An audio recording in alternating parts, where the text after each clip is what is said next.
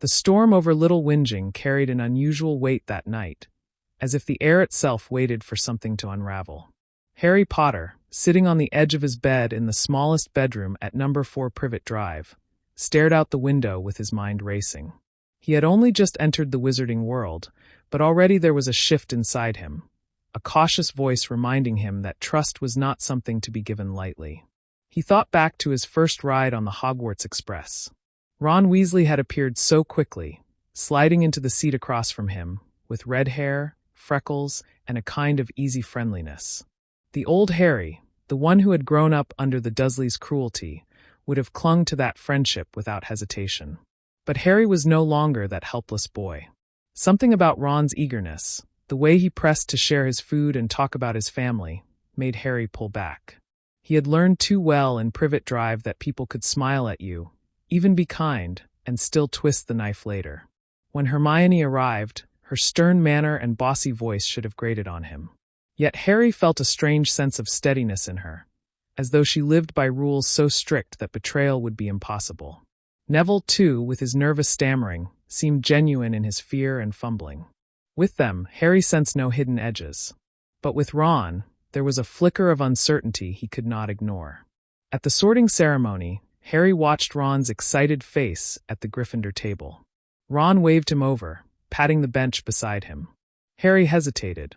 His eyes shifted to Hermione, already immersed in conversation with a prefect, and then to Neville, who seemed awkwardly alone at the far end. Without saying a word, Harry sat closer to them instead. Ron's smile faltered for a moment, though he quickly masked it, but Harry caught it.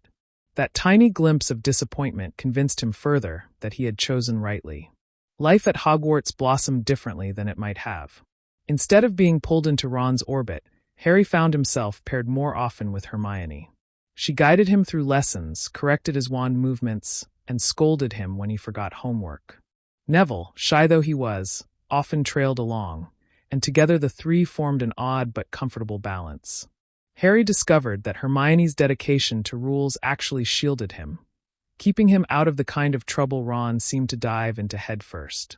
Still, the castle whispered with mysteries. The third-floor corridor with its forbidden warning tugged at Harry's curiosity. He noticed Ron's group whispering about it often, plotting mischief, but Harry held back.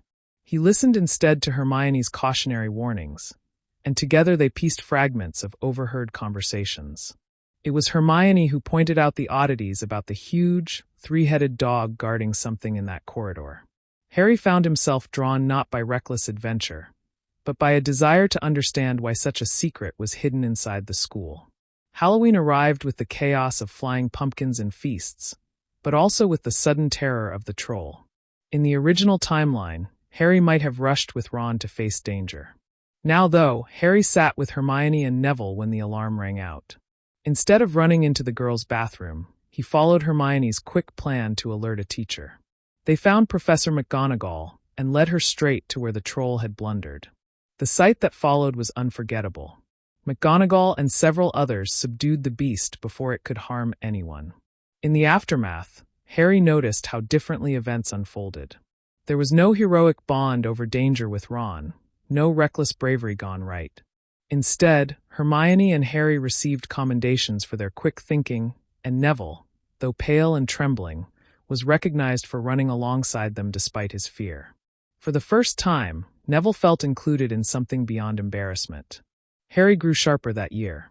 He paid attention in classes, especially when Snape's eyes narrowed on him with clear dislike.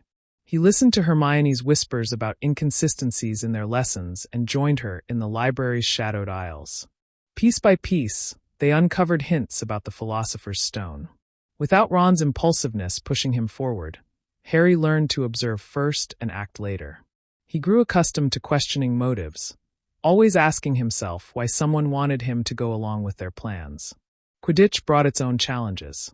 Ron had cheered for him in the stands, but Harry's focus was not on impressing anyone. His cautious instincts sharpened during the match when his broom jolted unnaturally. Hermione, already suspecting Snape's muttering, pulled Neville with her to jostle Quirrell instead. The interference worked, and Harry managed to steady himself and catch the snitch. Later, when whispers circulated about who might have tried to hex his broom, Harry's mistrust deepened. He no longer looked only at Snape, but considered Quirrell's nervous stammering and the shadows in his eyes. As winter settled, Harry realized that Hogwarts was no safe haven. Every corner held secrets, and every smiling face might hide another agenda. He still admired Ron's laughter, his easy ability to belong, but Harry watched it from a distance now. When Ron tried to pull him into games of wizard chess or pranks against Malfoy, Harry politely declined. Instead, he trained himself to look deeper, to think before trusting.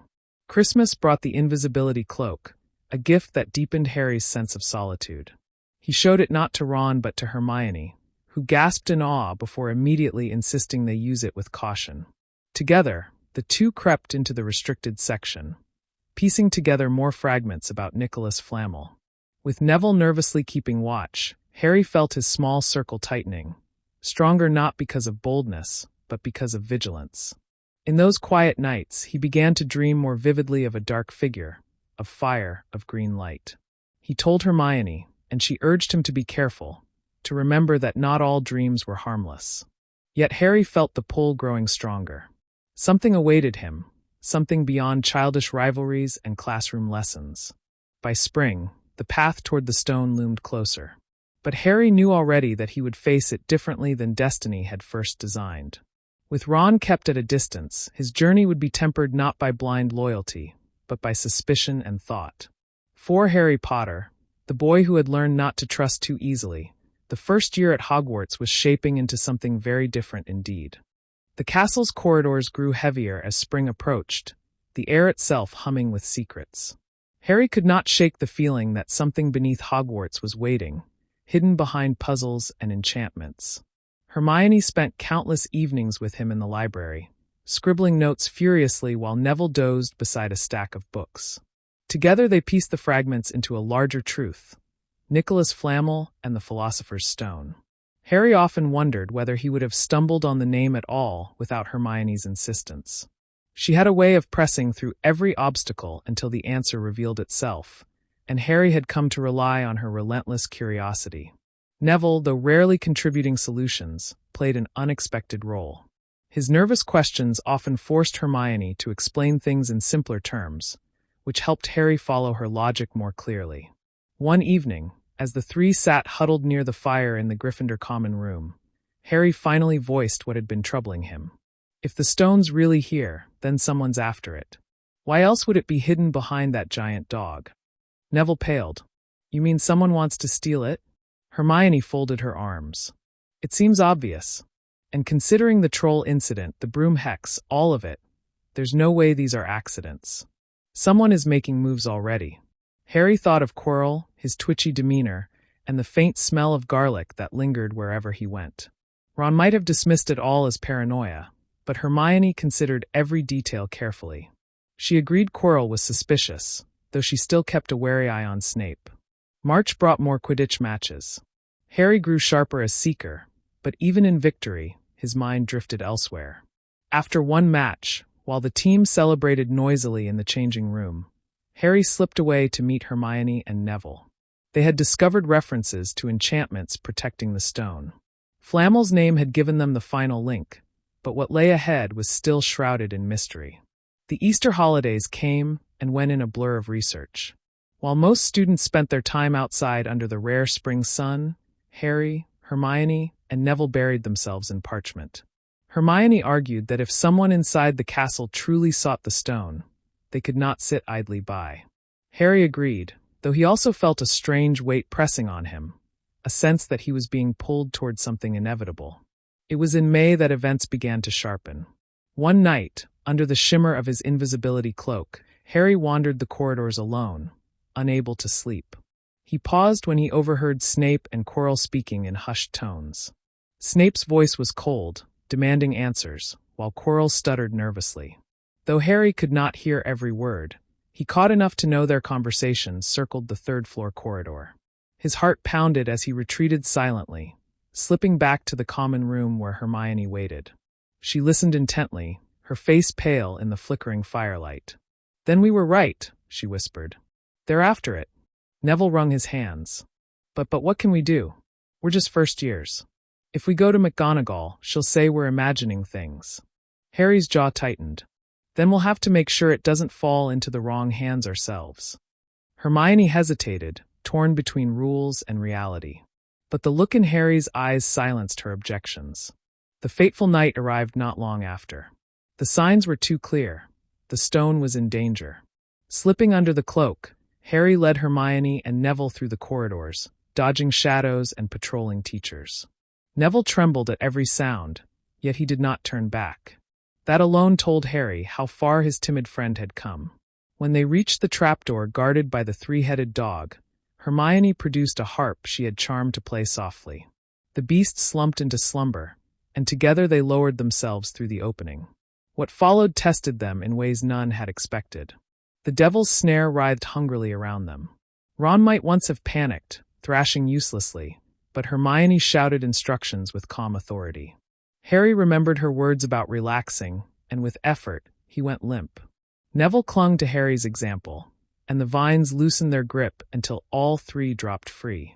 Next came the room of flying keys. Harry's seeker instincts sharpened his eyes, spotting the shimmering silver key with a bent wing.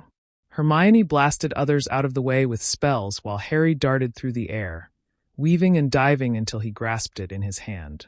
Neville, though grounded, kept watch, warning them whenever another key tried to ambush. The chessboard awaited them beyond.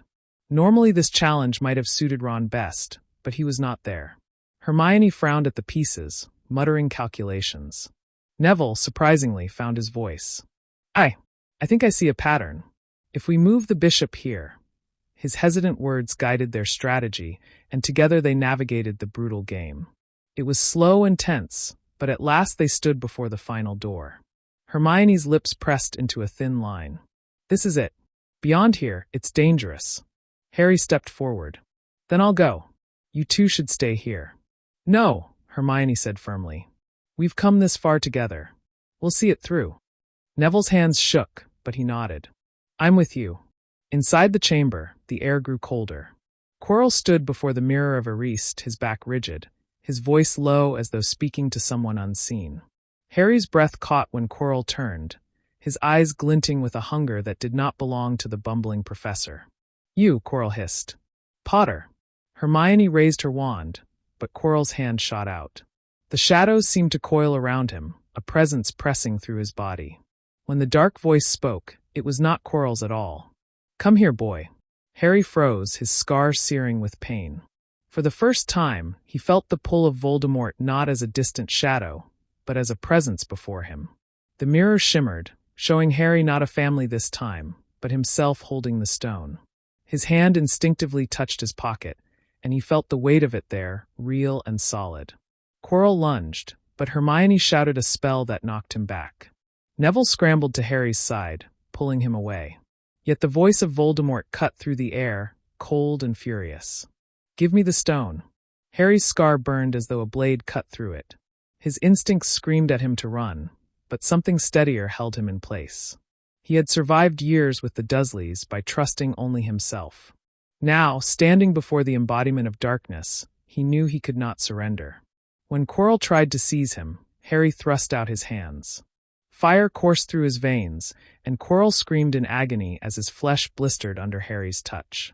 The chamber shook with Voldemort's rage. The last thing Harry saw before collapsing was Hermione dragging Neville toward him, her voice breaking with fear as she cried his name. When Harry woke in the infirmary days later, the first thing he felt was the emptiness of his scar. The stone was gone, destroyed. Dumbledore explained what had happened, his words heavy with sorrow but also pride. Harry listened quietly, but his mind lingered not on victory, but on the fact that he had faced Voldemort without Ron by his side. Instead, Hermione and Neville had proven themselves truer than he ever expected. Trust, he realized, was not about who offered friendship the fastest. It was about who stood firm when shadows closed in. The school year ended with Gryffindor's triumph in the House Cup, thanks largely to their bravery. As the train carried them home, Harry sat beside Hermione and Neville, a strange calm in his chest. He had forged his own path, and though uncertain, it felt like the right one. But somewhere deep in the world beyond, Voldemort lingered still, and Harry knew this altered path was only the beginning of a far darker journey. The serpent lunged, and the chamber shook with its weight. Neville scrambled to the side, blindly firing spells that ricocheted across the walls. Harry rolled, his every sense straining for the sound of its movements. Then came the piercing cry, a burst of light through the darkness. Fawkes the Phoenix swooped down, blinding the basilisk with his talons. The creature screamed, thrashing wildly as its deadly gaze was stripped away. Harry seized the chance, his hand closing on the hilt of the gleaming sword that had appeared in the Sorting Hat. The weight of it felt natural, as though it belonged to him. With a shout, he drove the blade upward into the serpent's mouth. Venom sprayed, searing his arm, but the basilisk shuddered and collapsed, its massive body slamming into the stone floor. Harry staggered, the venom burning through him. Neville rushed to his side, his hands trembling. "Harry, no, stay awake." Fawkes descended again, his tears falling onto Harry's wound, healing the deadly poison. Strength returned slowly, and Harry pushed himself upright. Riddle's face twisted with fury. His ghostly form wavered as Harry seized the diary from Ginny's limp hands. Without hesitation, Harry plunged the basilisk fang into its pages. Ink bled like blood, and Riddle screamed as his body tore apart, dissolving into nothingness. Silence fell heavy in the chamber.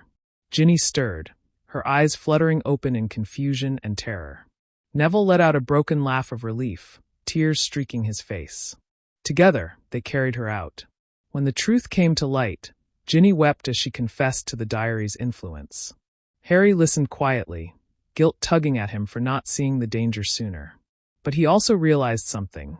Without Ron, without the path destiny had written, he had still faced the chamber and survived. He had proven that his strength came not from who destiny paired him with, but from the choices he made and the people he trusted. Hermione awoke weeks later, freed from petrification. The reunion was overwhelming. She listened to the tale in disbelief, then smiled through tears. "You did it, Harry. Both of you. You saved her." The year ended on a strange note of triumph and unease. Harry felt the shadow of Voldemort growing heavier. Riddle had spoken as if the bond between them was deeper than chance. Harry did not know what it meant, only that the road ahead was darker still.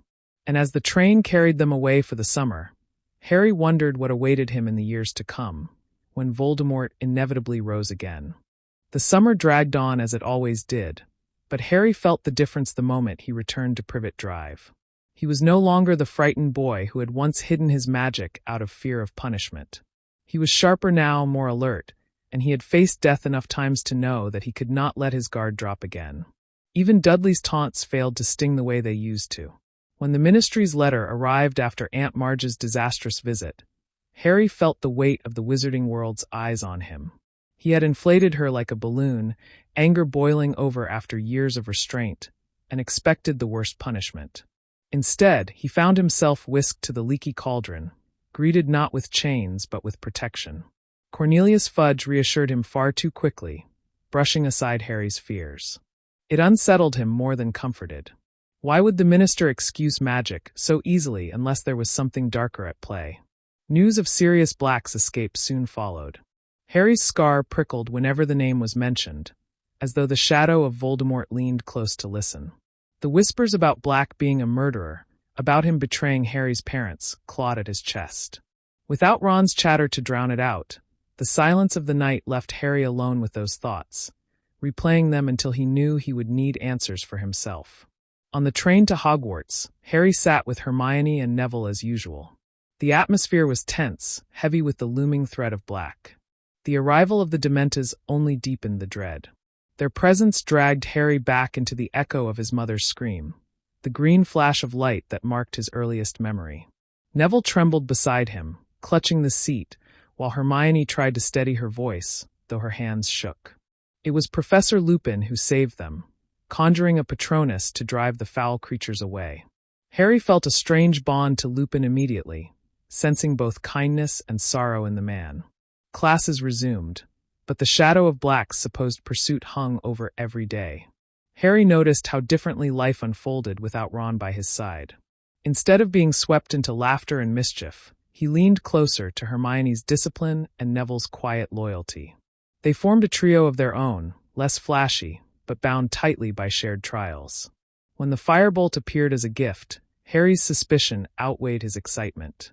While in another time he might have accepted it eagerly, here he narrowed his eyes, wondering if it could be a trap. Hermione's caution fed his doubt, and he agreed to let Professor McGonagall inspect it. The decision stung, but it reinforced his instinct to question everything offered freely. Quidditch itself became a different battlefield. With no Ron to cheer loudly from the stands, Harry felt the solitude more acutely, yet it also sharpened his focus. Each game was played with deadly precision, not to entertain, but as though his life depended on it. In many ways, it did. The revelation about Sirius Black shifted everything. Listening at the edges of conversations, Harry pieced together the truth more carefully. When he finally confronted Lupin about the past, he did so with sharp, deliberate questions, unwilling to accept half-truths.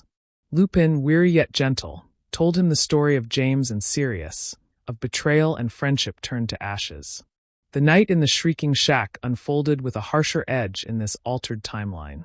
Harry, Hermione, and Neville stumbled upon Sirius, their wands raised with fierce determination. Harry's mistrust boiled over. He demanded answers from Sirius before striking. Hermione's logical questions pressed into every gap in the tale, and Neville, though shaking, stood between Harry and danger with surprising bravery. When the truth emerged, that Peter Pettigrew was the traitor, not Sirius, Harry's rage felt like fire in his veins. Years of imagining betrayal burned away in that moment. He stared at the rat-like man and understood how trust, once broken, could damn entire lives. He thought of his own choice years earlier, not to trust Ron too quickly. That caution had spared him pain more than once. Now, watching Pettigrew cower, Harry realized just how deadly blind trust could be. The confrontation spiraled as events rushed toward chaos. Snape arrived furious, only to be knocked unconscious by spells hurled in panic. Pettigrew slipped free in the confusion, his transformation into a rat scattering the fragile hope of justice. Sirius remained with them, his innocence revealed but his freedom fleeting. The escape plan with Buckbeak fell to Hermione's quick mind and Neville's trembling but determined assistance. Together, under the strain of the time-turner, they raced against the night, freeing Sirius from his cell. Harry watched his godfather vanish into the sky, feeling the ache of loss mixed with the first fragile threads of hope. Dumbledore's words afterward lingered in Harry's mind. "You have seen how dangerous misplaced trust can be, Harry. But you have also seen how the truth, once revealed, can change everything." The year ended in uneasy triumph. Pettigrew had escaped, Voldemort's shadow was free to grow again, and Sirius lived in hiding. Yet Harry walked away with something new. He no longer felt like a pawn waiting for destiny to direct him. He was choosing his own allies, carving his own path, even if it was lonelier and harder than the one fate had written before. On the train back to London, Hermione leaned against the window, exhausted, while Neville fidgeted with his toad in silence. Harry sat across from them, staring at the blur of countryside. His chest ached with longing for a family he barely remembered, but for the first time he thought he might be able to build one. Not out of convenience, not out of chance, but out of bonds forged in fire and choice. The scar on his forehead tingled faintly. Somewhere out there, Voldemort was waiting. And Harry knew when the time came he would not face him with blind trust, but with sharpened eyes, wary judgment, and allies who had proven themselves beyond doubt. The fourth year at Hogwarts began under a sky heavy with storm clouds. Harry arrived at the castle with an unease that only grew sharper during the World Cup. The Death Eater attacks that followed left a bitter taste in his mouth. The wizarding world was restless, shadows stirring in places Harry could not see, but could always feel in the prickling of his scar. Back at school, the announcement of the Triwizard Tournament sent ripples of excitement through the halls. Students buzzed with energy, whispering about glory and riches. Harry, however, felt no thrill. He knew by now that fame was rarely a gift, it was bait. Still, when the goblet of fire blazed and his name spilled from its flames, he felt the familiar lurch of destiny forcing him into its current once again. The anger that followed was predictable, but without Ron beside him, the reaction cut deeper. Ron's jealousy had once created open conflict, but now it was silence, suspicion, and distance from almost everyone. The Gryffindors muttered behind his back, The Hufflepuffs glared openly, and even the Ravenclaws joined in the chorus of doubt. Only Hermione and Neville stood firm. Hermione attacked every accuser with sharp words, while Neville's quiet presence reminded Harry that he was not entirely alone. The first task loomed over him like a storm. Harry prepared with a grim determination, spending long hours with Hermione in the library. She guided him through spell after spell, drilling him until his wand felt like an extension of his arm. Neville, though not as skilled, offered constant encouragement, often practicing alongside him. It was Neville who reminded Harry to trust his instincts as a seeker, that his skills on a broom could give him the edge he needed. When the dragon roared in the arena, Harry faced it not with reckless confidence, but with the focus of survival. He summoned his broom with precision, weaving through flame and fong until he seized the golden egg. The crowd's cheers rang hollow in his ears. He had survived, yes, but it felt less like victory and more like a warning. The second task tested him further. The clue in the egg led him to hours in the library, working with Hermione to decipher the riddle. They discovered the answer together, piecing the mystery of the Merpeople with relentless study. Neville's knowledge of magical creatures, often overlooked, proved unexpectedly valuable. His insights gave Harry an edge, guiding him to Gillyweed long before others considered it. Still, the test itself left Harry shaken. He dove into the lake with Gillyweed, his lungs burning as he swam among the dark waters. When he found the hostages bound, his heart nearly stopped at the sight of Hermione among them. She floated there, serene and lifeless, and Harry's instincts screamed. He could not leave her, even though the rules demanded he save only one. He cut her free, pulling her toward the surface along with the intended hostage. Neville's words echoed in his mind. "You never abandon those who stand by you." The Merpeople snarled, but Harry's fury carried him upward until they broke into the open air. The judges frowned at his delay, but Dumbledore's twinkle told him he had chosen rightly. The third task brought the maze, twisting and dark. Here the true weight of destiny pressed down. Hermione had armed him with spells, Neville had armed him with courage, but once inside, Harry faced terrors no book could prepare him for. Creatures lunged, curses flew, and shadows twisted into nightmares. When he reached the cup, Cedric at his side, Harry's instincts screamed again. Something was wrong. But Cedric insisted, his pride shining. They grabbed the cup together, and the world spun into darkness. The graveyard stank of decay and death. Harry stumbled, his scar exploding with pain, and saw the truth unfold before him. Wormtail, trembling yet efficient, performed the ritual. The cauldron boiled, the body rose, and Voldemort returned in flesh and blood. Harry's breath caught as he faced the figure that had haunted him since infancy. The duel was inevitable. Voldemort's voice slithered like poison, taunting him, promising his end. When their wands clashed, the surge of magic blinded him. Shadows of the dead spilled forth, whispering encouragement, forming a shield between him and the Dark Lord. It was not Ron's voice he heard in that moment. It was his mother's, his father's, Cedric's fleeting gratitude, and the steady presence of Hermione and Neville waiting beyond the maze. Harry tore free, grasping Cedric's body, and forced himself back to the cup. The world spun again, and he collapsed on Hogwarts grounds, bloodied and broken, with Cedric's lifeless form beside him. The screams of the crowd blurred into silence. Dumbledore's hand steadied him, but Harry's mind reeled. He had seen Voldemort returned, heard his plans, felt his power. The Ministry's denial in the aftermath stung worse than any wound. They dismissed his warnings, twisted the truth, and left him standing on the edge of isolation. Hermione stayed close, her fury at the Ministry's cowardice matching Harry's own. Neville, though shaken, vowed quietly never to run from the fight. Harry saw in their eyes the only truth he could cling to, that the war had begun, whether the world admitted it or not. As the train carried them away for the summer, Harry sat in silence, staring at the countryside rushing past. His scar burned faintly, not from pain but from a grim reminder. Voldemort had returned, and the future no longer belonged to childhood or schoolyard rivalries. It belonged to war, and Harry knew he would need more than luck to survive it. The summer after Cedric's death was suffocating.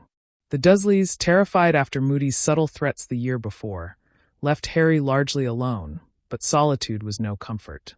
Nightmares plagued him, Cedric's lifeless body appearing again and again in the graveyard, Voldemort's laughter echoing in his ears. His scar burned in quiet pulses, reminders of the bond he could not escape. Letters from Hermione and Neville were his only anchors. Hermione's words were sharp and precise, filled with outrage at the Ministry's denial.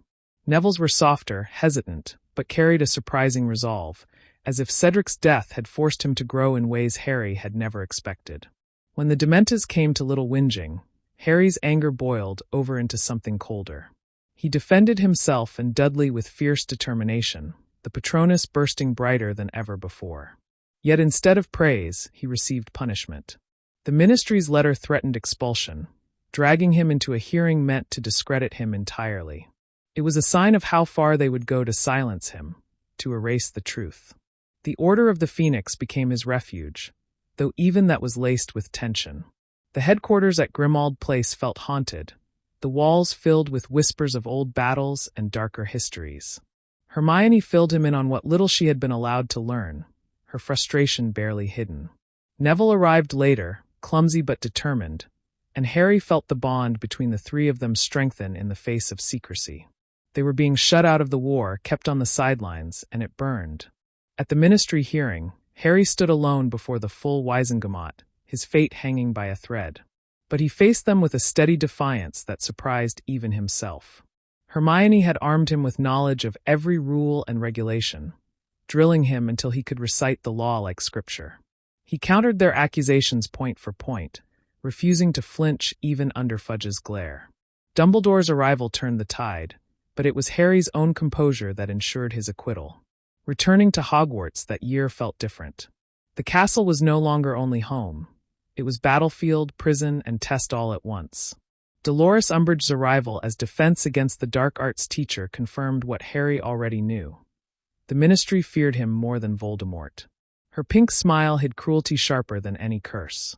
She mocked him, called him a liar, punished him with blood quills that etched scars into his skin.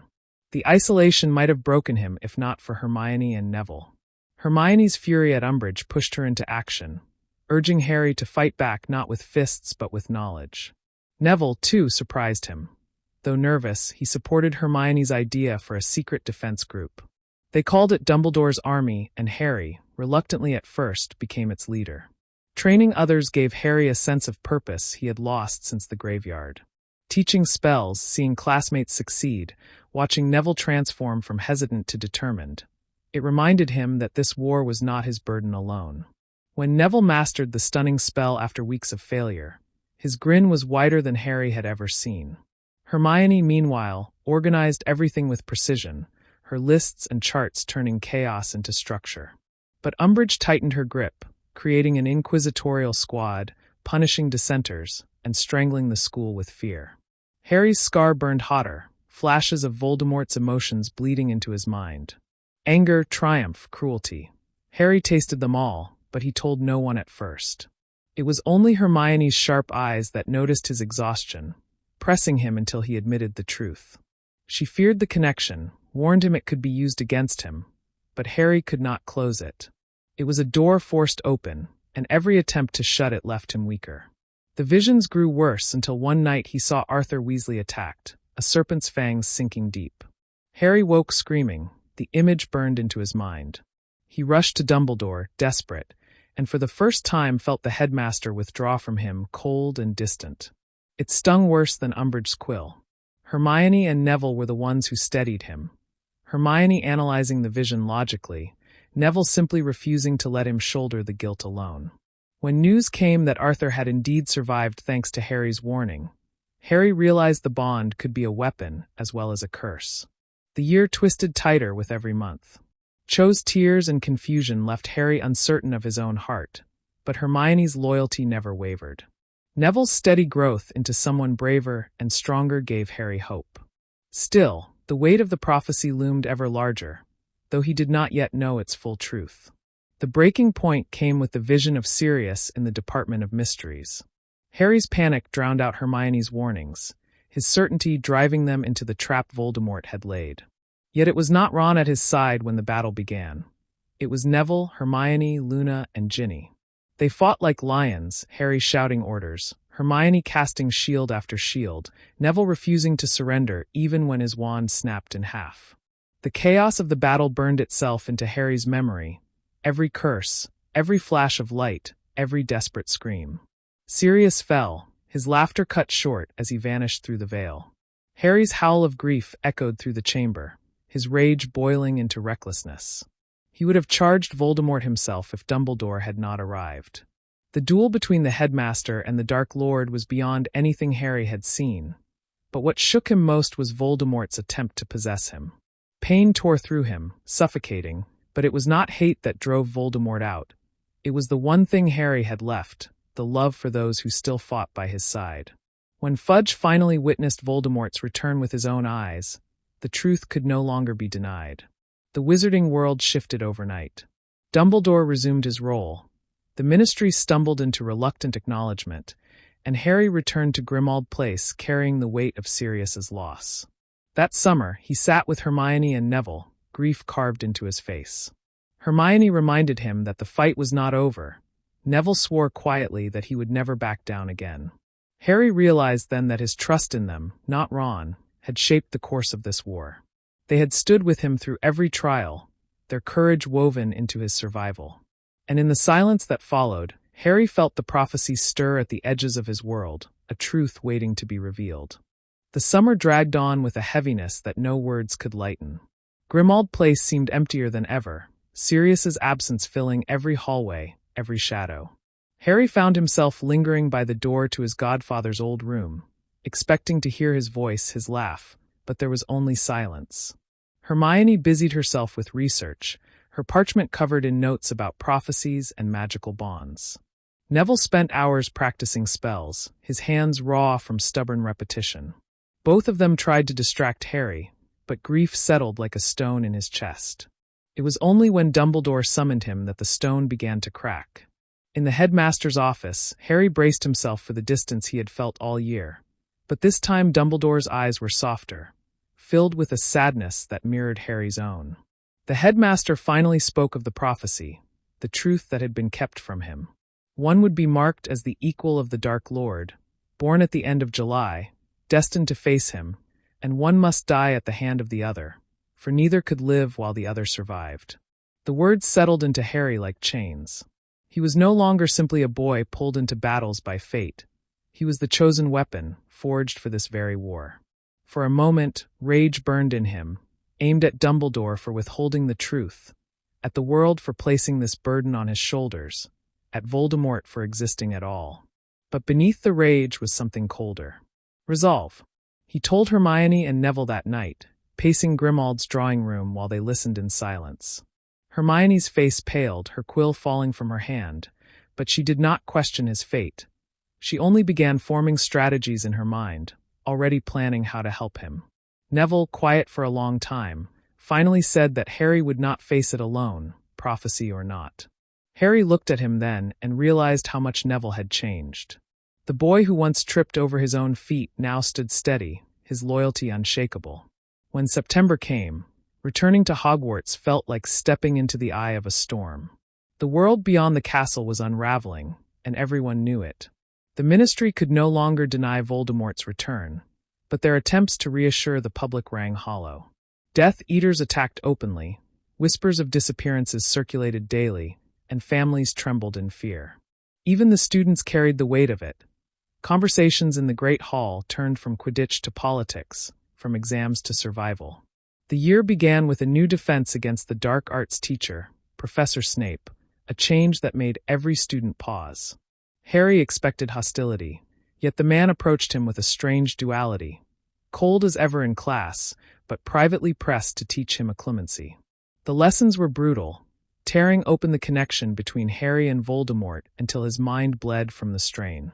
Night after night, he stumbled back to Gryffindor Tower exhausted, his head pounding with voices not his own. Hermione urged him to persist, reminding him of what Voldemort had done through that connection, how it had lured him into the Department of Mysteries. Neville, though less skilled with mental magic, offered a different kind of help. Quiet support, grounding Harry with his presence when the walls of his mind threatened to collapse. The bond between the three of them grew stronger with every failure, every success, every shared secret. Yet Hogwarts itself was changing. Security tightened, teachers whispered, and the sense of safety that once cloaked the school was gone. Students formed quiet alliances, some whispering loyalty to Dumbledore, others leaning toward the whispers of Voldemort's power. Harry, Hermione, and Neville found themselves watched more closely, their every move scrutinized. It was during this year that Harry began to notice something unexpected. Neville, once overlooked by everyone, started to draw attention. His skill in defense grew sharper, his spells more precise. His quiet bravery inspired others, and slowly, other students began to look to him alongside Harry. It startled Harry at first, but it also eased him. Proof that the burden could be shared, that he was not the only one capable of leading. As the year pressed on, the war outside bled further into their lives. Attacks struck even those they knew. When news came that Neville's parents' attackers had escaped Azkaban, Harry saw his friend's jaw tighten, fury flashing in his eyes. It was no longer just Harry who carried personal scars. Neville, too, was being forged by the fire.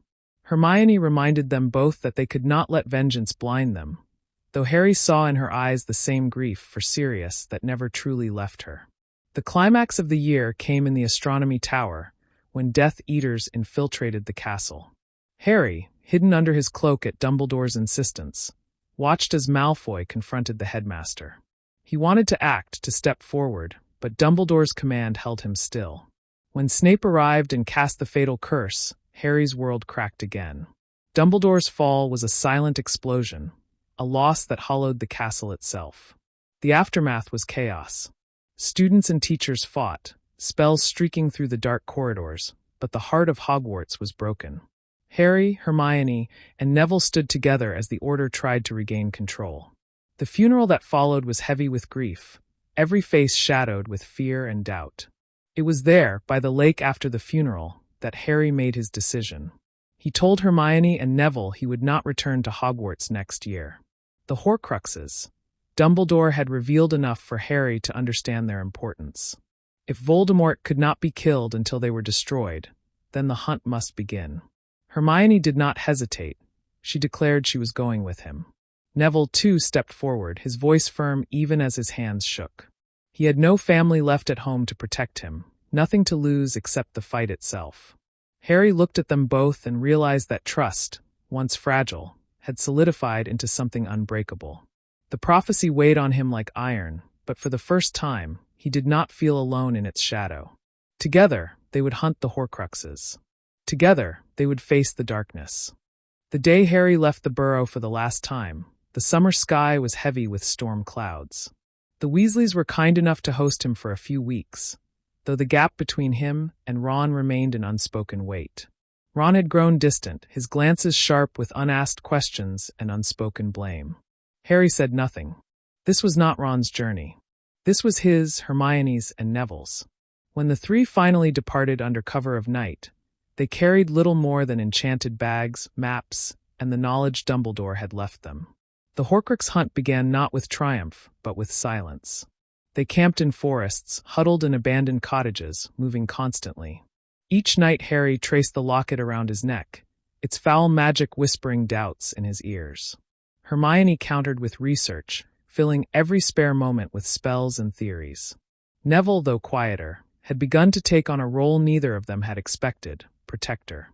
His steady watch at night, his constant awareness of their surroundings, made Harry realize Neville's courage was no longer hidden but sharpened into steel. They began with the locket, stolen from Umbridge, and found themselves trapped by its influence. It poisoned their moods, twisting irritation into anger. Harry felt himself snapping at Hermione over trivial things, while Neville's jaw clenched tighter with each passing day. The weight of the Horcrux threatened to divide them before the true war even began. But Neville was the one who finally broke the cycle. One evening, when tempers boiled, he ripped the chain from Harry's neck and thrust it away from the fire. His voice, steady but fierce, cut through their arguments. They could not let the Horcrux win. From then on, they shared its burden equally, passing it between them so no one carried its weight alone. The search for the Sword of Gryffindor became their focus. Dumbledore's clues pointed toward it as their only means of destroying Horcruxes.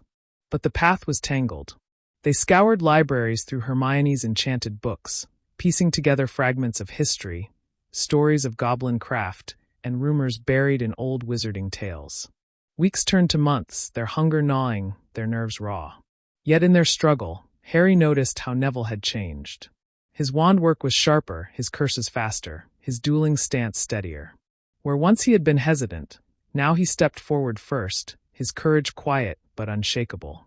Hermione's brilliance remained their compass, guiding them through riddles and traps, but Neville's strength grounded them, keeping despair from consuming their mission. It was Neville who suggested searching near Godric's Hollow, arguing that Dumbledore might have left more behind there than Harry realized. The idea unsettled Harry, but he agreed. On Christmas Eve, they crept through the snow-dusted village, cloaked in invisibility. The memorial statue of his parents pierced Harry's chest with grief, but he pressed on. Their encounter with Bathilda Bagshot nearly ended them. The stench of Nagini's trap was almost their undoing, the snake lunging in Voldemort's service. It was Neville who dragged Harry from the collapsing house, his own shoulder torn by fangs. They escaped only by Hermione's desperate casting of a disapparition spell, arriving miles away broken and shaken. Neville's wound burned for days, venom threatening to overwhelm him.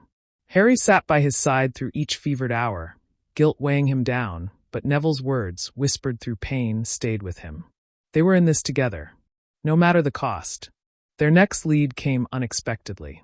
While scouting near a frozen pond, Harry glimpsed the sword beneath the ice, its blade gleaming like fire. He dove in recklessly, the cold cutting through him as the locket tightened around his throat. The water dragged him down, blackness pressing in. It was Neville who leapt after him, breaking the surface with both Harry and the sword.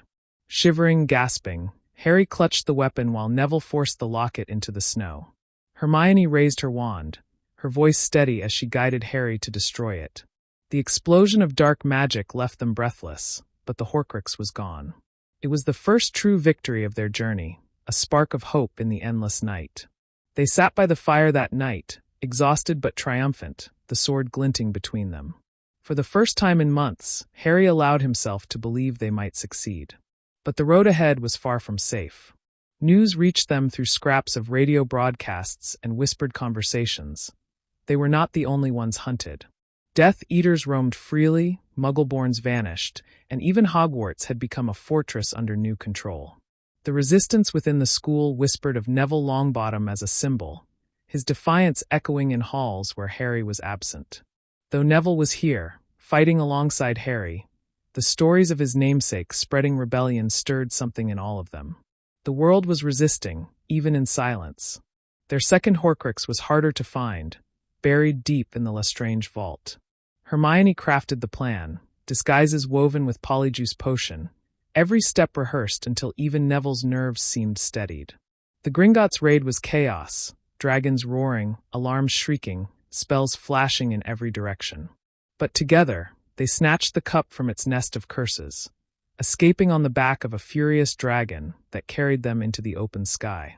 When they landed miles away, their robes singed and their voices hoarse, Harry felt something new surge in him. Not just determination, but belief. They had stolen from the heart of his enemy's stronghold. They had struck a blow that Voldemort would never forgive. As they sat in the wilderness once again, the Horcrux burning in their fire, Harry looked at his friends and saw not children but comrades. Hermione's eyes burned with strategy, Neville's with quiet strength. And in that moment, Harry knew the prophecy was not a sentence of solitude. He might have to face Voldemort in the end, but he would never walk the path to that final battle alone. The Horcrux hunt had only just begun, and already they had paid in blood and scars. But together they would see it through. Winter bled into spring, and the world outside their small camps grew darker with every passing week. The wizarding radio whispered of disappearances, of murders in quiet villages, of families dragged into the night by cloaked figures. Every time Harry, Hermione, and Neville caught snatches of those reports, silence followed. Each of them knew the fight was growing, and that the three of them alone could not bear its weight forever. The destruction of the cup from the Lestrange vault gave them another fleeting moment of triumph. Yet with every Horcrux destroyed, Harry felt Voldemort's fury coil tighter around him through the bond of his scar. He saw flashes of rage, of Death Eaters cowering, of Voldemort tearing at his own plans with increasing desperation. The Dark Lord knew his soul was being chipped away, piece by piece. That knowledge made him more dangerous, not less. It was Neville who first suggested they return near Hogwarts. His reasoning was simple. If Horcruxes were hidden in places tied to Voldemort's past, then Hogwarts was as significant as any. The idea unsettled Harry. Hogwarts was no longer their sanctuary but a prison under Snape's control, patrolled by Death Eaters and the Carrows. Yet the thought gnawed at him. Voldemort's attachment to the castle was undeniable. Hermione agreed reluctantly, pointing out that if they ignored the possibility, they could miss a critical piece of the puzzle. So they began circling the countryside around the school, always staying far from the castle walls, never lingering long enough to draw attention.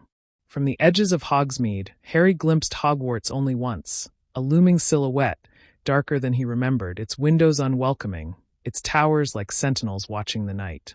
It pained him to look at it, but what hurt more was the whisper of voices in the village. Students were being punished brutally. The names of rebels reached them, and Neville's expression hardened with every story. The boy who had once doubted his own worth now clenched his fists at tales of resistance within the castle. The DA had not died in their absence, it had grown. Whispers said the Carrows could not crush the spirit of the students, that someone was keeping the fire alive. Neville's name appeared again and again. The irony was not lost on him. His presence outside the castle hunting Horcruxes had not stopped his reputation from becoming a legend inside.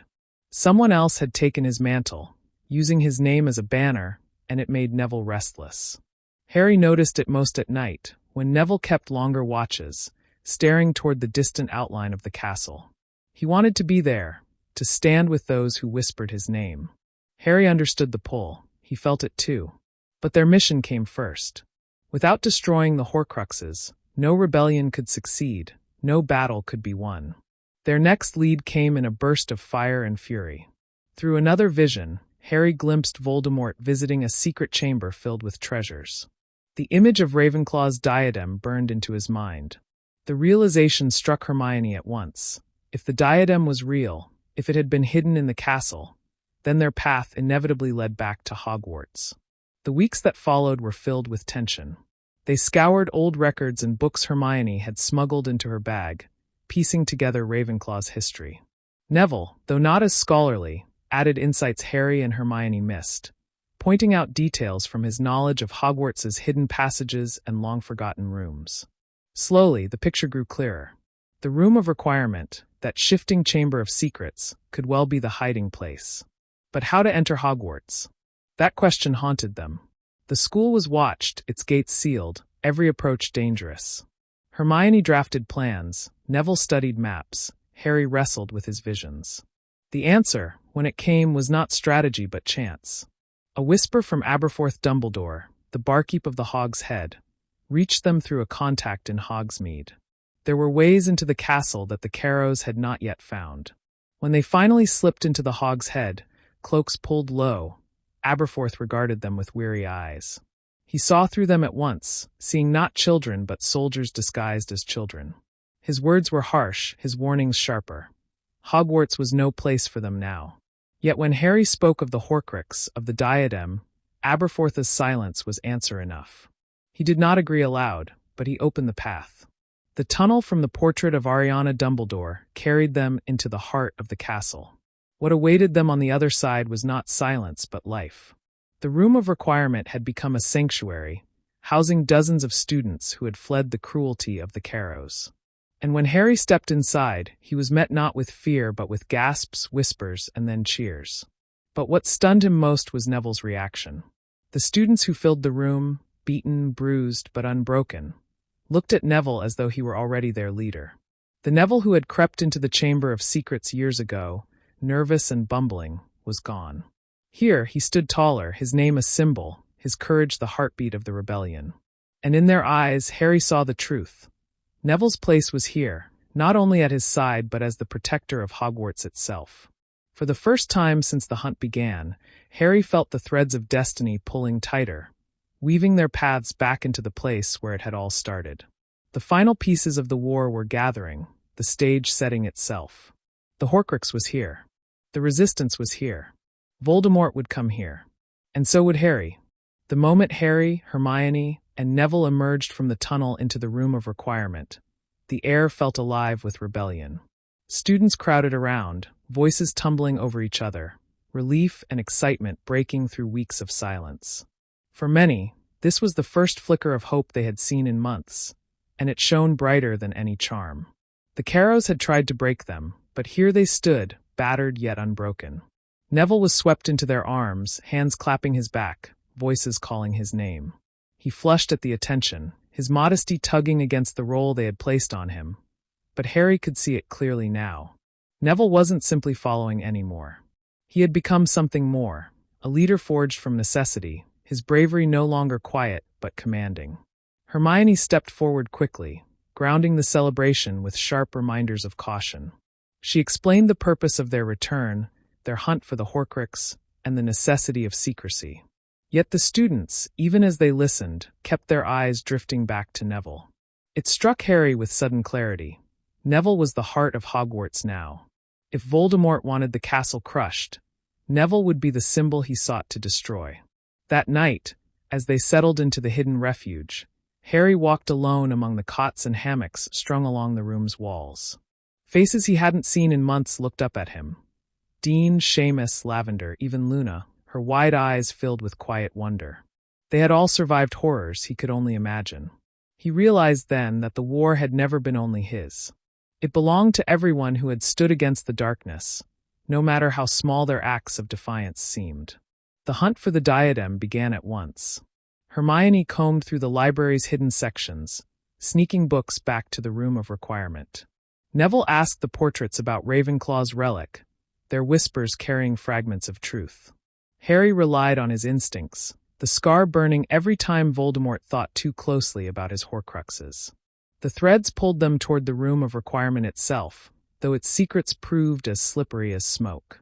When Luna returned to the castle, smuggled back through the same tunnel they had used, her voice added clarity. She spoke of the lost diadem, a relic whispered of only in Ravenclaw Tower, a crown of wisdom long forgotten. Her dreamy tone belied the weight of her words, and Harry knew with sudden certainty they were on the right path. But the walls of Hogwarts were closing in. The Carrows grew more vicious with every week, punishments darker, their cruelty bolder. Students whispered of curses in classrooms, of Cruciatus used as casually as chalk on a board. Harry saw it in their bruises, in the way some flinched when voices rose. The rebellion answered in kind, small acts of defiance sparking chaos, but retaliation was brutal. Neville bore the marks of that war. He had scars now, some healing, some fresh. Harry caught him one evening, shirt torn, the edge of a lash still raw across his shoulder. Yet Neville's eyes burned brighter than ever. "They can hurt me all they want," he said, his voice low but steady. "I'm not backing down. They'll never make me stop." The weight of leadership pressed heavily on Harry. Every time he glimpsed the faces of the students, he wondered how many would survive the coming storm. He shared his burden only with Hermione and Neville, knowing they understood. Together, they poured their strength into preparing, training spells, setting secret signals, mapping routes through the castle. At last, the breakthrough came. Harry, wandering through the shifting halls of the room of requirement, stumbled into the vast chamber of hidden things. Towering piles of forgotten objects stretched into the distance, a graveyard of Hogwarts's discarded past. His scar prickled sharply, his breath catching as he stepped deeper. And there, half buried on a crooked statue, gleamed the diadem of Ravenclaw. He felt the Horcrux's presence immediately. It whispered, promising knowledge, power, a way to end the suffering if only he reached for it. For a heartbeat, Harry faltered. But then Neville's voice echoed in his memory, steady and grounding, and Hermione's sharp insistence on logic cut through the haze. He grasped the diadem, shoving it into his bag. The whispers screamed in protest, but he turned his back on them. They destroyed it that night, the sword of Gryffindor gleaming in Neville's hand as he brought it down. The Horcrux screamed as it shattered, dark smoke billowing before vanishing into nothing. For a moment, silence filled the room, heavy and absolute. Then slowly, relief washed through them. Another piece of Voldemort was gone. But victory carried a cost. Harry's scar flared with unbearable pain, dragging him into Voldemort's mind. He saw the Dark Lord's fury, the realization that another Horcrux had been destroyed. Voldemort's thoughts turned toward the castle, toward Hogwarts itself. Harry wrenched himself free with a gasp, but the truth was clear. Voldemort was coming. When he told the others, fear rippled through the room. Students glanced at one another, whispers rising like sparks in dry grass. Yet there was no retreat in their eyes. Not in Neville's, not in Hermione's, not in Luna's, not in any of them. The war was no longer waiting outside. It was coming here, to the heart of Hogwarts. And this time Harry knew they would not be running. The moment Harry's words sank in, that Voldemort was coming, an unnatural stillness fell over the room of requirement. The chatter of students ceased, the flicker of fire seemed to dim, even the portraits that lingered around the walls leaned closer. No one wanted to believe it, yet deep down everyone had known this day would come. Hermione stood immediately, her voice sharp and commanding. She laid out what they all needed to do: warn allies, fortify defenses, prepare the castle for war. She spoke as if she had rehearsed for this moment her entire life, her mind already 3 steps ahead, calculating risks and possibilities. Harry watched her, silently grateful, because though the fear clawed at him, Hermione's steadiness gave the chaos form. Neville stepped forward next. He did not give orders in the same way Hermione did, but his presence alone commanded attention. He spoke simply, reminding everyone why they had resisted all year, why they had fought through scars and punishments and darkness. "This is our home," he said, voice hoarse but unshaken. "We've been waiting for this chance, whether we knew it or not. We're not just surviving anymore. We're going to fight back." A cheer rose then, ragged but powerful, echoing through the hidden chamber. In that moment, Harry felt something ignite inside him, something fiercer than fear. These weren't frightened children anymore. They were soldiers, and Hogwarts was their battlefield. Preparations began at once. Messages were sent through the secret tunnel to Hogsmeade, and from there owls carried word to the Order of the Phoenix. Professors still loyal to Dumbledore, like McGonagall and Flitwick, were quietly contacted. Even some students who had kept their heads down during the year stepped forward now, ready to fight. The castle itself seemed to stir, as if sensing what was to come. Harry spent those hours in a haze of urgency. He walked the corridors with Neville, studying the castle's defenses, discussing choke points and ambushes. He helped Hermione set protective charms, her wand flashing with precision, her muttered incantations layering over the stones like invisible armor. Every shadow seemed alive with tension, every breath too shallow. That night, as he lay awake in the makeshift cot, his scar throbbed again, pulling him unwillingly into Voldemort's mind. He saw the gathering of Death Eaters, their black cloaks rippling like a tide, their eyes glittering with fanatic zeal. Giants trudged at the edges, their massive steps shaking the ground. Werewolves prowled, snarling in anticipation. Voldemort himself stood at the front, wand raised like a blade, his voice a hiss of triumph. Harry woke with a start, sweat cold on his skin. He knew now without question. The attack would not be subtle, not hidden in whispers and curses in the shadows. It would be an army, and it would be soon. By dawn, word spread through the castle. The professors had joined them, their wands ready, their loyalty unshaken. McGonagall in particular was a force of nature, her stern commands rallying the students into formations, her transfiguration turning ordinary objects into barricades, shields, and weapons. For the first time in months, Hogwarts was not silent with fear, but alive with purpose. When the first warning came, an explosion at the edge of the Forbidden Forest, the ground trembling beneath their feet, no one screamed. Instead, wands rose. Eyes narrowed. The Battle of Hogwarts had begun. The Death Eaters swarmed from the treeline, curses flashing like lightning in the night sky. Giants roared, swinging massive clubs that splintered trees. Acromantulas surged in waves, their many eyes glinting. Voldemort's army advanced with unrelenting force, but the castle stood waiting, braced and defiant. Harry fought at the front lines with Neville and Hermione, spells flying from his wand faster than he had ever cast. He stunned, shielded, and struck back with desperation sharpened by fury. Beside him, Neville was relentless, the sword of Gryffindor gleaming in his grip, carving through the chaos with a ferocity that no one could mistake. Hermione's spells cut with precision, every incantation a reminder that knowledge was power, and she wielded it like a weapon. The air was thick with smoke and fire, the cries of battle echoing off the stone walls. Students and teachers fought side by side, the defenders of Hogwarts standing against impossible odds. For every enemy they felled, another surged forward, but they did not falter.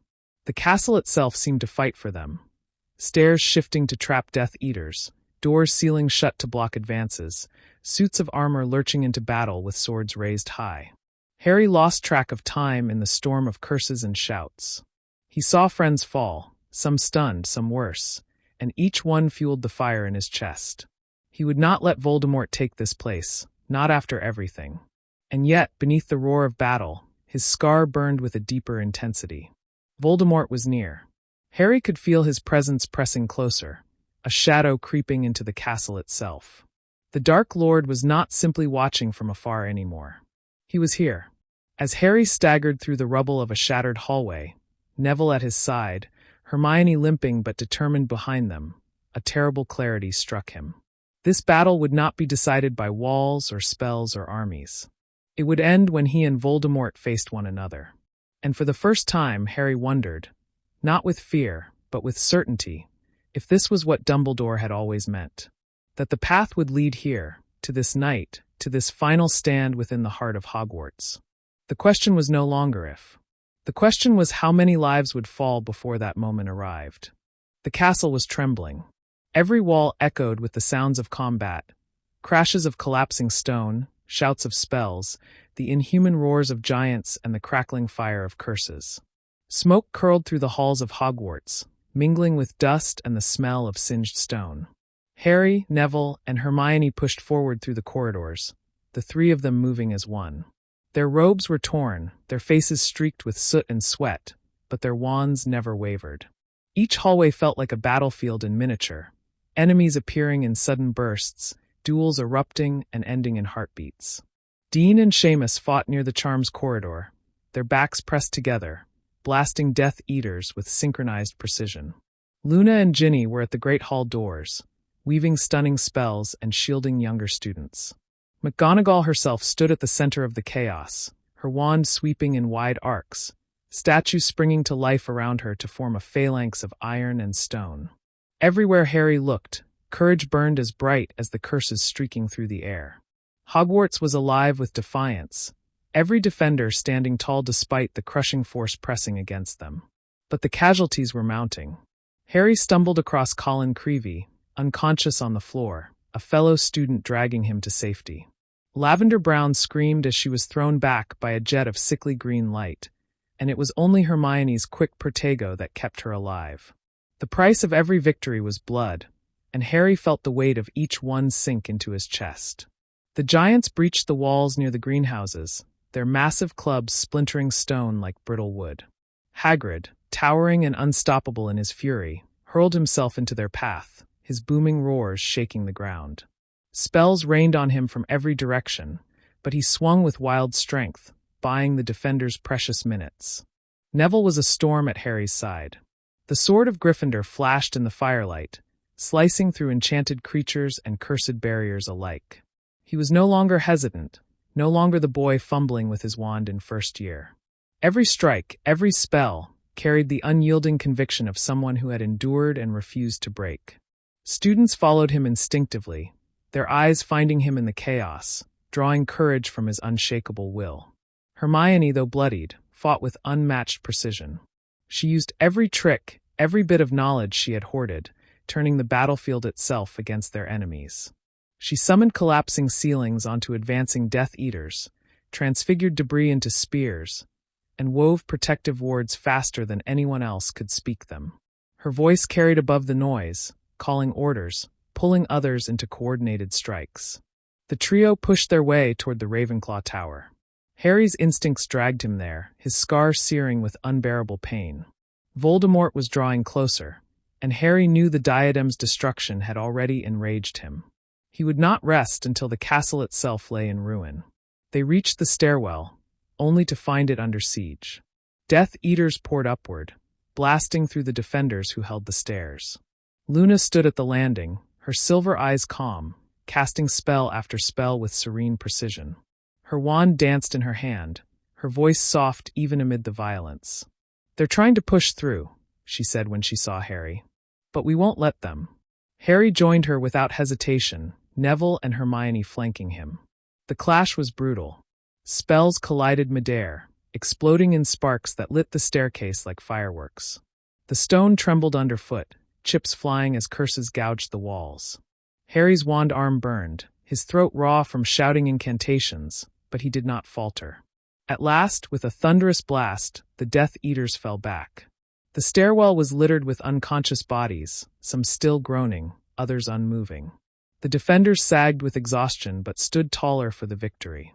Before Harry could speak, his scar flared violently, dragging him into Voldemort's mind. He saw the Dark Lord striding through the Forbidden Forest, his pale face twisted with fury, Nagini coiled protectively around his shoulders. The Death Eaters trailed behind like shadows, their masks gleaming in the firelight. The giant army pressed at his command, the werewolves snapping at the heels of the retreating defenders. Voldemort's voice thundered in his head, not just as thought but as proclamation. "Hogwarts will fall. Surrender Harry Potter, or all within will die." Harry gasped, staggering back, clutching his head. Neville caught his arm before he fell. Hermione's hand pressed against his shoulder, steadying him. "He's here," Harry managed, his voice hoarse. "Voldemort is inside the grounds." The words traveled quickly. Fear rippled, but no one fled. Students gripped their wands tighter. Teachers tightened their shields. Even the battered and wounded straightened with grim resolve. The castle itself seemed to grow colder, shadows lengthening across the stone. Every torch flickered, every window rattled as if the very walls knew what was coming. The defenders of Hogwarts had faced horrors already, but this was different. The Dark Lord himself was entering their home. Harry knew what it meant. The battle would not end in scattered duels or broken walls. It would end with a confrontation between him and Voldemort. The thought filled him with dread and determination alike. For now, though, there was no time to hesitate. He, Neville, and Hermione pressed forward, gathering allies as they moved, preparing for the next wave. Voldemort was here, and the real war for Hogwarts had only just begun.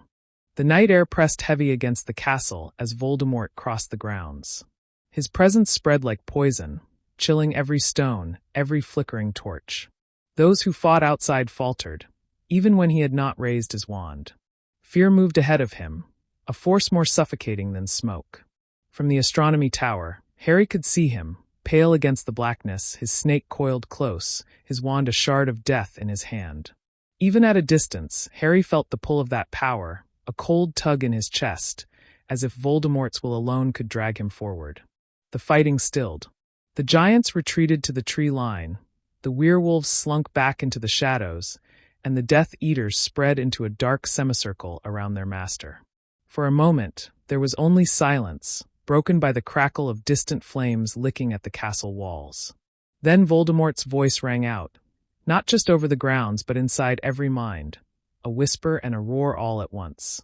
"Harry Potter, I know you are here. You cannot hide any longer. You have seen what defiance brings. Surrender yourself to me, and your friends, your school, your children will be spared. Resist, and they will die screaming." The words clawed inside Harry's skull.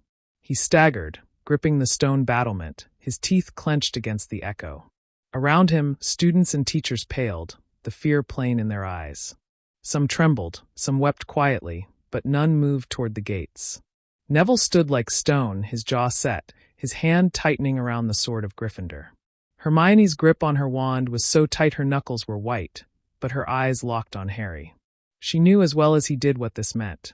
Voldemort had not come for the school. He had come for him. Harry's chest burned with conflict. He could end it here, he thought, if he went. Spare them. End their suffering. But the voice of Dumbledore lingered in his memory. Not words but conviction. Choice mattered, sacrifice mattered, but not if it was wasted. If he went now, Voldemort would kill him, and everyone else anyway. Neville spoke into the silence, his voice steady and fierce. "Don't even think about it. We've stood against him all year without you, Harry. Don't give him what he wants. If he takes you, this whole fight is lost." Hermione added quickly, though her voice wavered. He's trying to break you, Harry. That's all this is. If you go, he wins. And if he wins, there's no future for any of us." The defenders rallied behind those words. Murmurs of defiance spread. Wands rose again. Even the youngest among them, faces pale with terror, straightened their backs. Voldemort waited. When no response came, his pale lips twisted into something between a sneer and a smile. He raised his wand high, the tip glowing with green light. So be it. The assault began anew. Giants thundered forward, clubs smashing through stone. Spells ripped across the grounds, green and red and purple light colliding in violent bursts. Acromantulas poured from the forest, swarming toward the walls.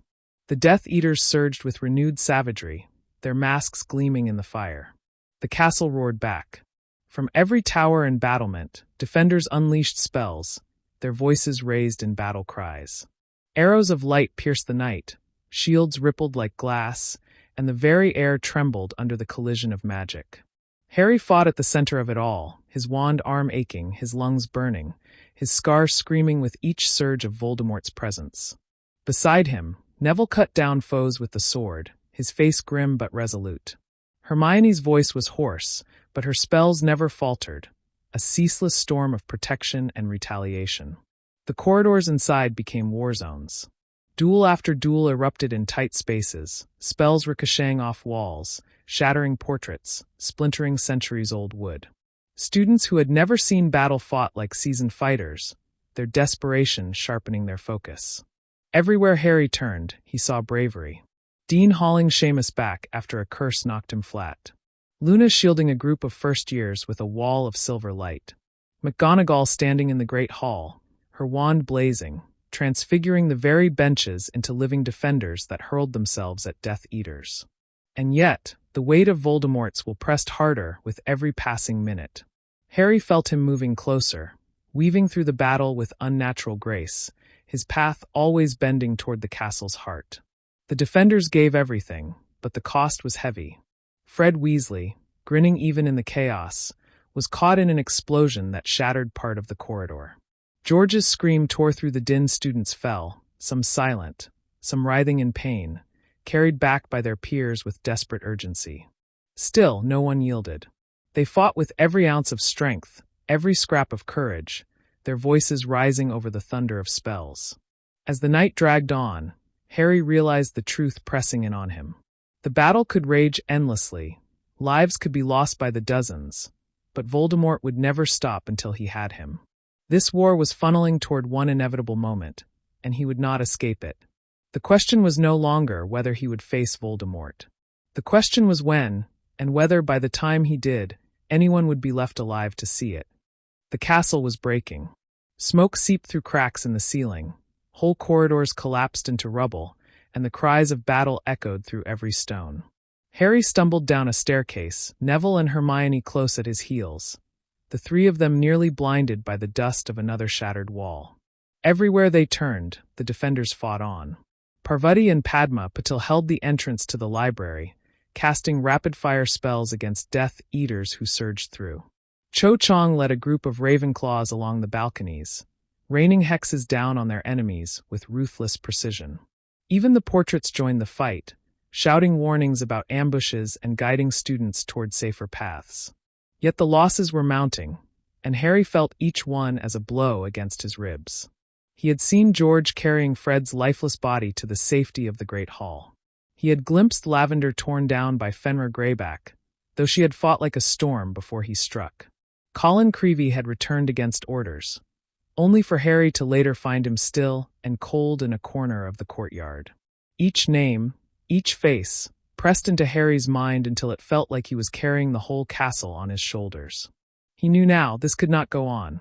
Voldemort's army was endless, wave after wave, and though Hogwarts struck back with ferocity, every victory was carved from sacrifice. Voldemort's voice coiled in his skull, whispering promises of mercy if only he would step forward. Harry had resisted before, but the longer this dragged on, the more he wondered how many more would die because he hesitated. In the shattered remains of the Charms corridor, Hermione pulled him aside, her face pale with exhaustion. "Harry," she said, her voice low but fierce, "you know this won't end unless you face him." He looked at her, wanting to deny it, to argue, but the truth was written in her eyes. She had seen it too. The war had narrowed to a single thread, him and Voldemort. Everything else was blood and fire to force that moment to happen. Neville stood with them, gripping the sword of Gryffindor, his jaw set. If you're going to face him, you're not going alone. We've all fought to get this far, and we're not letting you walk into this by yourself. Harry shook his head, his throat tight. If it's me he wants, then I can't risk anyone else. Too many have died already. Hermione's hand shot out, gripping his arm. Her eyes blazed. You think this is just about you? If you go, it's all of us. We're in this together. Don't you dare make it a martyr's choice. The words stung because they were true. For years Harry had carried the weight alone, believing he had to protect everyone by shouldering every burden. But now, surrounded by friends who had chosen this fight as much as he had, he realized the war wasn't his alone. The strength of Hogwarts, the defiance burning in every defender, was bound to him as tightly as his scar was bound to Voldemort. Before he could answer, a voice rang through the air. It was not Voldemort's. It was McGonagall, amplified by magic, echoing through every corridor. All defenders, rally to the Great Hall. Regroup. The enemy presses harder. This is our stand. Harry's heart clenched. The Great Hall, the heart of Hogwarts, was where this would end. Voldemort was driving them there deliberately, closing the jaws of his trap. The trio forced their way through the chaos.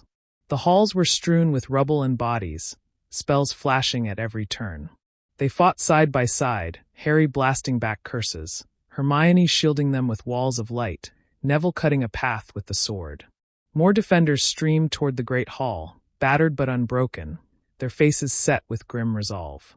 When they burst through the massive doors, Harry felt a surge of awe and dread. The long tables had been shoved aside, replaced with barricades. Teachers and students alike lined the room, wands raised. The enchanted ceiling showed a night sky fractured by fire and smoke, lightning flickering across the darkness. At the far end, McGonagall stood tall, her robes torn but her expression fierce. Flitwick and Sprout flanked her, rallying groups of students into position. Even the house elves had come, led by Creature, armed with knives and wielding them with astonishing ferocity. Every soul who could stand had gathered here. The doors shook suddenly, a booming impact reverberating through the hall. Dust fell from the ceiling. Another slam followed, harder, and the defenders raised their wands in unison.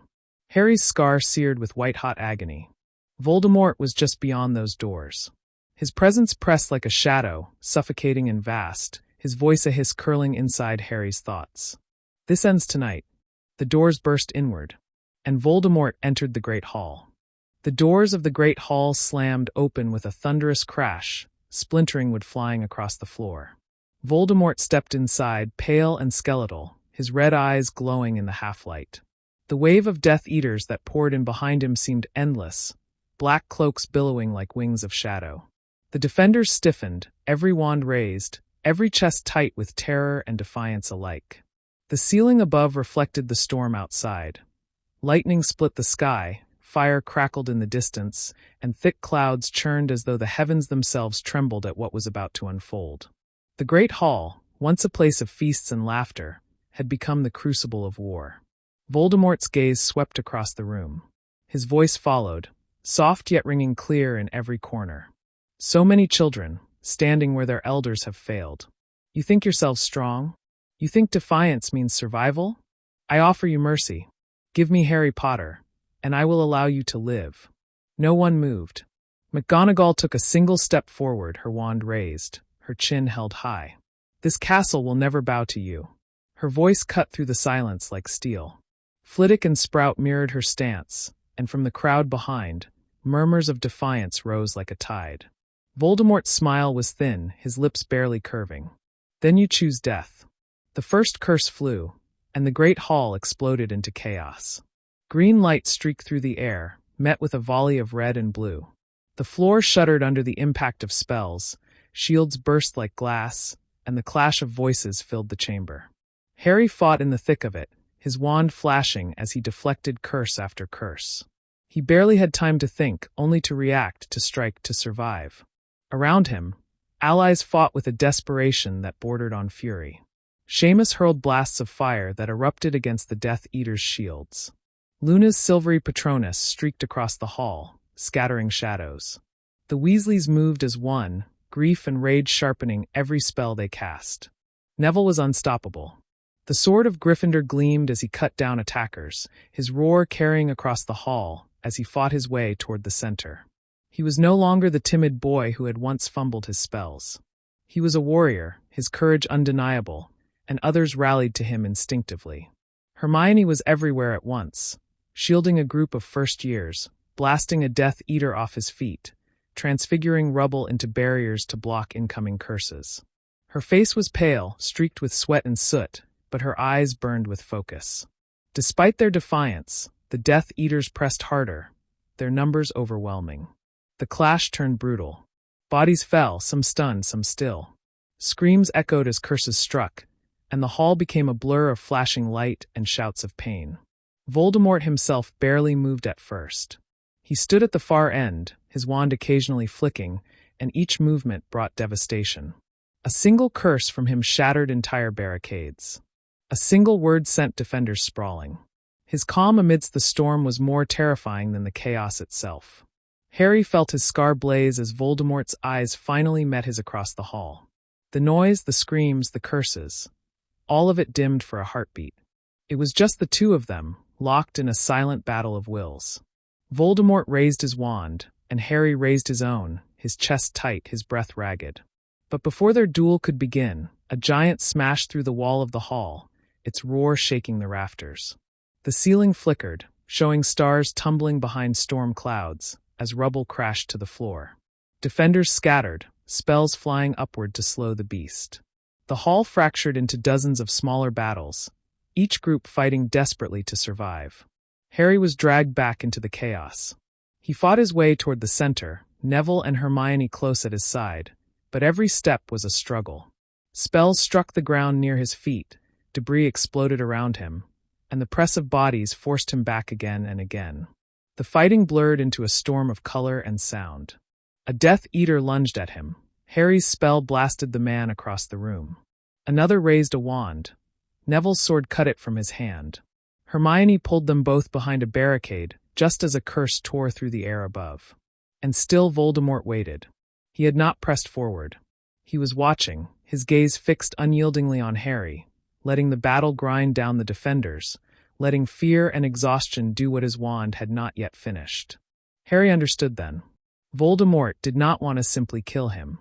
He wanted him broken, crawling, stripped of everything before the final strike. He wanted Harry's surrender to be not a gift but a humiliation. Harry gritted his teeth, sweat stinging his eyes. He would never give him that. The battle raged on, but Harry knew the moment was coming. The Great Hall was their last stand, and sooner or later he would meet Voldemort not through glances, not through whispers, but with every ounce of magic he had left. The Great Hall shook with the thunder of combat, but amid the storm of spells, Voldemort finally stirred. He glided forward, each step deliberate, his robes sweeping the shattered floor.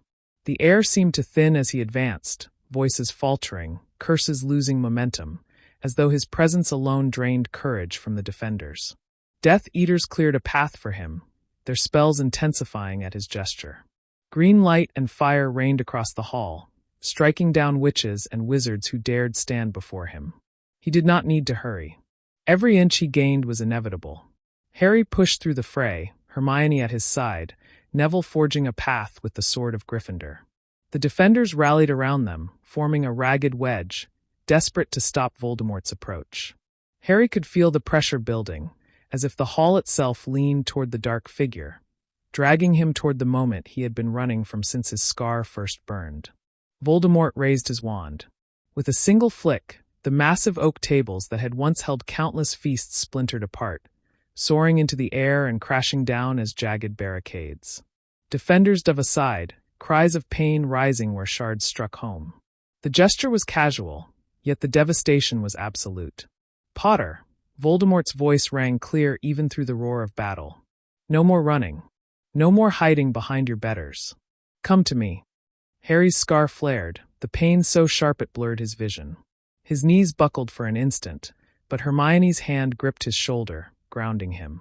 "You're not alone," she whispered fiercely, her wand flashing to deflect a curse that nearly struck them. Neville stepped closer, sword raised, his face grim. Harry forced himself upright. "Then let's finish this." The crowd seemed to sense what was about to happen. The fighting slowed around them, spells faltering as eyes turned toward the center of the hall. Even Death Eaters hung back, allowing their master space. A ragged circle began to form, the chaos drawing in, funneling toward the inevitable confrontation. Voldemort's expression twisted into something like satisfaction. At last, Harry stepped into the open, his wand raised, every nerve alight with dread and determination. Hermione and Neville flanked him, but already Voldemort's gaze flicked toward them with disdain. "You think your little friends will save you? They will die first." He struck without warning. A jet of green light shot straight toward Hermione. Harry reacted on instinct, his wand slashing upward, and a shield flared just in time. The curse ricocheted into the rafters, exploding stone and showering sparks. Neville charged, sword gleaming, his roar carrying across the hall. Voldemort barely moved, his wand flicking, sending a wave of force that hurled Neville back across the floor. He slammed into the wall, the sword clattering beside him, though he struggled to rise again. "Pathetic," Voldemort sneered. His eyes locked back on Harry. "This ends now." Harry's heart pounded so hard he thought it might break his ribs. He raised his wand, his scar blazing, and the first curses flew. Green met red in a crackling clash that shook the very stones. The force of their spells colliding sent shockwaves rippling through the hall, knocking onlookers off their feet. The duel had begun. Voldemort moved like a serpent, his spells fast, precise, unrelenting. Each curse was deadly, each hex perfectly aimed. Harry countered, blocked, dodged, his reflexes honed by years of survival. He barely had time to think, only to react. His wand was an extension of his will, his defiance pouring into every counter curse. Sparks rained as their magic collided, lighting the hall in bursts of red and green. The watchers held their breath, unwilling to interfere, the duel drawing every eye. It was more than a fight between two wizards. It was the collision of everything they represented, light and darkness crashing together. Voldemort pressed harder, his curses coming faster, layered and cunning. A killing curse, followed instantly by a blasting hex, followed by a binding spell meant to catch Harry in the gap. But Harry matched him, deflecting, dodging, countering, every nerve screaming with the effort. He knew he could not hold out forever. Voldemort's mastery was overwhelming, but he also knew surrender was impossible. Hermione, watching from the edge of the circle, clenched her wand so tightly her knuckles turned white. She longed to help, to throw herself into the duel, but she knew this was beyond interference. Neville, battered but unbroken, crawled back toward the sword, his jaw set. Harry's chest burned, his arm ached, sweat stung his eyes, but he did not falter. The duel consumed everything, and with every clash of magic, he felt the weight of countless lives pressing behind him. He was fighting not just for himself, but for every friend, every teacher, every fallen soul that had brought him here. Voldemort's voice rose above the roar of magic. "You cannot win, Potter. You never could. You are nothing but chance and borrowed power. You are mine." Harry's scar seared and visions flickered, shadows of the night his parents had died, of Cedric falling, of Dumbledore's body tumbling from the tower. Pain lanced through him, threatening to break his focus. But he forced himself to remember more: the warmth of Hermione's loyalty, the courage in Neville's roar, the countless hands that had reached for him when darkness closed in. He was not alone, and he never had been. His next spell struck with a force that sent Voldemort reeling, the blast echoing through the hall. Gasps rose from the crowd, the impossible made real. Harry Potter driving Voldemort back a step. The duel was far from over, but for the first time, the faintest crack showed in Voldemort's composure. His smile faltered, his eyes narrowed. Harry's hand trembled, his lungs burned, but he raised his wand higher. "You'll never break me." Voldemort's hiss was sharp as a blade. "Then you will die." And the duel erupted anew, fiercer and more desperate than before, as the Great Hall became the heart of a storm that would decide everything. The Great Hall had become unrecognizable. The enchanted ceiling above flickered violently, sometimes showing the storm outside, sometimes collapsing into a whirl of color as stray curses struck it. The once proud banners of the four houses were shredded, falling in smoldering tatters. Stone cracked and splintered, the floor gouged by exploding spells. At the center of it all, Harry and Voldemort clashed, their duel consuming everything. Sparks burst like fireworks, curses shrieked through the air, and shockwaves rippled outward with each impact of colliding magic. Harry's chest heaved as he dodged another jet of green light, the killing curse so close it scorched his sleeve. He retaliated with a blasting hex, followed immediately by a stunning spell, weaving attack and defense together without pause. Voldemort deflected them with contemptuous flicks of his wand, yet Harry noticed the effort it took. Their duel was no longer effortless for him. The floor erupted between them as Voldemort's spell struck, sending chunks of stone flying. Harry rolled aside, coughing as dust filled his lungs. He fired a curse through the haze, forcing Voldemort back a step. The crowd of defenders and Death Eaters alike kept their distance, none daring to intrude on the storm at the center of the hall. Hermione watched, her hand pressed over her mouth, terror and pride warring in her eyes. Neville stood guard beside her, the sword of Gryffindor gleaming faintly, ready to strike if even the smallest chance appeared. They knew this was Harry's fight, yet every instinct screamed to intervene. Voldemort's voice cut through the chaos, harsh and triumphant. "You fight with borrowed strength, Potter. You cannot win. Your magic is mine. Your life is mine." Harry's scar throbbed, and for a moment, Voldemort's presence pressed inside his mind, suffocating, trying to twist his will. But Harry pushed back.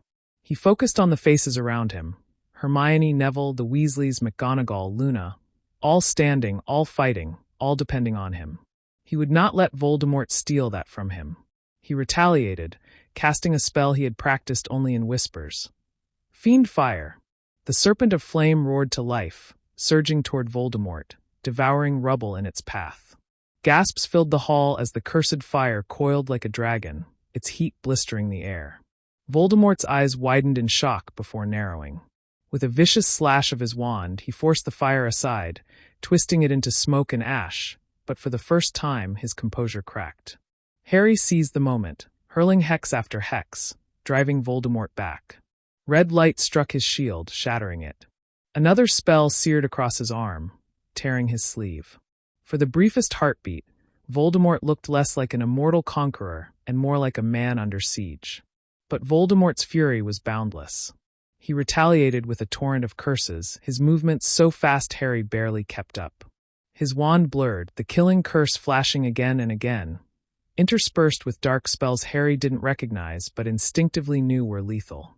The force of it drove Harry back across the hall, his boots slipping on cracked stone. A beam of green shot toward him. He dove aside, feeling the curse graze his hair. He scrambled to his feet just as Voldemort unleashed another wave. A curse so powerful it shattered a section of the wall. Screams echoed as debris rained down, and defenders shielded the younger students from the collapse. The great hall itself seemed to cry out, its walls trembling, its enchanted ceiling splitting. Magic rippled through the air in waves, threatening to tear the room apart. The duel was more than spells. It was raw will, life against death, and the castle strained beneath its weight. Harry's lungs burned, his arms shook, but he refused to falter. He forced his thoughts into a razor's edge, focusing only on survival, only on pushing back. Every curse he cast was filled with the memory of those Voldemort had taken. His parents. Cedric. Sirius. Dumbledore. Every loss fueled him. Every name turned his fear into defiance. Voldemort snarled, his voice rising over the clash. "You should have died as a child. You were nothing then, and you are nothing now." Harry shouted back, his voice raw. "I am everything you'll never be." Their spells collided midair, red against green, the beams locking together in a blinding clash. The hall was bathed in searing light, the force of it rattling windows and splitting stone. Wands trembled in their hands, magic surging in an unstable storm. The crowd shielded their eyes, the brilliance too much to bear. Some fell to their knees under the pressure, the air thick with the weight of power. It felt as though the entire world held its breath. Harry's scar felt like fire, his knees threatened to give way, but he held firm. He poured everything into the beam, his love for his friends, his refusal to bow, his unyielding will to live free. Voldemort pushed back with all his fury, with all the darkness he had gathered, his scream filling the hall. The beams pulsed, crackling, struggling for dominance. The next instant, the magic exploded outward in a shockwave that sent everyone sprawling. The ceiling shattered, the enchanted stars raining down like shards of glass. Dust and rubble choked the air, screams echoed through the hall, and for a heartbeat, everything vanished into chaos. And when the dust began to clear, Harry and Voldemort still stood, their wands raised, their eyes locked. Both battered, both burning with resolve. The duel was far from over. The great hall was a ruin of dust and fractured stone. Chunks of ceiling lay scattered across the floor, the enchanted night sky flickering faintly before fading to nothing, leaving only the storm outside visible through jagged gaps. The banners of Hogwarts were ash. Smoke hung heavy, and the air was thick with the metallic tang of magic, sharp enough to sting every breath. Harry staggered, his chest heaving, his wand hand trembling. Across the wreckage, Voldemort stood hunched, his robes torn, his pale face twisted with fury. For the first time, he no longer looked untouchable. Yet the gleam in his eyes burned brighter, the promise of destruction surging as he raised his wand higher. The crowd had retreated to the walls of the hall, pressed against the shattered stones, eyes fixed on the duel that had shaken their world apart. Defenders nursed wounds, Death Eaters circled restlessly, yet none dared to interrupt. The fight had grown beyond them. It was no longer an ordinary battle, but the collision of two forces pulling the entire castle into their orbit. Voldemort hissed, his voice carrying like a serpent's whisper. "If my power is not enough, then I will take more." He drove his wand into the floor. The stone cracked, lines of red light spreading outward like veins. The very castle groaned as if alive, walls shuddering, torches extinguishing in showers of sparks. Ancient magic, dark and raw, bled into the air. Shadows thickened, spilling across the floor in waves that slithered toward Harry. Hermione screamed from the sidelines. "Harry, don't let it touch you." Harry stumbled back as the darkness coiled like snakes, reaching for his ankles. He lashed out with his wand, blasting the shadows apart, but they reformed, twisting higher, clawing toward him. The air grew colder, as if all warmth had been drained from the world. The defenders shivered, some collapsing under the oppressive weight pressing down on their chests. Voldemort drew himself taller, his face alight with a terrible, unnatural glow. "Hogwarts has stood for centuries, steeped in magic. I will rip that magic from its stones and wield it as my own. This castle will not protect you, Potter, it will destroy you." With another flick of his wand, entire sections of the hall crumbled. Statues of past headmasters cracked and collapsed, their shattered faces scattering across the floor. The very walls bled streams of shadow that coiled around Voldemort like living armor. Harry raised his wand, forcing his voice steady. "You'll tear it all down and still never win. Hogwarts isn't yours." The shadows surged at him, sharp as blades. Harry conjured a shield, his magic straining as the black tendrils struck again and again, cracking the barrier with each blow. The pressure was suffocating. His knees bent, his arm burned, but he refused to yield. Neville's roar broke through the chaos as he hurled himself forward, the sword of Gryffindor raised. He hacked at the shadows, the blade glowing as it cleaved through the tendrils, scattering them like smoke. For a heartbeat, Harry was free, his shield flickering but unbroken. Voldemort's eyes narrowed. Foolish boy. With a flick of his wand, Neville was flung across the hall again, slammed into rubble, the sword skidding from his grasp. He groaned, struggling to rise, but his body trembled with exhaustion. Hermione hurled a spell, her voice sharp with desperation. Bolts of blue light streaked toward Voldemort, but the shadows around him absorbed them, twisting the magic into nothingness. He sneered at her defiance. "You cannot touch me."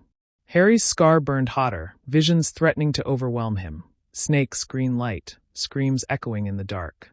He fought to push them back, to ground himself. The hall spun around him, the shadows pressing closer, but he found his voice, his anger sharpening into resolve. "You don't understand, do you?"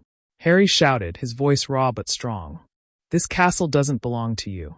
It belongs to them, every student, every teacher, everyone who ever fought for it. You'll never break that." The shadows lashed at him, but Harry swung his wand in an arc, conjuring a blazing burst of Patronus light. A stag erupted from his wand, its silver form gleaming through the darkness. It charged the tendrils, scattering them like smoke before fire, forcing Voldemort to step back.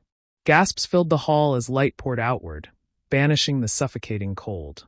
For the first time, the defenders straightened, their chests rising as though they could breathe again. Voldemort hissed, his fury boiling over. "You think that pathetic trick will save you?" He raised his wand, and the ground beneath Harry split open, stone groaning as jagged spikes of shadow erupted upward. Harry leapt aside, his Patronus dissolving as he landed hard, his arm bruised, his lungs aching. Voldemort's assault was relentless, tearing apart the hall itself. Each strike cracked stone, toppled statues, shattered what little of the great hall remained intact. It was no longer a duel. It was annihilation. Yet even as rubble fell around him, Harry forced himself up. His grip on his wand was unyielding, his voice steady despite the pain. "You can destroy the hall, Voldemort. You can tear down every stone. But you'll never destroy what holds us together. You'll never destroy hope." For the first time, Voldemort faltered. A flicker of doubt passed through his crimson eyes. He snarled, raising his wand high, summoning a storm of shadow and green fire that coiled above like a vengeful tempest. The defenders shrank back, shielding themselves from the suffocating heat and cold mingling in the air. Harry braced himself. The storm was about to break. The storm Voldemort had conjured blotted out what remained of the great hall's ceiling. Swirling clouds of shadow and sickly green fire churned above, their glow washing the ruined chamber in an eerie, otherworldly light. The storm pulsed with hunger, its tendrils reaching downward, brushing the floor like claws eager to rip flesh from bone. Defenders screamed as the first wave struck. Bolts of shadow fire fell like lightning, exploding on impact and hurling witches and wizards through the air. A section of wall collapsed under the assault, burying students who scrambled for cover. Spells rose in desperate defense, but most fizzled against the storm's overwhelming force. It was beyond ordinary magic, a nightmare born of rage and raw power. Harry staggered beneath the pressure. Each breath felt like inhaling fire, his scar searing hotter than ever. He raised his wand, casting shield after shield, but the onslaught battered him back. Sparks burst across his skin, his arm shaking violently. The storm was suffocating, not just physically but magically, draining strength with every passing heartbeat. Hermione's voice rang out from the wreckage, her words trembling but fierce. "Harry, you can't hold it alone." She and a cluster of defenders raised their wands, sending beams of light upward. The storm hissed as their combined magic pushed against it, but Voldemort's fury only deepened. He spread his arms wide, his voice echoing unnaturally. "You are insects. You are dust. You defy me, and I will erase you all." The storm lashed out in every direction, a tidal wave of fire and shadow sweeping across the hall. Tables exploded into splinters, the floor cracked open, flames crawled up the walls. Those too slow to shield themselves were thrown like rag dolls, their cries cutting through the thunder. The castle itself seemed to cry in agony, its ancient stones splintering under the assault. Harry's knees buckled as he braced against the force, his wand glowing red-hot in his grip. He could feel the storm's magic burrowing into him, trying to twist his mind, to sap his will.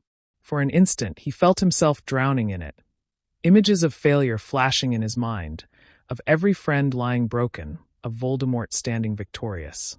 But a different image cut through the darkness. Ginny, laughing in the sunlight. Hermione, smiling despite exhaustion. Neville standing tall, sword raised. Fred and George's voices echoing with mischief. Dumbledore's calm assurance. His parents' faces, glowing with love. Hope flared. Harry screamed, his voice raw, as he unleashed his magic. A beam of brilliant golden light erupted from his wand, striking upward into the storm. It burst outward, weaving through the fire and shadow, pushing it back with radiant force. The hall was bathed in light so pure it seemed to banish the choking air, giving everyone a breath of relief. Voldemort snarled, his body trembling as he tried to force the storm harder, to crush Harry beneath its weight. The two forces clashed in the air above, light and darkness colliding in a violent dance. Sparks rained down like meteors, setting rubble ablaze, shattering what little glass remained in the windows. Hermione and Neville added their voices, their spells intertwining with Harry's golden beam. Others followed, the Weasleys, Luna, McGonagall, Flitwick, wands raised, pouring every ounce of strength they had into the light. The defenders' magic joined Harry's, weaving into a tapestry of defiance. The storm shrieked, twisting violently. Shadow fire slammed downward again, striking the golden barrier. For every strike, more light pushed upward. The hall trembled as the balance shifted, the storm fighting desperately to consume them, but the combined force of hope and determination refused to yield. Voldemort's expression warped into disbelief. "No!" His scream echoed like thunder, his form quivering under the backlash. "This is my world. My power is absolute." Harry's voice cut through, hoarse but unbreakable. "Your power is nothing compared to them, all of them. You'll never understand." The golden light surged, bursting upward with blinding brilliance. The storm cracked, fissures of white spreading through its churning mass. It shrieked, a sound like tearing metal, before exploding outward in a final violent collapse. The hall was engulfed in a wave of heat and light, throwing everyone to the ground. Silence followed. Smoke drifted in the air. The storm was gone. Harry forced himself to his knees, coughing, sweat dripping from his brow. Around him, defenders stirred, battered but alive. The rubble smoldered, the walls scarred, but they were still standing. Across the hall, Voldemort staggered. His face was ashen, his body trembling, his robe in tatters. For the first time, he looked not like a god, but like a man pushed to the edge. His crimson eyes burned with hatred, but behind the fury lay something else, fear. Harry rose to his feet, his wand steady despite his shaking hands. He met Voldemort's gaze, his voice steady. "It's over. You can't win." Voldemort's lips curled into a snarl, but the faint tremor in his hands betrayed him. The hall, ruined and broken, seemed to wait in silence for what would come next. The great hall was deathly still. Smoke lingered in the air, rising in thin spirals from shattered stone and smoldering wood. Every breath was heavy with dust and ash, every movement weighed down by exhaustion. Defenders clutched their wands, some kneeling, some leaning against the rubble, but all eyes were locked on the center of the ruin where Harry and Voldemort stood. Harry's chest rose and fell in ragged rhythm, sweat dripping into his eyes. His wand was steady, though his arm ached as if it had been carved from stone. Across from him, Voldemort staggered, his pale face a mask of fury barely concealing the tremor of strain. His red eyes burned with hatred, but there was something else flickering there now, something Harry had never seen before. Fear. For a long moment, neither moved. The defenders dared not speak, dared not breathe, knowing that the entire war had narrowed to this fragile silence. Voldemort's storm was gone, shattered by the combined defiance of Hogwarts. What remained was simpler, more brutal, one wizard against another. Voldemort straightened slowly, as if dragging himself from the edge of collapse. His voice slithered through the ruins, cold and sharp. "Enough games. You will not hide behind others this time, Potter. No tricks. No allies. Just you and me." Harry swallowed, his throat raw, but his voice came clear. That's all it ever was. The words cut through the quiet like a blade, and Voldemort's face twisted with rage. He raised his wand, and the duel began. The first curses collided in a flash of green and red, the shockwave rattling the fractured walls. The force of it knocked defenders back, forcing them to shield their faces from flying debris. Sparks lit the hall as the beams clashed, hissing and spitting like molten metal. Voldemort pressed forward, his movements precise, his magic fast and merciless. Killing curses fired one after another, each blocked or dodged by Harry with instinct sharpened by years of survival. Harry countered with blasting hexes, shield charms, and disarming spells, his wand ablur as he fought to keep pace. Every strike carried the weight of their histories. Voldemort's spells burned with rage, with the obsession of a man who had built his life on conquest. Harry's magic surged with something else, something Voldemort could never understand. The stubborn will to protect, to fight not for power, but for those who had no one else. The hall shook as their duel intensified. Statues shattered, rubble exploded, spells carved trenches in the floor. Each collision sent ripples of force rolling outward, shoving spectators back. The castle groaned under the strain, ancient stones cracking as though Hogwarts itself bore witness to the final confrontation. Voldemort snarled, his composure unraveling. You cannot win. You are nothing but the shadow of better men. Dumbledore. Your parents. Their sacrifice is the only reason you live. Harry deflected another curse, his eyes blazing. They lived. They loved. You'll never understand that. And that's why you'll lose. Voldemort's fury spiked. He unleashed a torrent of dark spells, conjuring serpents of fire, spears of shadow, waves of force that shattered what little remained of the hall's windows. Harry countered with desperate speed, his Patronus bursting forth again, scattering the serpents. Shields rose, crumbled, and rose again. Each clash grew more violent, each second stretching into eternity. The defenders at the edges could only watch, awe and terror mingling on their faces. Hermione's hands shook, but she did not interfere. Neville gripped the sword of Gryffindor, his knuckles white, knowing this was Harry's fight alone. The Weasleys huddled together, their grief for Fred sharpening into desperate hope for Harry. And still the duel raged.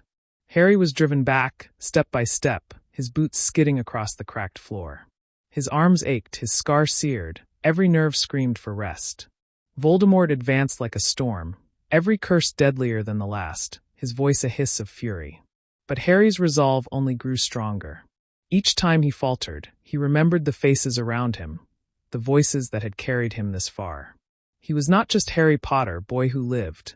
He was every hand that had lifted him, every friend who had fought beside him, every sacrifice that had been made so he could stand here now. Voldemort's eyes blazed as he raised his wand high. Avada Kedavra! Harry shouted, his voice breaking through the roar. Expelliarmus!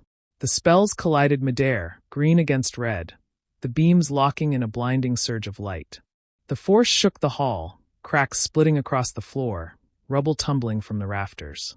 The two wizards leaned into the clash, their wills straining against each other, every ounce of strength pouring into their wands. The defenders shielded their eyes as the beams grew brighter, their brilliance filling the ruins. The world seemed to shrink to that single point of contact, that fragile balance where life and death collided. Harry's scar felt like it was splitting open, Voldemort's scream tearing through his mind. But Harry pushed harder, his heart hammering, his voice echoing in his soul. He was not fighting alone. He never had been. The light swelled, the clash trembling toward a breaking point. And in that moment, the outcome teetered on the edge of fate. The beams of green and red tore through the great hall like the sun and moon colliding.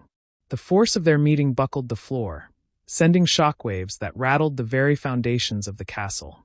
Walls groaned as cracks raced across their surfaces, and chunks of stone rained down from above. Dust choked the air, but still every pair of eyes stayed fixed on the two figures locked in the heart of the storm. Harry's wand vibrated violently in his hand, the golden glow of his spell trembling as if it might shatter at any moment. Voldemort's killing curse screamed forward, thick and venomous, pushing against Harry's light with every ounce of hatred that had built over a lifetime. The clash between them burned hotter, brighter, the air searing as if fire itself had descended. Harry's scar split with pain, his vision swimming. Voldemort's scream tore through his mind, the sound of 1,000 whispers demanding his surrender. Shadows clawed at him, tugging at his thoughts, trying to drag him down into despair. For a fleeting moment, Harry felt his knees weaken. He saw the green curse inch closer, burning away his defenses. But through the agony, a different sound rose, a memory, a chorus. His mother's voice whispering that he was loved. His father's laughter in the wind. Sirius's grin, Remus's steady reassurance. Dumbledore's calm words. Ron's fierce loyalty, Hermione's unshakable faith. Ginny's laughter. Fred's mischief. Neville's courage. All of them, bound together, woven into him. He was not alone. He had never been alone. With a scream that tore through his throat, Harry thrust his wand forward. The golden beam flared, growing brighter, burning hotter. It surged down the line of contact, swallowing the green light, pressing back against Voldemort's spell. Voldemort snarled, his skeletal hands tightening around his wand, his eyes widening in fury as his curse was driven back inch by inch. No! Voldemort shrieked, his voice raw, his composure shattering. I am immortal. I am the future. Harry's voice rose to meet him, hoarse but unyielding. You're nothing but fear. And fear can't win. The clash broke. The golden light erupted, swallowing Voldemort's curse in a blinding flash. The hall was drowned in brilliance, brighter than day, brighter than fire. Heat and force exploded outward, knocking everyone to the ground. Stones lifted, tables splintered. The very air seemed to scream as the storm broke apart. When the light faded, silence fell. The great hall was in ruins, the ceiling shattered, smoke curling into the night sky. Defenders lay scattered among the rubble, groaning as they lifted themselves, blinking against the haze. Every eye turned to the center of the devastation. Voldemort lay sprawled on the ground, his wand flung far from his grasp. His body shook as he tried to rise, his pale skin cracked with lines of dark energy.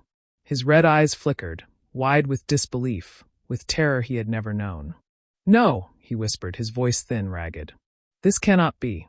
Harry stood, swaying, his wand still raised though his hand trembled. He felt hollow. Every drop of strength poured into that last strike, but he was still standing, still breathing. And Voldemort was not. For the first time, the Dark Lord looked mortal, vulnerable. The defenders rose slowly, their shock giving way to something else. Whispers spread through the ruined hall like fire through dry grass. "He's down. Harry did it. It's over." The words grew louder, hope building in their voices as reality sank in. Voldemort was beaten. Voldemort's head turned, his gaze locking on Harry, desperate and venomous. "You cannot kill me. I am beyond death. You are nothing." Harry's eyes hardened, though his chest heaved. He took one step closer, his wand steady. "You've already lost." Voldemort's scream ripped through the hall, not a cry of rage but of terror, as the last fragments of his strength flickered like dying embers. His body convulsed, shadows pouring from him, torn away as if by unseen hands. The magic that had bound him, twisted him, began to unravel. And before their eyes, the most feared wizard of all time began to fall apart. The silence deepened, broken only by Voldemort's ragged gasps and the shifting of rubble around them. The war had reached its breaking point, and the man who had built his empire on fear was crumbling before their eyes. Harry's wand did not lower. His gaze did not waver. Whatever happened next, this was the end. The great hall was a graveyard of silence, broken only by Voldemort's shallow, rasping breaths. He lay sprawled among the rubble, his robe torn and charred, his skeletal hands twitching weakly against the floor. The pale glow of his skin seemed to wither with each passing second, as though the very magic that had sustained him was slipping away. Harry stood over him, wand still raised, his body trembling with exhaustion. Every muscle screamed, every nerve burned, but his eyes never left Voldemort's broken form. The Dark Lord's red eyes flickered, wide with disbelief, like a man finally confronted with the impossible. "It cannot end like this," Voldemort croaked, his voice cracked, stripped of its usual command. "I am Lord Voldemort. I am the future. I." His words broke into a fit of ragged coughing. His body shuddered, his voice faltering into silence. Harry's chest rose and fell in uneven rhythm, his thoughts a whirlwind. He could have spoken, could have mocked Voldemort with the words he'd once thrown at others, but he felt no triumph. Only an aching sorrow. "You were wrong," Harry said quietly, his voice carrying through the shattered hall. "It was never about power. It was never about fear. That's why you're here, and I'm still standing." Voldemort's eyes widened further, terror creeping into them. The shadows that had clung to him, that had given his body unnatural form, began to peel away, unraveling like smoke caught in the wind. His limbs shook violently, his body convulsing as if some unseen force was ripping him apart. "No," he screamed, his voice echoing with desperation. "I cannot die. I." The scream cut short. His body stiffened, his mouth open in silent horror as the last fragments of dark magic tore free. A great rush of energy burst outward, a wave of shadow dissolving into nothingness. When it cleared, Voldemort's body slumped to the ground. Lifeless. Ordinary. No more serpentine features. No more glowing red eyes. No more inhuman strength. Just a body, pale and thin, lying broken among the ruins. The silence that followed stretched into eternity. Defenders stared, their eyes wide, their wands trembling in their hands. For so long, the name of Voldemort had been a shadow over their lives, a weight that pressed on every choice, every breath. And now that shadow was gone. Neville was the first to move, his voice rough with disbelief. "He's gone. The words rippled through the survivors. Ron's voice cracked as he whispered it too, his hand gripping Hermione's arm. Gone.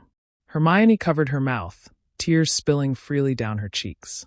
Around them, voices rose, some crying, some laughing, some collapsing into one another in relief. The dam of fear that had held for years had finally broken, and in its place came a flood of release. Minerva McGonagall stepped forward slowly, her face streaked with ash and grief, but her eyes shining. She looked at Voldemort's fallen form, then at Harry. She inclined her head, her voice soft but firm. It is done. Harry swayed, his knees nearly giving way beneath him. He felt the weight of the moment pressing down on him, heavier than any spell. Voldemort was gone. The prophecy was fulfilled. The war was over.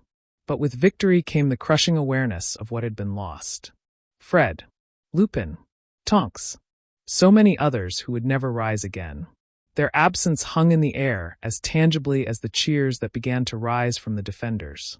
The hall erupted in sound, shouts of triumph, sobs of grief, cries of joy. Survivors embraced one another, clinging desperately as if afraid this moment might vanish. The Weasleys clung together, tears streaming, their laughter mingling with sorrow. Students stumbled from the rubble, some lifting their wands in the air, others collapsing into each other's arms. Harry barely heard it. He stared down at Voldemort's body, his heart heavy. For so long, this man had defined his life, his choices, his battles. And now, at the end, Voldemort was nothing more than a husk. No longer a monster, just a man who had lost everything by never understanding what mattered most. Hermione reached him first, her hand gently gripping his arm. Her face was streaked with tears and dust, but her smile trembled with pride. It's over, Harry. You did it. Ron joined her, his eyes red, his voice hoarse. We did it. All of us. Harry nodded faintly, his throat too tight to speak. He looked around at the survivors, their faces bruised, their bodies weary but alive. They had fought, they had endured, and they had won. Above them, the clouds parted. The storm Voldemort had summoned was gone, replaced by the faint glow of stars through the shattered ceiling. For the first time in years, Hogwarts felt like home again. Harry lowered his wand. His body shook, not from fear but from release. The war was finished. And though the cost had been unbearable, they had finally earned the chance to live. The dawn after the battle rose quietly over Hogwarts. Pale light filtered through the ruins of the castle, illuminating smoke that still drifted from broken towers. The grounds bore scars of war, craters from spells, scorched earth, shattered stone littered across the lawns. The forbidden forest loomed silently in the distance, as if even the trees themselves mourned. In the great hall, the echoes of triumph had faded into heavy silence. The long tables were gone, replaced by rows of bodies laid carefully beneath white sheets. Students and teachers moved among them with quiet reverence, lighting candles, straightening cloth, whispering names. The scent of dust and blood lingered, mingled with the faint sweetness of flowers conjured to honor the fallen. Harry stood near the center, his eyes drifting across the rows. Each sheet was more than a body. Each was a story cut short. He saw Fred's still form, and his throat tightened painfully. The Weasleys stood together around him, their grief a raw, uncontainable wound. Molly clutched George as if he might vanish too, her sobs muffled against his shoulder. Arthur's face was etched with grief, his glasses fogged with tears he did not bother to wipe away. Nearby, Neville knelt beside Lupin and Tonks, his hand resting lightly on the sheet that covered them both.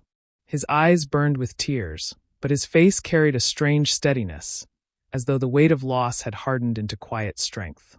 Across the hall, Luna placed wildflowers at each sheet she passed, her steps slow, deliberate, her expression distant but tender. Hermione and Ron flanked Harry, neither speaking. Hermione's hand brushed Harry's arm now and then, as if to remind him he wasn't alone. Ron's jaw was tight, his eyes red, his fists clenched at his sides. The silence between them was not empty. It was full of shared grief that no words could ease. By midday, the survivors gathered on the grounds for the funeral pyres. The sky was clear, the air heavy with stillness. Long rows of wood had been arranged, each body placed upon them with the care of loved ones and comrades.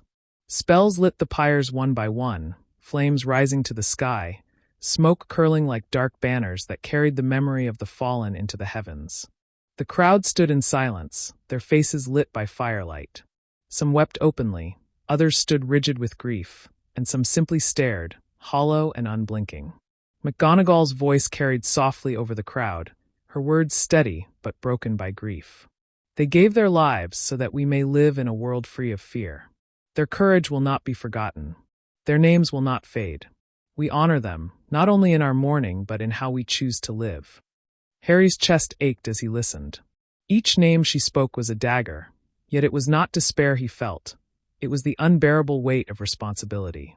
These lives had been lost so that he, and those who remained, could carry on.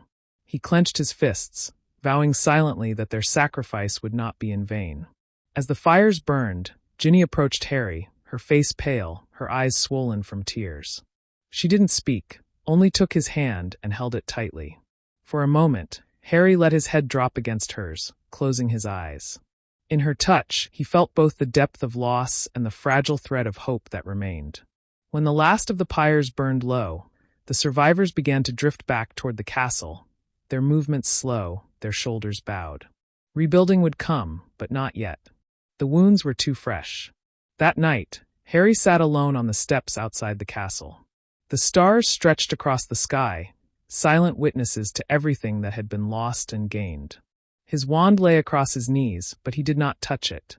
He thought of Dumbledore, of Sirius, of his parents, of all who had guided him to this point. He wondered if they were watching, if they were proud. Ron and Hermione eventually joined him, sitting on either side without a word. For a long time, they simply sat together, three figures against the ruins, staring at the night sky. Finally, Hermione spoke, her voice quiet. Hogwarts will rebuild. We all will. It will take time, but it will happen. Ron nodded faintly, his voice low. Doesn't feel real. Him being gone. Feels like he's still out there somewhere, waiting to come back. Harry shook his head. He's gone. Truly gone. He took a slow breath, the weight of those words settling over him. But everything he did, all the pain he caused, we have to make sure it means something. That the world we build is better.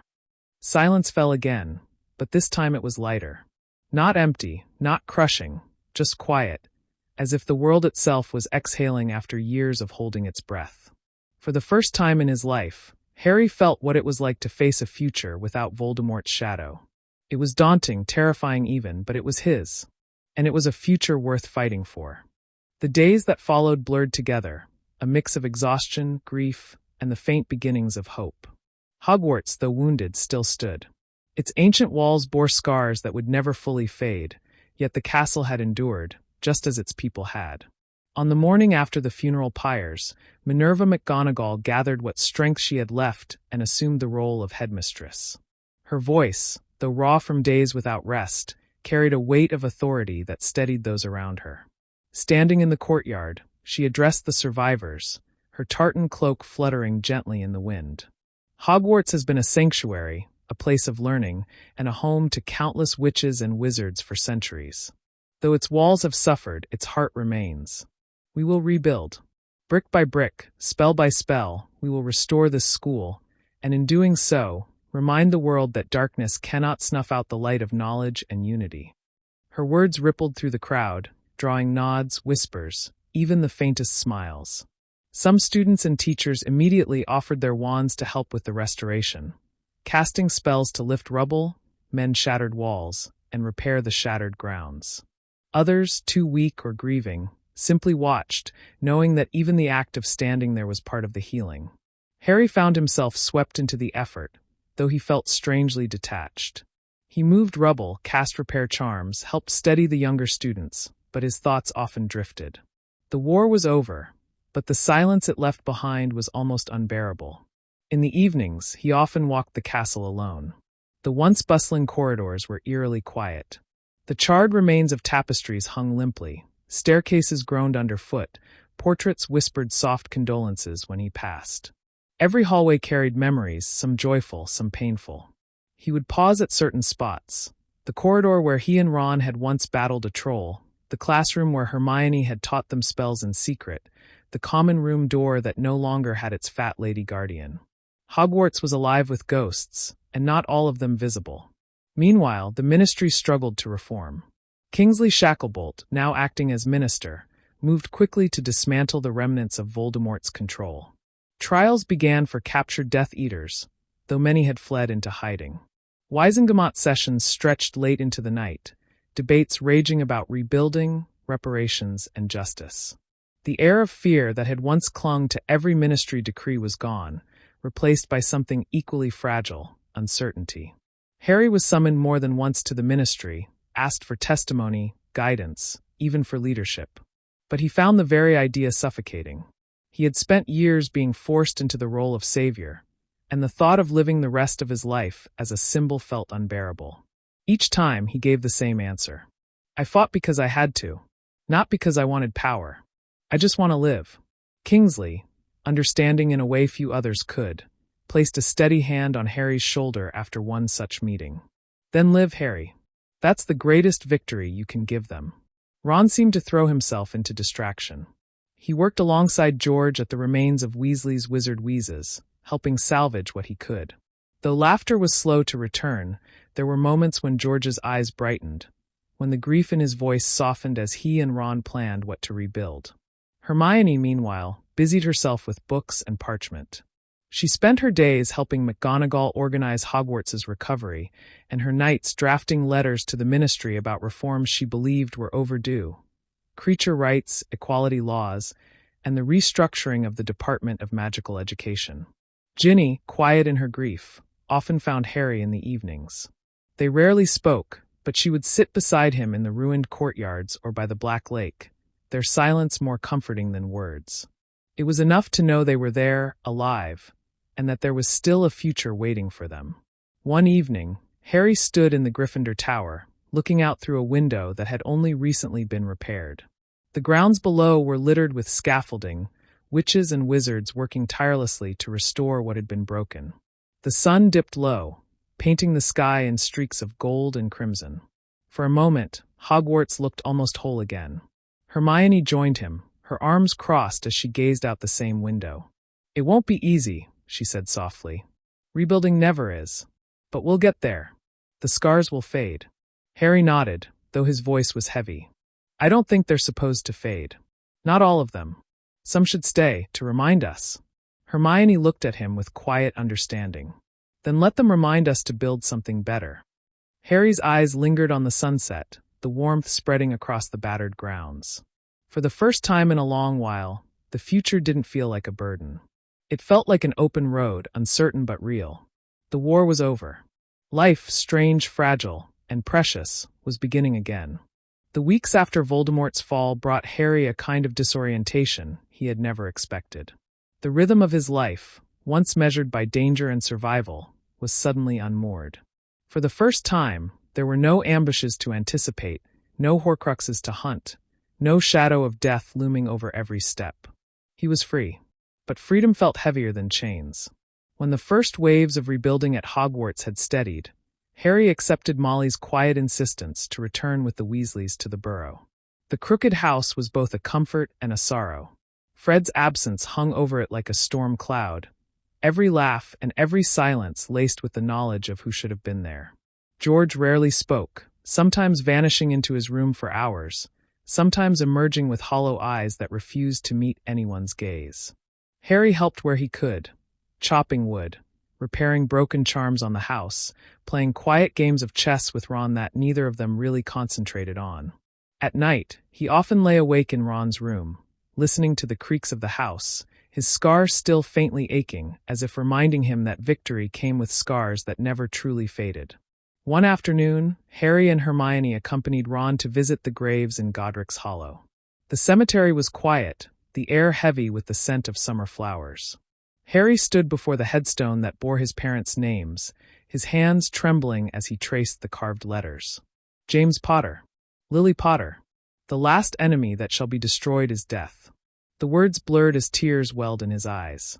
For years he had carried them as an echo, a memory more imagined than real. Now, standing there in the sunlight, he felt the weight of what they had given him. "I did it," he whispered, his voice breaking. "It's over. You can rest now." Hermione placed a gentle hand on his shoulder. Ron standing silently beside him. They said nothing, because nothing needed to be said. Harry wasn't alone anymore. That was enough. In the following days, Harry struggled with the world's reaction. Everywhere he went, people recognized him. Strangers stopped him in Diagon Alley to thank him, to shake his hand, to call him the boy who lived, or the chosen one. Their gratitude was genuine, but it pressed against Harry like a weight he couldn't bear. He hadn't fought to be a hero. He hadn't fought for glory. He had fought because he had no choice. At the burrow, Ginny helped him weather it. She had a way of cutting through the noise, of grounding him in the simple, tangible present. Sometimes she dragged him out to the garden, tossing him a broomstick with a smirk. For a few hours, as they soared through the air, Harry could almost forget the war. He could almost believe he was just a boy again. Yet at night the memories returned. The faces of the fallen haunted him: Fred, Lupin, Tonks, Colin Creevey, and too many others to name. He dreamed of their final moments, of the light leaving their eyes. He woke often in a cold sweat, his heart pounding, guilt clawing at him for surviving when they hadn't. Hermione, ever perceptive, noticed. One evening at the burrow, she found him alone, sitting on the back steps, staring into the darkened orchard. "You don't have to carry all of it," she said quietly, sitting beside him. "What happened? It wasn't all on your shoulders. We all fought. We all chose to." Harry shook his head. "But it was me in the end. I was the one who had to face him. And if I'd failed—" "You didn't." Hermione's voice was firm, though her eyes shimmered with unshed tears. "And if you had, we would have kept fighting. It wasn't just your war, Harry. It was ours." Her words sank into him slowly, like water into parched earth. He didn't answer, but for the first time, the crushing guilt eased a little. As summer deepened, life began to stir again in the wizarding world. Shops reopened, laughter returned to Diagon Alley, the ministry announced new reforms, and Hogwarts prepared to welcome students again. The wounds of war would never fully vanish, but people were choosing to live, to rebuild, to dream again. One evening, Harry stood at the edge of the orchard at the burrow, watching the sun set behind the hills. The world was scarred but alive. He thought of all that had been lost, and all that might still be gained. For the first time, he let himself imagine a future not defined by Voldemort. A future he could build, not just survive. The war had ended. But Harry's life, strange, uncertain, and his own, was only just beginning.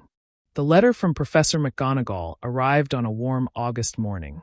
Harry found it waiting for him at the kitchen table of the burrow, Hedwig's absence still leaving a hollow space in his heart as he recognized the official Hogwarts seal. He opened it slowly, feeling Ron's and Hermione's eyes on him. "Dear Mr. Potter," it began, "as headmistress of Hogwarts School of Witchcraft and Wizardry, it is my pleasure to inform you that the castle will be reopening for the coming school year. We extend an invitation to you to return and complete your education, should you so wish. You are, of course, under no obligation. Hogwarts will always remain your home regardless of your choice." Harry lowered the letter, his thoughts tangled. He had not once considered going back to lessons, exams, or Quidditch since Voldemort's defeat. The war had aged him, burned away the illusion of being a student. Could he really sit in classrooms again, pretending to be just another boy? Hermione's eyes were bright. "Of course we're going back. There's so much we missed, so much to finish. I don't care if I already sat my exams. I need to do this properly." Ron leaned back in his chair, frowning. "I dunno. Feels strange, doesn't it? Sitting in Snape's old classroom as if nothing happened. Half the castle's been rebuilt. And, Fred," his voice broke slightly, and Harry felt the sting in his own chest. Later that day, Harry wandered the burrow's orchard, the letter folded in his hand. He remembered Dumbledore's office, the flash of green in the Forbidden Forest, the final duel. Could he return to the very place where it had all ended? Yet Hogwarts was not just a battlefield. It was the first place he'd ever felt at home, the first place he'd known friendship and belonging. When he returned to the house, he found Ginny waiting for him by the garden gate.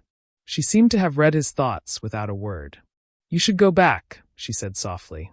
"Not because you owe anyone, not because the world expects you to, but because it's yours. Hogwarts is where you found yourself. Don't let the war take that away." Her words struck him deeply. She was right. Hogwarts wasn't just stone walls and moving staircases. It was where he had met Ron and Hermione, where he had faced his first challenges, where he had discovered who he was meant to be. To walk away from it now would be like leaving a wound unhealed. When the train left King's Cross in early September, Harry was there. The platform was crowded, more than he remembered, as if families across the wizarding world wanted their children close to Hogwarts again, to prove the darkness had truly passed. Harry, Ron, and Hermione slipped into a compartment together, just as they had years before, though none of them were the same as when they first boarded that train. As the countryside rolled past, Harry looked out the window, his heart heavy but steady. For once, he was not dreading what awaited him at the castle. He was simply returning home. When the train arrived, the sight of the castle rising against the twilight made his breath catch. Its towers and turrets were whole again, though the stones gleamed with the faint marks of restoration. Students whispered in awe, staring at the place that had survived war and still stood tall. Inside the great hall, the Sorting Hat sat patched but proud on its stool. The ceiling reflected a sky thick with stars, and candles hovered as if nothing had changed. Yet the silence was heavy as Professor McGonagall rose to speak. "Hogwarts has endured trials beyond imagining," she said, her voice steady but carrying grief beneath its strength. "We have lost friends, teachers, and students. Their memory will never fade from these halls. But as long as we gather here, learn here, and live here, Hogwarts endures. Let this year be one of renewal." The tables erupted in applause, but Harry felt the weight of every empty seat where the lost should have been. He glanced toward the Gryffindor table, his chest tightening at the thought of Fred's absence. That night, as he lay in the dormitory he had once shared with Ron, Neville, Seamus, and Dean, Harry stared at the canopy above his bed. The castle creaked around him, familiar and strange all at once. He felt like a boy again, and yet not. The war had left marks no rebuilding could erase. Still, as sleep crept over him, Harry allowed himself a small, fragile hope. He was back. Hogwarts was alive. Perhaps, in time, he could be too. The first weeks back at Hogwarts were a mixture of comfort and unease. The familiar corridors, portraits, and staircases carried echoes of laughter and mischief from years past. But every corner also held shadows of what had been lost. Harry noticed the changes immediately. The castle had been repaired with care, but the wounds were still visible. Stones slightly different in shade where walls had been rebuilt, scorch marks faintly visible on the flagstones of the courtyard, a lingering heaviness in the air. Classes resumed, though they felt different. Students were quieter, more serious, as if childhood itself had been burned away by the war. There were no jokes whispered behind cauldrons, no carefree bursts of laughter in the corridors. Many of the younger students looked at Harry with wide, reverent eyes, as though he were some mythical figure rather than a boy trying to relearn charms he'd half forgotten. Professor McGonagall, now headmistress, had an unyielding determination to restore Hogwarts' spirit. She reintroduced traditions long neglected under Voldemort's shadow: dueling clubs, house feasts, even a reinstated Quidditch program. Yet even as she spoke of renewal, Harry saw the weariness in her face, the grief she kept buried behind duty. Defense against the dark arts was taught by Kingsley Shacklebolt until a permanent professor could be found. His deep voice carried authority, but also kindness. He made it clear that the class would not simply be about spells. It would be about resilience, unity, and never forgetting the dangers of complacency. Harry watched the younger students soak in every word, and he couldn't help but feel pride that they would grow up with guidance rather than fear. Hermione threw herself into studies with her usual fervor, as if completing every assignment perfectly was her way of restoring balance to the world. Ron was less focused, still grieving Fred, but he stayed by Hermione's side with a determination that spoke of unspoken promises. Neville, to Harry's quiet joy, had blossomed into a confident leader. He spoke up in class, guided younger students, and carried himself with the quiet strength of someone who had already faced the worst and refused to falter. Despite these bright spots, Harry struggled. His mind wandered during lessons, drifting back to the war. In Transfiguration, when McGonagall praised him for his quick mastery of a spell, he felt almost embarrassed, as though she were applauding survival rather than skill. He found himself drifting through corridors late at night, unable to sleep, haunted by the memory of Dobby's sacrifice, Fred's laugh, Lupin's reassuring smile. One evening, Harry wandered into the room of requirement. The door appeared for him without effort, as if the castle sensed his need. Inside, the room had shifted into something simple, a quiet space with a single armchair, a flickering fire, and shelves lined with books. He sat there for hours, listening to the crackle of the flames, trying to piece together who he was now that he wasn't the chosen one. It was Ginny who helped anchor him. Though she wasn't in his year, she sought him out between classes, stealing moments in the courtyard or on the Quidditch pitch. She teased him when he brooded, reminded him with a fiery grin that life was meant to be lived, not mourned endlessly. In her presence, the weight of the past seemed lighter, the future less daunting. The first Quidditch match of the season was announced in late October, Gryffindor versus Slytherin. There was hesitation among the students at first. How could they cheer for sport when so much had been lost? But when the day came, the stands were full, and the roar of the crowd carried a kind of defiance. Hogwarts was alive again. Harry, though he had thought he might not play, mounted his broom once more as Gryffindor's seeker. The rush of wind in his hair, the golden flash of the snitch, the exhilaration of the chase, all of it reminded him that joy could still exist. When he caught the snitch and the crowd erupted, he allowed himself to smile, truly smile, for the first time in months. That night, as Gryffindor House celebrated, Harry sat quietly by the fire in the common room. Around him, laughter and cheers filled the air, but his thoughts were calmer, more centered. For the first time, he realized that returning to Hogwarts wasn't about pretending the war hadn't happened. It was about healing in the place where everything had begun.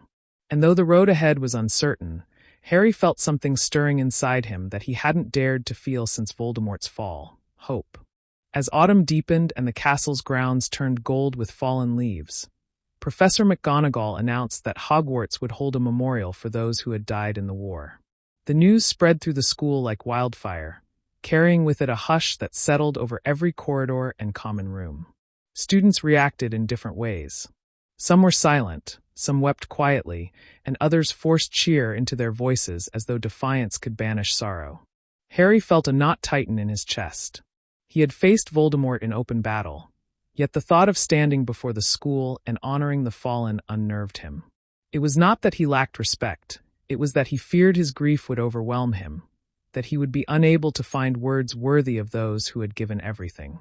The night of the memorial arrived with still air and a sky full of stars. The great hall had been transformed. The 4 long tables were gone, replaced by rows of simple benches. At the front, candles floated above a dais where the names of the fallen shimmered in golden script against the stone wall. Fred Weasley, Remus Lupin, Nymphadora Tonks, Colin Creevey, Lavender Brown. Too many more to count. The hall filled slowly, students filing in with bowed heads, teachers in their formal robes, and families of the dead seated in solemn dignity. Harry sat between Ron and Hermione, his stomach churning as he read and reread the names on the wall. Each name was a memory, a joke, a smile, a sacrifice, a final breath. Professor McGonagall opened the ceremony with a steady voice. She spoke of resilience, of courage, of the bonds that had carried them through. Her words were strong, but her eyes betrayed the grief she carried for every student who would never return to her classrooms. When she called Harry forward, he felt his legs move before his mind caught up. The hall seemed to blur as he walked to the dais, every eye following him. He stood in silence for a moment, searching for words that could never be enough. Finally, he spoke. "They gave us more than their lives," he began softly. "They gave us their belief that the world was worth saving, that love was stronger than hate, that even in the darkest moment, we had a choice to stand together. We can't repay them. We can only live in a way that honors them." His voice trembled, but he pressed on. "I used to think that being chosen meant I had to fight alone. But I wasn't alone. None of us were. They stood with us. They chose to. And because of them, we are here. Alive. Free. Let's not waste what they gave us." He stepped back, the silence thick around him, then a ripple of applause broke through, growing until the hall shook with it.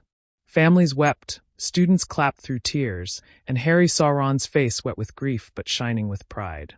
After the ceremony, lanterns were released into the night sky, each bearing a name. Harry released one for his parents, one for Sirius, one for Dobby. As the lights rose into the darkness, he felt a strange peace. The pain was still there, sharp and unyielding, but it no longer felt like a burden he carried alone. Later, back in the common room, the mood was subdued. Laughter was quieter, conversations softer. Harry sat with Ginny by the fire, her hand warm in his. She didn't speak, didn't try to lighten the mood. She simply stayed steady and real. That night, as Harry drifted to sleep, he dreamed not of battles, but of lanterns rising into the sky, carrying names into the stars. It was not an end. It was remembrance. The weeks following the memorial brought a subtle shift to Hogwarts. The grief remained, but it was no longer raw and suffocating. It became part of the rhythm of the castle, woven into laughter at mealtimes, long walks across the grounds, and whispered conversations in common rooms. Students carried it with them, but it did not crush them. It made them gentler with one another, more mindful of what had been lost and what was worth protecting. Harry began to notice younger students watching him during lessons or following him with wide eyes in the corridors. At first, he dismissed it as the same hero worship he had always loathed, but he soon realized it was something different. They weren't just curious about the boy who lived. They wanted reassurance. They wanted to believe that survival was possible, that even after everything, one could move forward. One evening after a long day of classes, Harry found a group of second years in the common room, trying to practice defensive charms. Their movements were clumsy, their incantations shaky.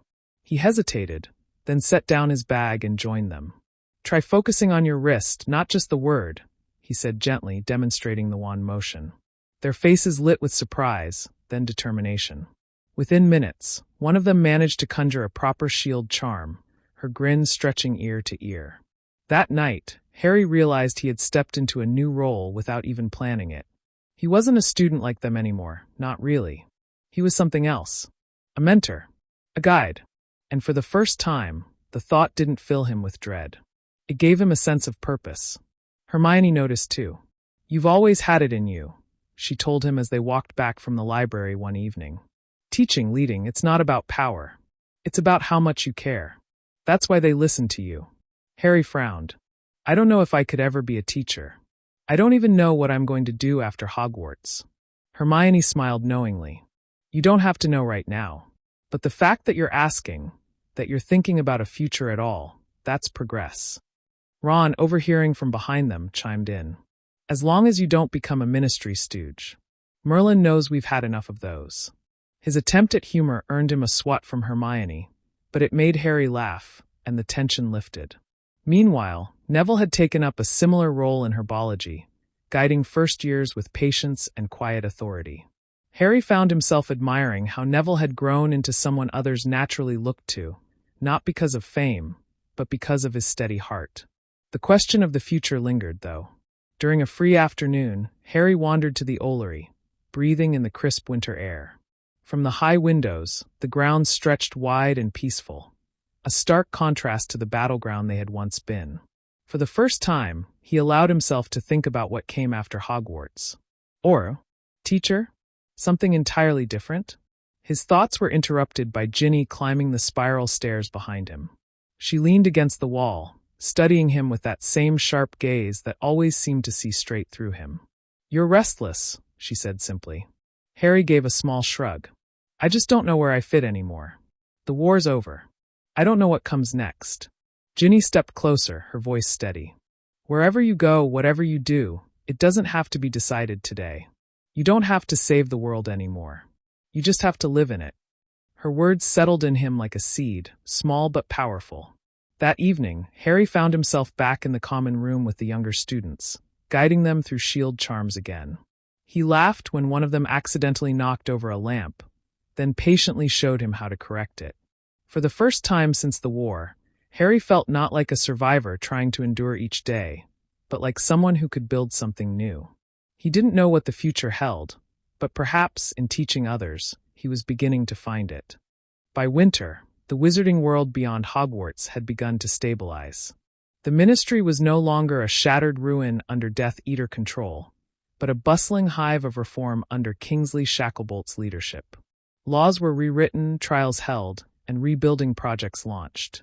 The newspapers buzzed daily with updates, and Harry's name appeared in more headlines than he could count. When an official letter bearing the ministry seal arrived at breakfast one morning, Harry felt a twinge of unease. He opened it slowly, the crisp parchment marked with the Auror office insignia.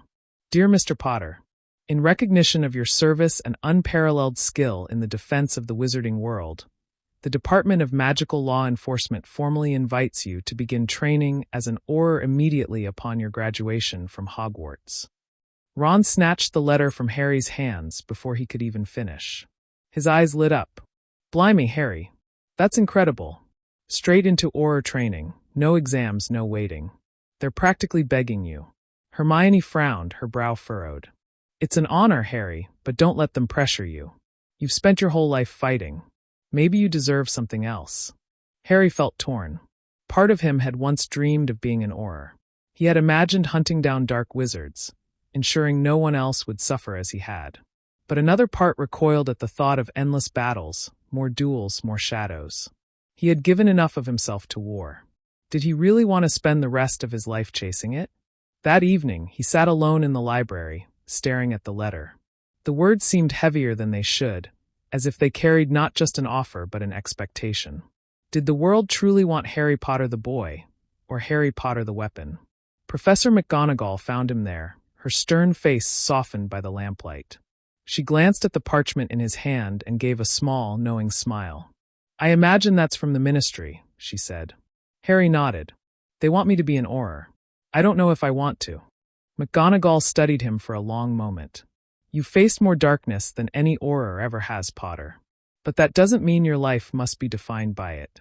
The ministry will always try to pull at you, but only you can decide where you belong. Her words echoed in him long after she left. Meanwhile, Ron was ecstatic about the possibility. Can you imagine it, Harry?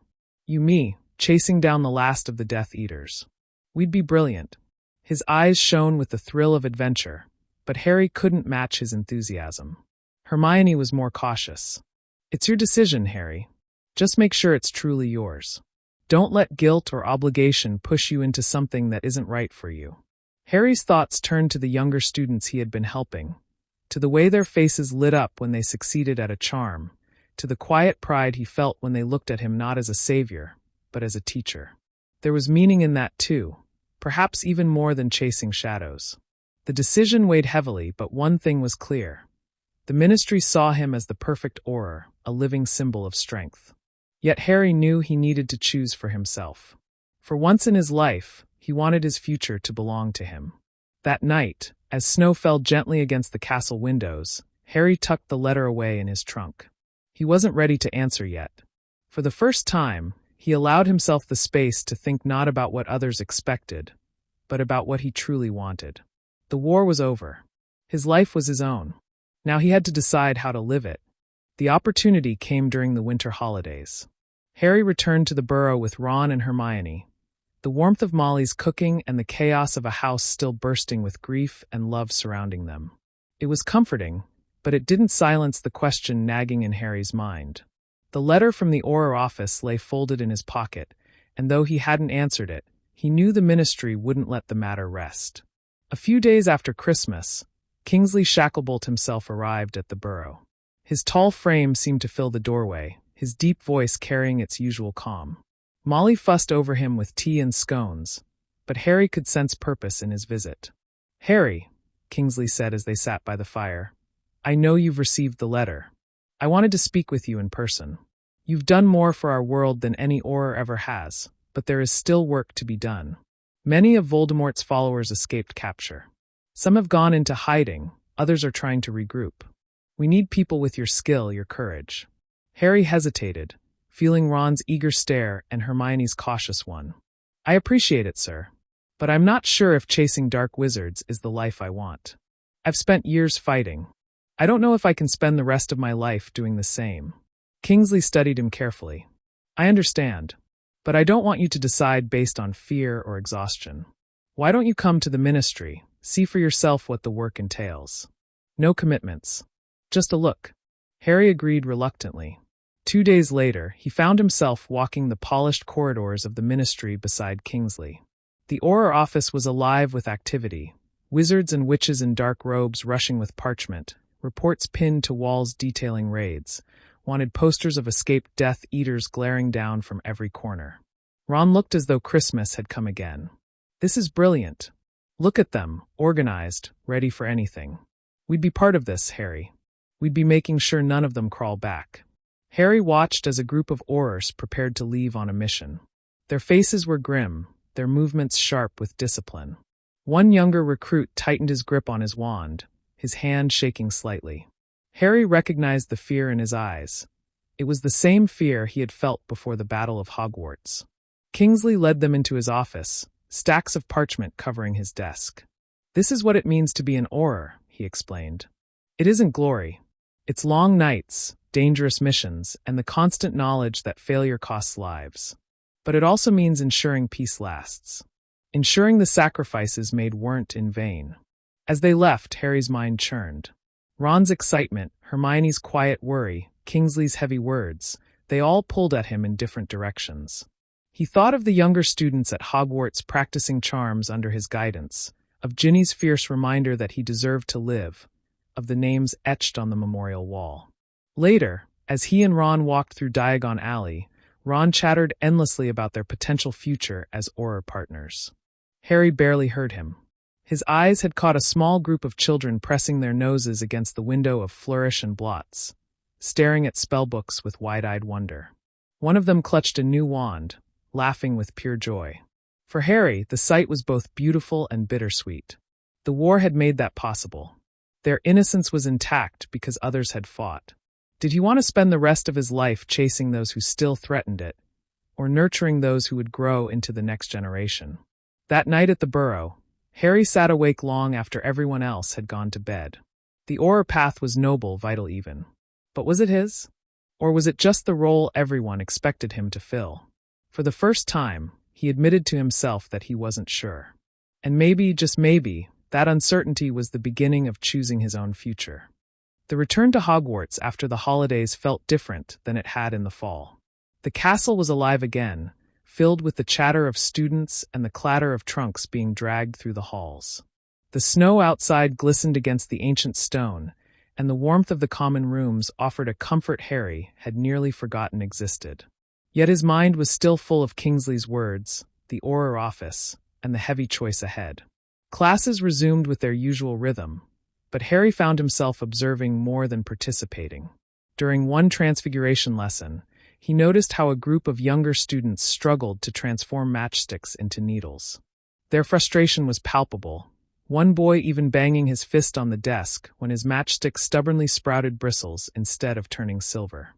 Professor McGonagall, stern as ever, corrected their technique, but Harry's gaze lingered on the boy. After class, he pulled him aside and quietly explained a different way of focusing the spell. Within minutes, the matchstick gleamed as a perfect needle. The boy's face lit up with triumph, and Harry felt a warmth that had nothing to do with success in battle. Word spread quickly that Harry was willing to help outside of class. Soon, younger Gryffindors, and even a few Hufflepuffs and Ravenclaws, began approaching him in the library or common room for advice. Some wanted spellwork tips, others simply wanted reassurance that the world was safe again. Harry found himself listening more than teaching, sharing small lessons he had learned, not about fighting Death Eaters, but about resilience, courage, and the importance of trust. Hermione noticed, of course. "You know," she said one evening as they sat in the common room, "you're practically teaching already. The way those students look at you, it isn't just because you're Harry Potter. It's because you make them believe they can succeed. That's rare, Harry. Very rare." Ron, sprawled across a nearby chair, grinned. "You'd make a better teacher than I ever would. But don't tell Mum that, or she'll start knitting you jumpers with apples and books on them." Harry laughed, but the truth of Hermione's words stayed with him. He remembered the Dumbledore's army meetings, how he had taught spells that became lifelines in the battle. Those moments had been exhausting, yes, but also fulfilling. He had felt useful, not just as a weapon against Voldemort, but as someone who gave others strength.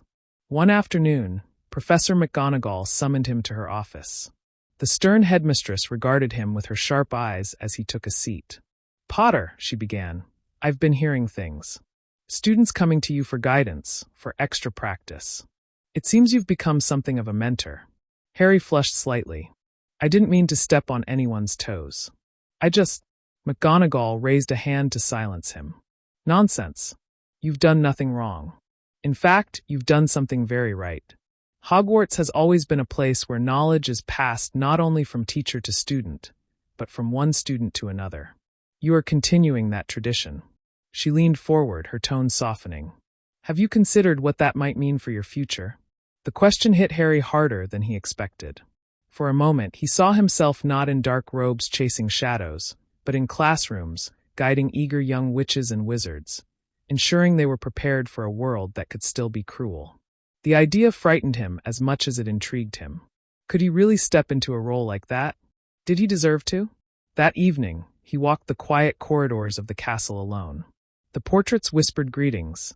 The suits of armor clanked faintly as they shifted. He passed the room of requirement and paused. He thought of how it had served them during the war, how it had become a place of safety and learning. He closed his eyes and whispered, "Show me what I need to see." The door appeared. Inside, the room transformed into a classroom, desks neatly arranged, a blackboard filled with spells and shelves stacked with books. But it wasn't the room itself that took Harry's breath away. It was the sound of laughter, of students practicing spells, of voices calling his name not as a savior, but as a teacher. He stood there a long time, feeling something shift inside him. Perhaps this was his calling, not a life spent chasing the remnants of darkness, but one spent ensuring the light grew stronger in others. When he finally left the room, the decision wasn't made, not fully. But for the first time, he felt the weight of expectation lifting, replaced with a quiet possibility.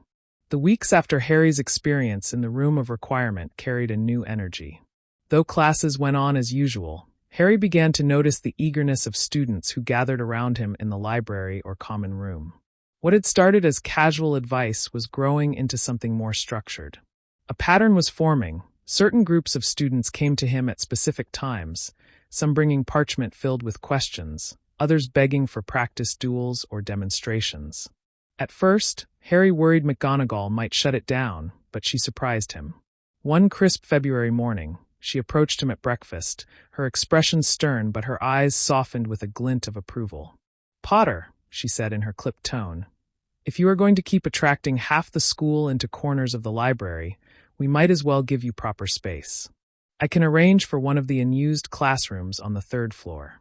Consider it an extracurricular study group." Ron nearly spat pumpkin juice across the table. An extracurricular study group? She's basically giving you your own class. Hermione beamed. That's exactly what he needs. A chance to teach properly. "Oh, Harry, do you realize what this means?" Harry tried to play it off, but deep down his stomach fluttered with both nerves and excitement. By the following week, McGonagall had given him a small classroom filled with old desks and a blackboard. The first night he walked in, more than 20 students were waiting, faces from every house, all buzzing with anticipation. He began awkwardly, shuffling his notes. "I don't have a set lesson plan or anything, but I thought we could start with defensive spells that don't always get enough attention in class. The kind that might actually help if you're ever in trouble."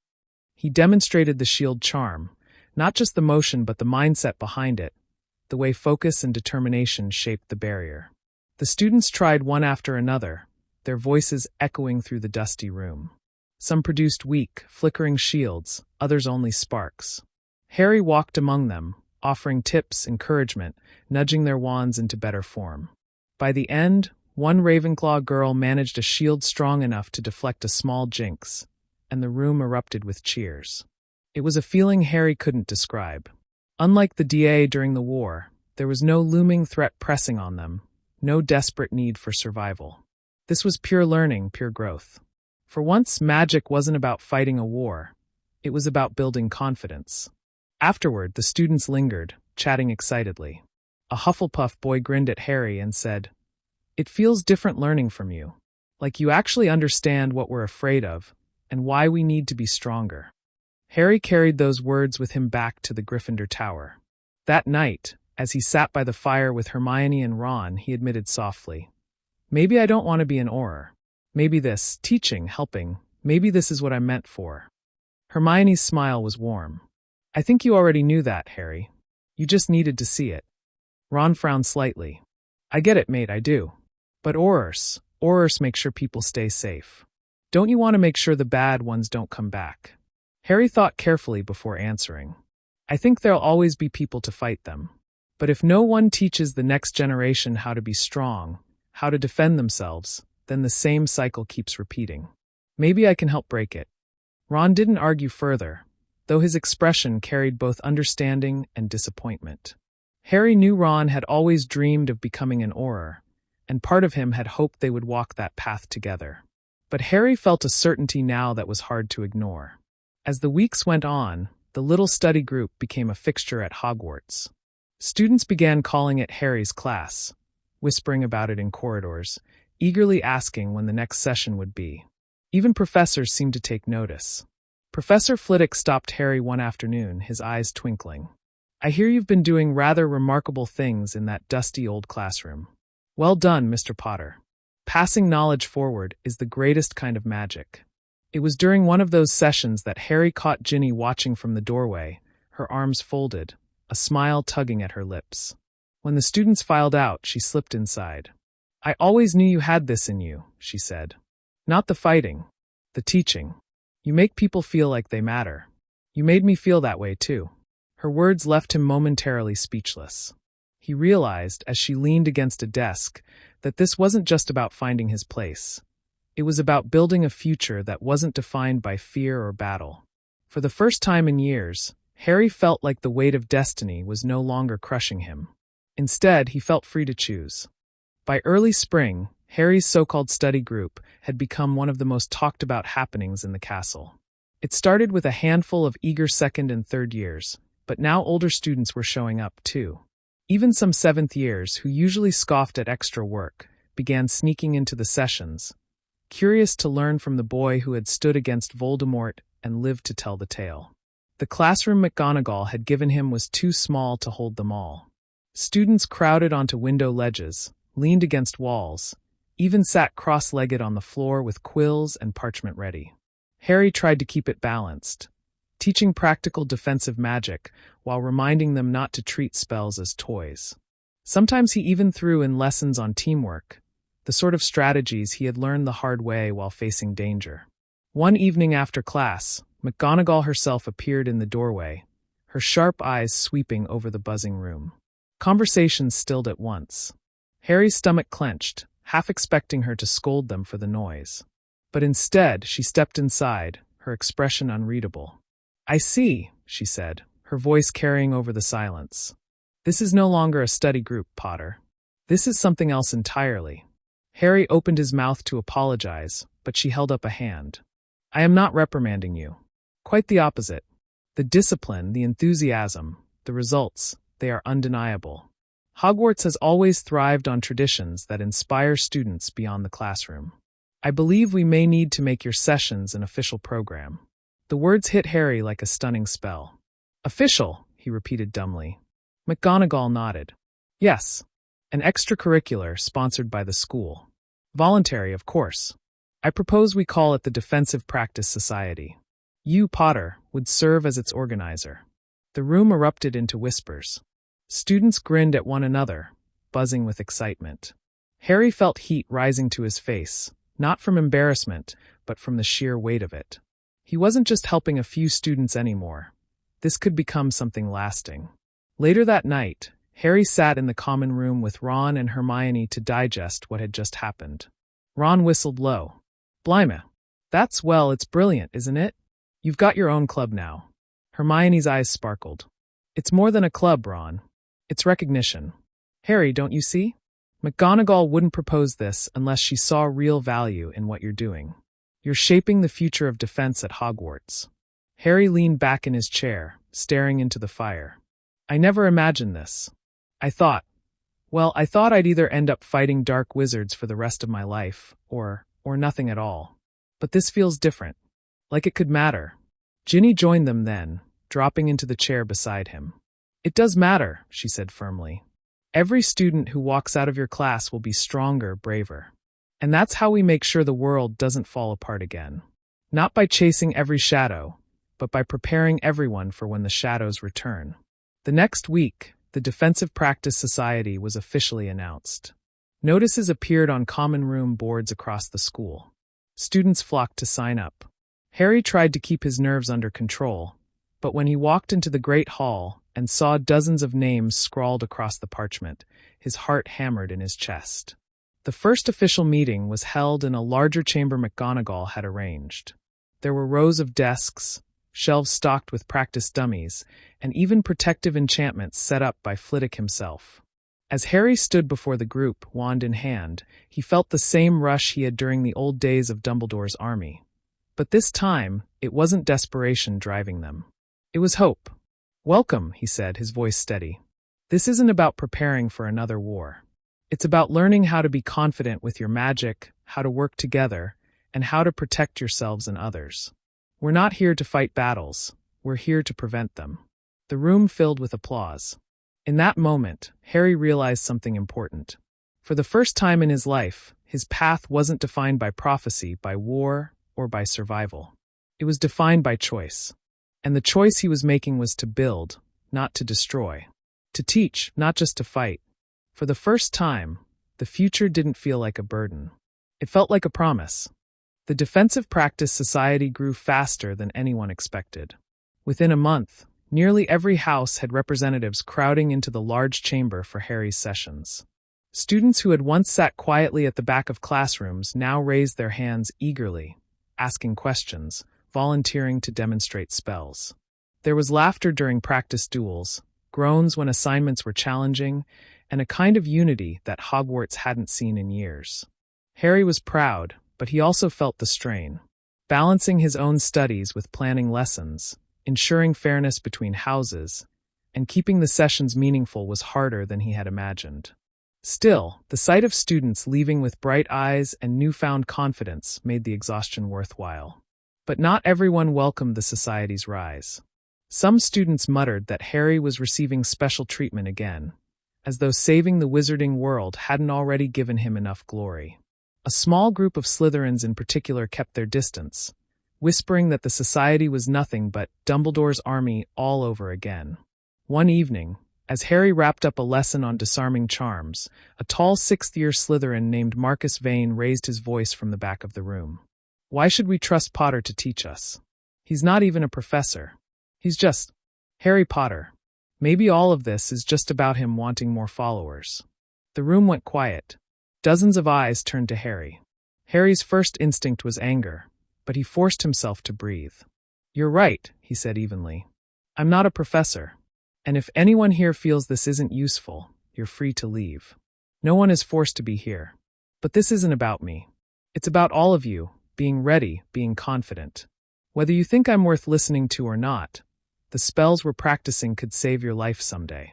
Marcus sneered but said nothing more. Still, his words lingered in Harry's mind long after the students had gone. Was he really helping, or was he just dragging everyone into his shadow? A few days later, Harry confided in Hermione as they studied in the library. She shook her head firmly. "Don't let that get to you, Harry. There will always be people who resent what you've achieved. But think of the dozens of students who believe in what you're teaching. They're the ones who matter." Ron added. "Yeah, and Marcus is just jealous you're better at magic than he'll ever be."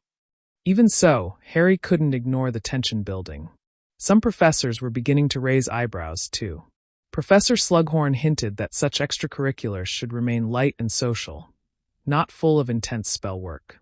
Even Hagrid worried aloud that Harry was pushing the kids too fast.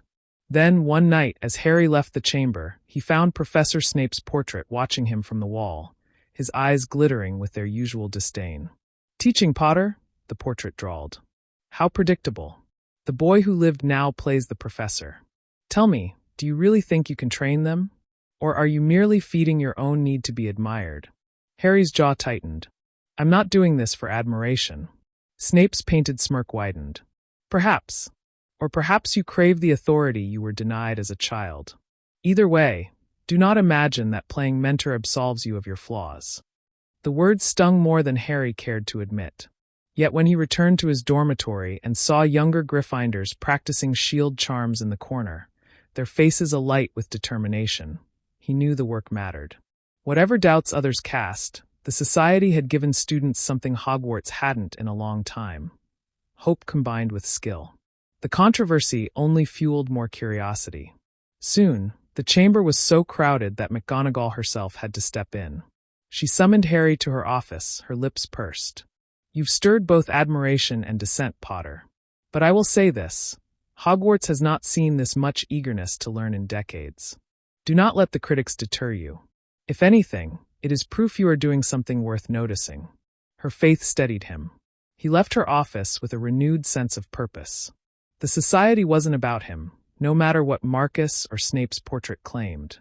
It was about preparing Hogwarts for a future where students would never again be as helpless as they had been during Voldemort's rise.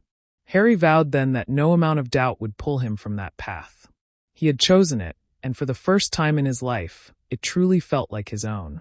By March, the Defensive Practice Society had grown too large for even the enchanted chamber McGonagall had prepared. Students arrived early to claim space, crowding shoulder to shoulder in anticipation of the next lesson. The energy reminded Harry of the Room of Requirement during the old DA days, but now the atmosphere was less desperate. The students weren't driven by survival. They were driven by curiosity, excitement, and a desire to prove themselves. Harry quickly realized that repeating simple duels and standard charms wasn't enough. The novelty of practicing familiar spells would wear thin. If the society was to last, he needed to make it challenging, inspiring, and different from the lessons they already received from the professors. So he began experimenting. The first change came in the form of scenario training. Harry arranged the chamber into shifting layouts: narrow corridors, shadowy forests, even mock village streets. Students were divided into teams and asked to navigate through while defending against surprise attacks conjured by enchanted dummies. The unpredictability thrilled them, and it forced them to think beyond wand movements. Strategy and quick thinking became just as important. Ron threw himself into helping, gleefully setting up surprise challenges. One evening he charmed the dummies to wear Death Eater masks, which startled the younger students but pushed them to act faster. Hermione balanced Ron's mischief by designing thoughtful drills, defending with minimal spells, conserving magical energy, and combining charms in clever ways. The blend of the three friends' ideas made the sessions dynamic and alive. Harry noticed something else, too. The students began teaching each other. Gryffindors helped Slytherins refine their dueling stances. Ravenclaws worked with Hufflepuffs to perfect defensive barriers, and the lines that once divided the houses seemed to blur. Watching them laugh together after a particularly difficult simulation, Harry felt a swell of pride. This was what Hogwarts should have always been. Still, he wasn't blind to the criticisms. Some professors worried the simulations were too intense, that they resembled military drills more than extracurricular lessons. A few parents sent owls questioning why their children were coming home with stories of elaborate duels. McGonagall defended him, but she warned Harry privately, "You must ensure this does not become reckless. Hogwarts cannot afford more accidents born of ambition." Harry took the warning to heart. He introduced strict safety measures, using protective enchantments and limiting the strength of offensive spells. He even created a system where older students acted as mentors for younger ones, giving them responsibility and ensuring a gentler balance of guidance. The changes only deepened the society's popularity. Soon, students who had never shown much interest in defense classes were excelling. A timid Hufflepuff named Eliza managed to disarm Ron during a demonstration, earning roaring applause. A Slytherin boy, who had once scoffed at the society, stunned everyone by mastering a complex shield charm and teaching it to others. But what set Harry's sessions apart most of all was his openness. Unlike other professors, he didn't stand above the students. He joined their drills, laughed at his own mistakes, admitted when he didn't know the answer to a question. That honesty made the students trust him. He wasn't just a teacher. He was one of them, older, scarred, but still human. One evening, after a particularly intense scenario drill, Ginny pulled Harry aside. "You do realize what you've created, don't you?" she asked, her eyes glinting with pride. "This isn't just a study group anymore. It's a movement. You're showing them what Hogwarts can really be." Harry looked out at the students packing up their wands and books, chatting excitedly about the next meeting. He thought of the world outside the castle, still fragile, still healing. If this was a movement, it wasn't one of rebellion or war. It was one of preparation, unity, and hope. And as much as doubts whispered at the back of his mind, Harry knew he was no longer drifting between other people's expectations. He was building something of his own, something that might outlast him. The momentum of the Defensive Practice Society could no longer be ignored. By April, word of its success had spread beyond the student body. Letters began arriving from parents, some full of praise for the confidence their children had gained, others bristling with concern that Harry Potter was turning Hogwarts into a training ground. McGonagall found herself fielding questions from the school governors, and the faculty began to divide. Professor Flitwick was the first to voice support. He pulled Harry aside after one society meeting, his tiny figure practically bouncing with excitement. "Marvelous work, Mr. Potter. Marvelous. I've never seen students so engaged outside of class. The coordination, the creativity. Why, I'd like to lend my expertise. Perhaps I could teach them some advanced charms that might complement your scenarios." Harry gratefully accepted, and soon Flitwick was guest teaching in the sessions, delighting students with clever twists on basic spells. The excitement grew, the applause was louder, and the sense that something new was being built deepened. Sprout, too, praised the society, noting how her Hufflepuffs were blossoming with newfound confidence. "You're giving them courage," she told Harry warmly. "And that's something no textbook can teach." But not everyone was pleased. Slughorn made a habit of muttering in the staff room about Potter's popularity contest, suggesting it might encourage dangerous overconfidence. Even Professor Vector complained that her arithmancy students were falling behind in assignments because they were too caught up in Harry's drills. The sharpest voice of dissent came from the History of Magic classroom, though Binns's opinion mattered little. He drifted through a lecture one morning declaring that Potter was fostering unnecessary excitement in a post-war era where calm should reign. The students laughed, but Harry knew the criticism among staff was no joke. The tension came to a head during a faculty meeting that Harry accidentally overheard while returning a borrowed book to McGonagall's office. The professors' voices spilled into the corridor, sharp and overlapping. "He's just a boy," Slughorn was saying. "A famous one, yes, but still untrained. Should we be placing so much authority in his hands?" "Untrained," Flitwick countered. "He has more practical experience than most of us combined. He faced Voldemort himself. If anyone can guide these students, it's Potter." "He's not guiding, he's commanding." Another voice chimed in, Professor Vector's. "I see students hanging on his every word, more than they do in their actual lessons. That sort of influence is dangerous." McGonagall's tone silenced them all. "Harry Potter has earned the right to be respected here. But I assure you, this is not a matter of fame or influence. It is about rebuilding Hogwarts as a place of strength. Still, I understand the concerns. We must ensure this society does not eclipse the rest of our education." Harry slipped away before they could notice him. His chest felt heavy. It wasn't that he doubted himself. He could see the good the society was doing. But the idea of being accused of power hunger stung. He had spent his life fighting against being used as a symbol.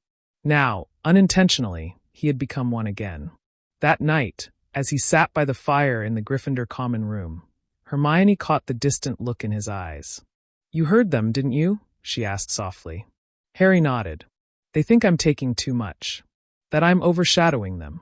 Hermione leaned forward. "Harry, listen to me. Of course some of them are unsettled. You're changing things. And change always makes people uncomfortable. But think of the students. They're learning in ways they never would have otherwise. That matters more than the discomfort of a few professors." Ron added, "And you're not trying to take over. You're just doing what you're good at. Let them grumble. The kids love it, and that's proof enough." Their support steadied him, but the seed of doubt remained.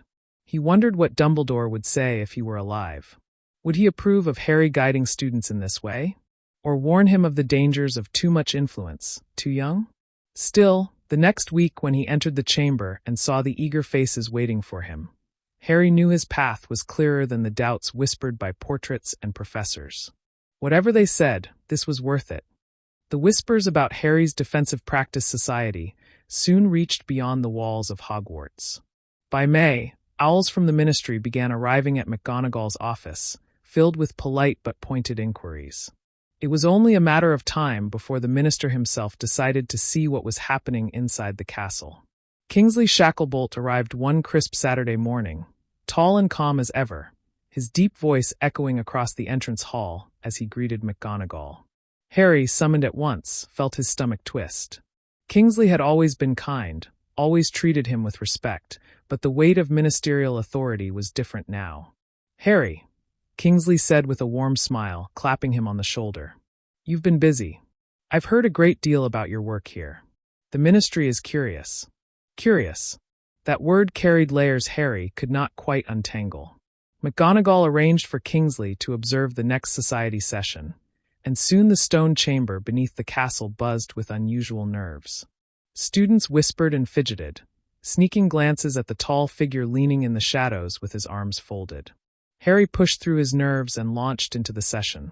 He explained a drill about countering simultaneous attacks, dividing the students into groups.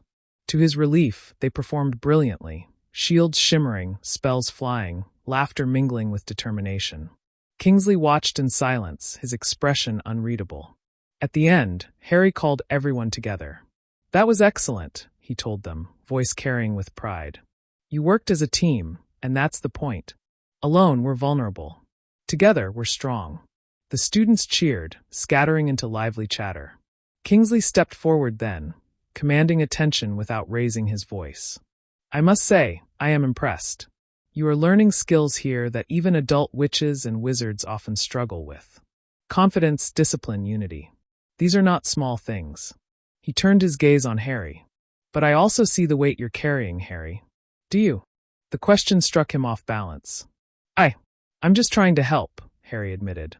Kingsley studied him with steady eyes. "That's what makes you who you are. But you must understand, leadership can change people. It can harden them, or it can break them. I've seen it happen." His voice softened. "Dumbledore trusted you with much. And I trust you too. But don't forget you're still young. Don't let this responsibility consume you." Later, Kingsley met privately with McGonagall in her office, though Harry was not invited. The students speculated endlessly afterward. Some believed Kingsley would shut the society down. Others thought he might formalize it into a recognized program. Hermione believed Kingsley was torn between admiration and caution, while Ron shrugged and said the minister probably just wanted to make sure Harry wasn't training a private army. That night, Harry found himself wandering the corridors, unable to sleep. Kingsley's words gnawed at him. Was he really carrying too much? He thought of the faces of the younger students, wide-eyed and hopeful, looking to him for guidance. Could he ever step back now? The following week brought the answer. A letter arrived bearing the official ministry seal. It was short, written in Kingsley's own hand. "Continue your work. You have my support. But keep it within Hogwarts and keep it balanced. Do not let it overshadow the education every young witch and wizard deserves. You are not only training fighters, you are shaping the future. Do so with care." Harry read the letter 3 times before folding it away. Relief washed through him, but so did the weight of responsibility. Kingsley's trust was not a free gift. It was a reminder that the society was no longer just a secret circle. It was something larger, something that could influence the entire wizarding world. That evening, when he entered the chamber, Harry looked at the eager crowd with new eyes. They were no longer just classmates. They were the first wave of something greater. And whether he liked it or not, he was at the center. By early June, the Defensive Practice Society had become impossible to keep within the walls of Hogwarts. Parents who had written letters of praise to McGonagall began writing to one another, and soon word spread through the wizarding community. Families who had lost loved ones in the war were especially supportive, eager for their children to grow strong. Others, however, voiced alarm at what they called a militarization of education. At breakfast one morning, Hermione unrolled the Daily Prophet and gasped. Across the front page ran the headline, "Potter training a new army at Hogwarts?" The article, filled with speculation and half-truths, quoted unnamed concerned parents, who claimed Harry was building a following loyal only to him. Rita Skeeter's tone was unmistakable, even if her name did not appear on the byline. She hinted at dark parallels, suggesting Harry's influence might rival that of Grindelwald in his youth. Students whispered nervously over their toast. Some laughed, dismissing it as tabloid nonsense. Others looked unsettled, wondering if there was a grain of truth. Harry kept his head down, but inside, he burned with frustration. He had spent years being twisted into a symbol, and now it was happening again. McGonagall summoned him to her office immediately after breakfast. The headmistress stood at her window, stiff as ever, her hands clasped tightly. "Harry," she said, turning to him, "you know I support your efforts. But this article will stir unrest. Parents will demand answers, and governors will question our direction." Harry clenched his fists. "I'm not building an army. I'm just teaching them how to defend themselves." "I know that," McGonagall replied firmly. "But perception can be as powerful as reality. You must understand the world is still raw from war. They see young witches and wizards drilling in combat, and they fear another conflict on the horizon." The following days were marked by tension. Owls arrived in droves, carrying letters from parents, some grateful, some furious. A few Slytherins even began mocking the Gryffindors, calling them Potter's little soldiers. Divisions that had begun to heal reopened like old wounds. Hermione worked tirelessly to draft careful responses for McGonagall to send back to parents. "We need transparency," she explained to Harry. "If we hide, it looks like guilt. If we explain, at least they can see the truth." But Ron was less patient. "Who cares what they think? You're doing something good. Let them whine." They weren't the ones facing Death Eaters in the corridors. Despite his friend's support, Harry felt the pressure mounting. It came to a head one afternoon when an owl delivered a letter not to McGonagall, but directly to him. The handwriting was sharp, unfamiliar. "Mr. Potter, I urge you to reconsider the path you tread. History does not look kindly upon those who gather the young into movements centered around themselves. Even the noblest intentions can turn to ruin. End this before it consumes you. A concerned observer." Harry folded the parchment slowly, the words echoing in his mind. He wondered who had sent it. A parent? A professor? Someone in the ministry? The anonymity made it more unsettling. That evening in the chamber, the students noticed Harry's hesitation. He went through the motions of drills, but his voice lacked the usual spark. Hermione caught his eye, her brow furrowing, but he shook his head. Afterward, as the students dispersed, Neville stayed behind.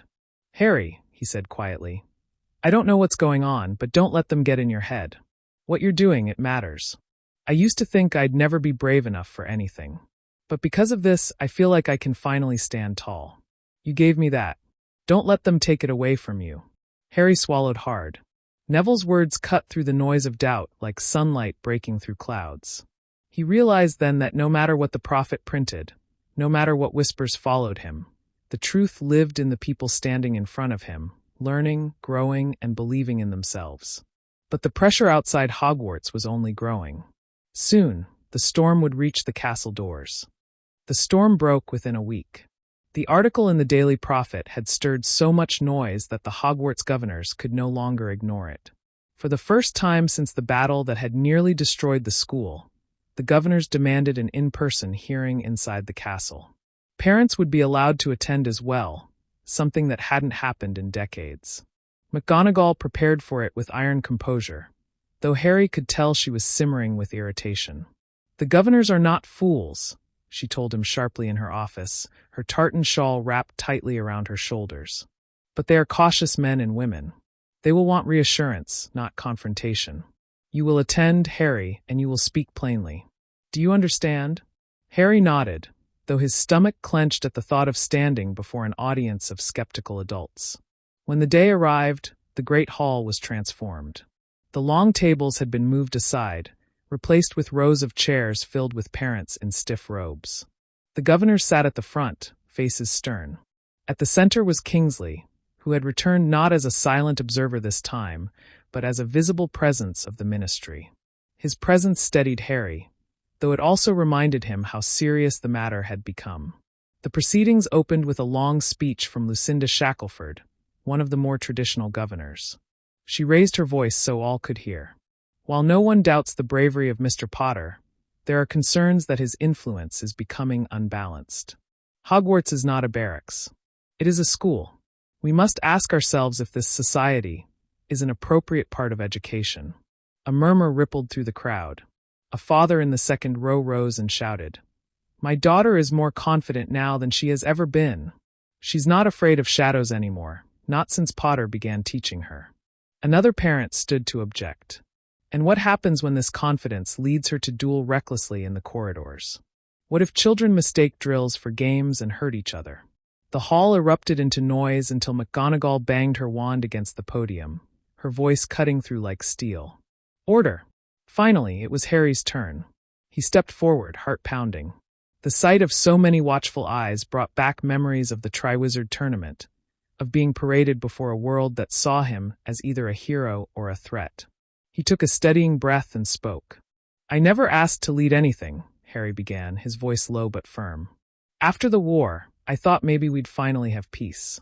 But peace doesn't erase fear. I saw how fear paralyzed us during the worst of it, how it made people hesitate when they should have acted. I started the society because I didn't want anyone here to feel helpless again. Not against Voldemort, not against anyone. It's not about me. It's about them. He gestured to the students gathered at the edges of the hall. Neville, Ginny, Luna, and dozens more. Their faces shone with pride and defiance. Hermione stepped forward then, lifting her chin. We aren't just learning spells. We're learning trust, teamwork, and resilience. If that frightens anyone, perhaps they've forgotten what nearly destroyed us all. Ignorance and division. We won't let that happen again. The students erupted into applause. Some parents joined them, others crossed their arms. The governors exchanged sharp glances. Kingsley finally rose, his presence silencing the hall. I have seen what this society is, he said, his deep voice steady. I watched with my own eyes, and I tell you this. Harry Potter is not building an army. He is teaching courage. The world is still fragile, and Hogwarts must remain a place of learning, yes, but also of preparation. I, as minister, support this society under the guidance of Headmistress McGonagall. The declaration carried the weight of law. Though some governors still frowned, none dared to oppose him openly. The tension loosened, though not completely. The prophet would not let the matter rest, nor would those who feared Harry's influence. But for now, the society stood on firm ground. That night in the Gryffindor common room, Ron leaned back with a grin. Well, that's that then. Kingsley sorted it out. You're untouchable now. Harry shook his head. He could feel in his bones it was far from over. Kingsley's support gave him breathing room, but it also meant the world outside was watching him more closely than ever. One mistake, and the society might collapse under the weight of expectation. The fire crackled low as Harry stared into it, feeling the weight of eyes he could not see, waiting for him to falter.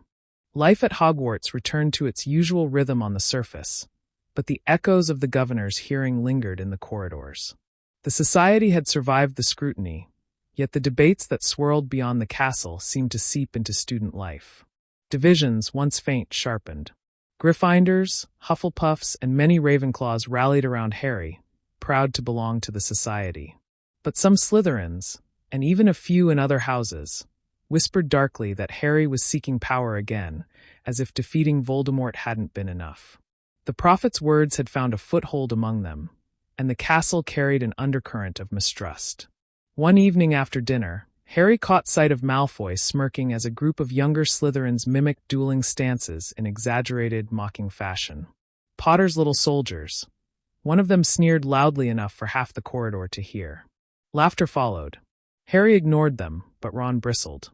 Let me at them, Harry. Just once. They think this is a game. Leave it, Harry muttered. They want us to snap. That's all. Still, it ate at him. Mockery he could endure, but the idea of younger students dismissing what the society meant, that stung. Meanwhile, the society itself flourished. Attendance swelled, and the chamber filled beyond what Harry had imagined possible. He noticed shy first-years who once struggled with even basic spells now standing taller, wands steady. Older students like Neville began taking more leadership, running smaller drills so Harry could focus on advanced lessons. Yet with growth came friction. Not every student agreed on methods. Some wanted to practice only defense. Others argued they needed offensive spells to be truly prepared. Heated debates broke out in corners of the chamber, forcing Harry to step in and remind them of the society's purpose. Hermione warned him one night in the library. The bigger this gets, the harder it will be to keep it unified. Different houses, different values. You'll need structure, Harry. Real structure, or it will start pulling apart. Harry knew she was right, but the thought of formalizing the society like a classroom made him uneasy. It was supposed to be free, something built on trust and choice. Still, he couldn't ignore the cracks forming. Outside Hogwarts, the world continued to buzz. Letters kept arriving, some begging for invitations, others demanding the society be shut down. Rumors spread that Beauxbatons and Durmstrang were debating whether to form their own groups in response, sparking talk of an arms race in magical education. Hermione clipped every article for her growing scrapbook of the society's history, muttering that they were watching the beginning of something larger than any of them realized. Harry's own doubts deepened after a small incident one rainy afternoon. During a practice duel, 2 third-years lost control of their spells. One hex ricocheted into a wall, blasting apart a section of stone. No one was hurt, but the panic that swept the chamber reminded Harry of the stakes. He ordered the meeting ended early, his voice harsher than he intended. The students filed out quietly, shaken. That night, alone by the window in Gryffindor Tower, Harry admitted the truth to himself. The society was no longer just his idea. It was becoming a movement, with weight and momentum beyond what he could control. For the first time, he wondered if the whispers were right, if he had started something he might not be able to contain.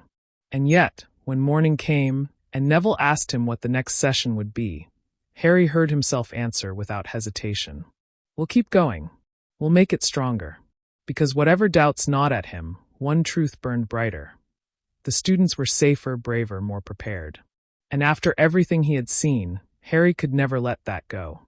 By mid-June, the society had become too large to ignore its growing pains. What had begun as a single group bound by trust and purpose was slowly fracturing into factions. It started subtly. Some of the older students, particularly those who had fought in the Battle of Hogwarts, wanted the sessions to grow harsher. They argued that students needed to be prepared for the reality of combat, not just classroom-friendly drills. Neville, Ginny, and a handful of others supported this push, believing that without real pressure, the younger members would crumble in a true fight. On the other side, a group led by several Ravenclaws wanted to focus on technical mastery of spells, precise incantations, wand movements, controlled magic. Discipline over chaos, one of them said during a heated discussion. They resented the emphasis on simulated battles, calling them reckless and unproductive. The arguments reached their peak one evening when 2 groups clashed in the chamber, shouting over each other until Harry had to raise his voice to silence them. "This is exactly what I didn't want," he snapped, anger sparking in his chest. "We're supposed to be learning together, not tearing each other apart." Hermione, ever the observer, pulled him aside afterward. "You can't expect this many people with different ideas to stay in perfect agreement. It's natural they'll divide. The question is whether you'll let it split them apart, or find a way to weave it into something stronger." Harry knew she was right, but he had no idea how to do it. The tension wasn't limited to the chamber. Around the school, the society's presence became a marker of identity. Students began boasting of their roles, duelists, strategists, charm specialists, while others accused them of arrogance. Even prefects struggled to manage arguments in the corridors. The society had become its own miniature Hogwarts, full of ambition, pride, and conflict. One night, unable to sleep, Harry wandered the halls and found Neville sitting alone in the courtyard, his wand glowing faintly as he practiced defensive wards. "They're looking to you for answers, Harry," Neville said without turning. "But they'll tear themselves apart if you don't give them a vision. Something bigger than drills. Something worth uniting around." Harry sat beside him, listening to the rain pattering on the stone. A vision. He had been running the society on instinct, doing what felt right in the moment. But Neville was right, instinct wasn't enough anymore. The outside world only sharpened the pressure. Word reached Hogwarts that Durmstrang had indeed announced the formation of their own defense circle, led by their headmaster. Beauxbatons was considering something similar. The prophet seized on the story, declaring that Potter's society has sparked a continental movement, painting him as either a pioneer or a dangerous provocateur, depending on the column. When Harry read the headlines, he felt his stomach sink. This wasn't just a Hogwarts issue anymore. What he had started was echoing across Europe. At the next society meeting, Harry stood before the crowded chamber and felt the weight of every gaze. The divisions, the expectations, the fear, they all pressed against him. For a long moment he said nothing. Then slowly he began. "This society was never meant to be about me," he said, voice steady. "It was meant to be about us. About making sure no one is ever helpless again. But I see now we've lost sight of that. We're arguing over methods, over who's right and who's wrong. That's not why we're here. We're here because we've lived through fear, and we know we can be stronger than it. That's what unites us. And if we hold to that, nothing can break us apart." The chamber fell silent. For the first time in weeks, the factions seemed to ease. They weren't healed, not fully, but Harry had given them something to cling to, a reminder of why the society existed. Later, Hermione told him, "That was the first step, but it won't be the last. If this grows any further, you'll need more than words. You'll need structure, leadership, maybe even rules." Harry didn't answer right away. He thought of Dumbledore's army, built on trust and rebellion, and wondered if it was possible to preserve that spirit while shaping something larger. The answer, he knew, would determine the society's future. The days after Harry's speech felt calmer, but the underlying cracks remained. Hermione's words stayed with him: structure, leadership, rules. It wasn't what he had wanted, yet he began to realize the society had grown too large to run on instinct alone. So Harry started small. He asked Neville, Ginny, and Luna to stay behind after one of their evening sessions. The four of them sat on the cold stone steps of the chamber, their voices low. "I can't run this alone anymore," Harry admitted.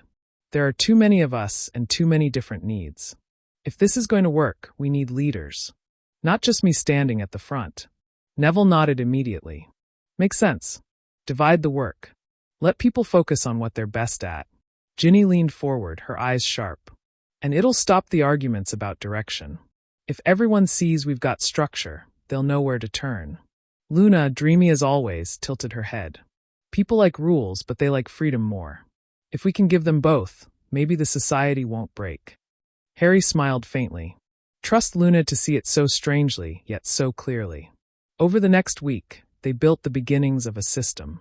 Harry would remain the overall guide, but he named Neville as the lead for defensive strategy, Ginny for dueling practice, and Luna for creative applications.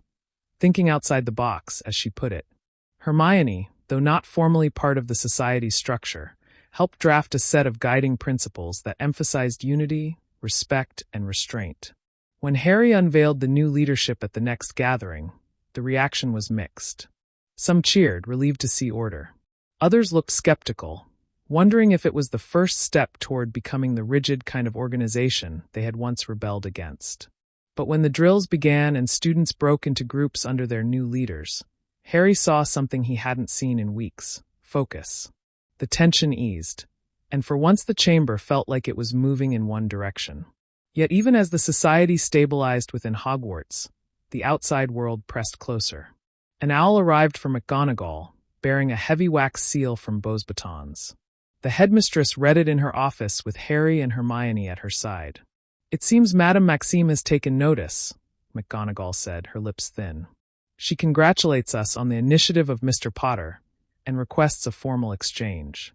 She proposes sending a delegation of her students to Hogwarts for joint training sessions." Harry blinked. "Joint training? Apparently, she believes what you've built here could inspire greater cooperation across schools," McGonagall said. "Though one might also suspect she wants her students to measure themselves against yours." Hermione's eyes gleamed. "This could be historic, Harry. Hogwarts, Beauxbatons, and maybe even Durmstrang working together. It could reshape magical education." But Harry felt a weight settle in his stomach. It was one thing to guide his classmates. It was another to stand at the center of something spreading across Europe. McGonagall studied him carefully. "I will consider Madame Maxime's offer. But Harry, you must understand what this means. The society is no longer a private experiment. It is becoming a symbol, whether you wish it or not. And symbols are not easily controlled." That night, Harry lay awake in his four-poster bed, staring at the canopy above. He had tried to keep the society within the castle walls, but its reach was slipping from his grasp. A delegation from Beau's batons could be the start of something extraordinary, or the moment everything spiraled beyond his control. And in the silence of the dormitory, Harry wondered whether he was guiding the society toward a brighter future, or whether it was dragging him somewhere he wasn't ready to go. The morning of Beau's arrival dawned with a restless hum throughout the castle. Whispers carried across breakfast in the great hall, where every eye seemed drawn to the staff table. Harry barely touched his toast. McGonagall had announced the exchange just 2 nights before, and the reality of it was settling in like a stone in his chest. When the enchanted carriages from Beau's batons glided onto the grounds, drawn by massive winged horses, the entire student body gathered outside to watch. The sight was magnificent, blue silk banners rippling in the wind, students stepping down in coordinated fashion, wands at their sides like polished ornaments. They carried themselves with poise, every movement deliberate, as though they had rehearsed this entrance. At their head strode Madame Maxime, towering and graceful, her expression composed yet appraising. Behind her, a dozen Beau's batons students stood in perfect formation, their eyes sweeping the Hogwarts crowd. Harry felt the shift immediately. Beau's batons had come not just to learn, but to test. Introductions were made in the entrance hall, where Maxime clasped McGonagall's hands warmly. Such initiative, Minerva. This generation must be stronger than any before.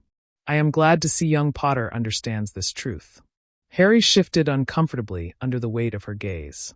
He had not asked for this recognition, yet here it was, being placed squarely on his shoulders. The first joint session was scheduled in the Great Hall, its long tables pushed aside to create a dueling space. Hogwarts students lined one side, Beau's batons the other. The air crackled with anticipation, tension hiding beneath polite smiles. Hermione, standing close to Harry, whispered, "This could go brilliantly, or very, very badly." Neville took charge of the opening drills, calling Hogwarts volunteers forward. Beau's batons answered with precision, their spells crisp and almost musical. Dueling pairs exchanged hexes and shields in rapid succession, their wandwork polished and elegant compared to Hogwarts' raw force. Ginny led her group with fiery determination, while Luna coaxed her teammates into creative, unorthodox maneuvers that left the visitors blinking in surprise. By mid-session, it was clear Beau's batons excelled in grace and coordination, while Hogwarts favored boldness and adaptability. Each style impressed the other, though pride flickered in every glance. A spark was inevitable. It came when a tall Beau's batons boy named Etienne squared off against Seamus Finnegan. What began as a standard exchange escalated quickly. Etienne's disarming spell hit hard, sending Seamus sprawling. Laughter rippled among the French students. Seamus flushed, sprang up, and retaliated with a loud blasting curse that rattled the chandeliers. Gasps echoed through the hall. Before Etienne could counter, Harry stepped forward. "Enough!" His voice rang across the chamber. Both boys froze, wands still raised. The hall went silent, eyes darting between Harry and the challengers. Harry's chest tightened. This was the moment. He could feel Maxime's gaze on him, McGonagall's too, both weighing his response. He walked between Seamus and Etienne, his voice steady but sharp. "This isn't a competition to humiliate each other. We're here to learn, to prepare for what's out there. Every spell you waste on each other is one less you'll have when it truly matters." For a long moment no one moved. Then Neville stepped up beside Harry, his voice calm but firm. "Hogwarts trains to fight for survival. Beau's batons trains for discipline. We can learn from each other if we're willing. Or we can throw hexes until one side limps home." The tension cracked, softer murmurs rippling through the hall. Slowly, Seamus lowered his wand. Etienne followed, though with a flicker of pride still in his eyes. The drills resumed, this time with pairs mixed across schools. Harry caught Luna teaching a Beau's batons girl how to use environmental distractions, while Ginny sparred fiercely with a partner twice her size, her determination drawing murmurs of admiration. Even the stiffest Beau's batons students began to loosen, curiosity edging out arrogance. By the time the session ended, the great hall buzzed with energy. Hogwarts and Beau's batons students exchanged cautious nods, some even smiles. It wasn't perfect, but it was a start. That evening, Harry lingered by the window in Gryffindor Tower, staring out at the moonlit grounds. He knew this was only the beginning. The society had crossed a threshold. Hogwarts was no longer training in isolation. Now they were part of something larger, something that could unite or divide the wizarding world even further. And deep down, Harry wondered how long it would be before Durmstrang noticed, and whether they would come with open hands or clenched fists. The exchange with Beauxbatons had barely settled into rhythm when whispers began drifting into Hogwarts from across the continent. Owls carried letters to staff and students alike, fragments of rumor stitched together into a worrying picture. Durmstrang had heard. It started with an intercepted letter one morning at breakfast. Hermione slid it across the table toward Harry, her brow furrowed. It was meant for McGonagall. An owl mixed it with the rest. The parchment bore the seal of a northern family Harry didn't recognize. The message was short but sharp. Durmstrang's headmaster had convened a council, stirred by reports of Hogwarts building a fighting force under Harry Potter's banner. They spoke of Hogwarts not as an ally, but as a potential threat. Harry stared at the words until they blurred. They think we're preparing for war. Hermione's voice was low. From their perspective, that's exactly what it looks like. Beauxbatons joined willingly. They'll see it as an alliance forming without them.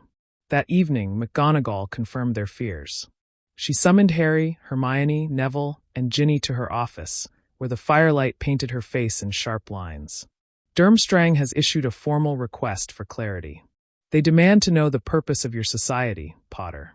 They suggest that, if they are excluded, they will form their own answer to your efforts. Which means a rival army, Neville muttered, fists clenched. Or worse, McGonagall replied. Durmstrang has never been shy about darker teachings.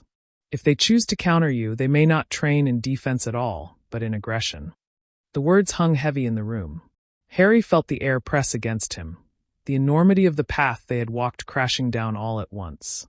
He had wanted to prepare his friends, to protect them. Now it was becoming something bigger than Hogwarts, bigger than him. Ginny leaned forward, fire in her eyes. So what do we do? If we ignore them, they'll grow hostile. If we invite them, we risk letting something dangerous through the door. Hermione's gaze flickered between Harry and McGonagall. There might be a third option. Meet them halfway. Send an envoy. Not to welcome them in completely, but to show we aren't trying to exclude them. If we don't open some kind of dialogue, this will spiral. McGonagall's lips tightened. It would be dangerous. Durmstrang's reputation is not without cause. But Hermione is correct. A gesture may prevent escalation. She turned to Harry. They will expect to see you. They consider you the face of this movement, whether you like it or not. Harry felt his stomach sink. A meeting with Durmstrang. He pictured dark robes, cold faces, the echo of spells cast with no thought of restraint. He thought of Ron, too.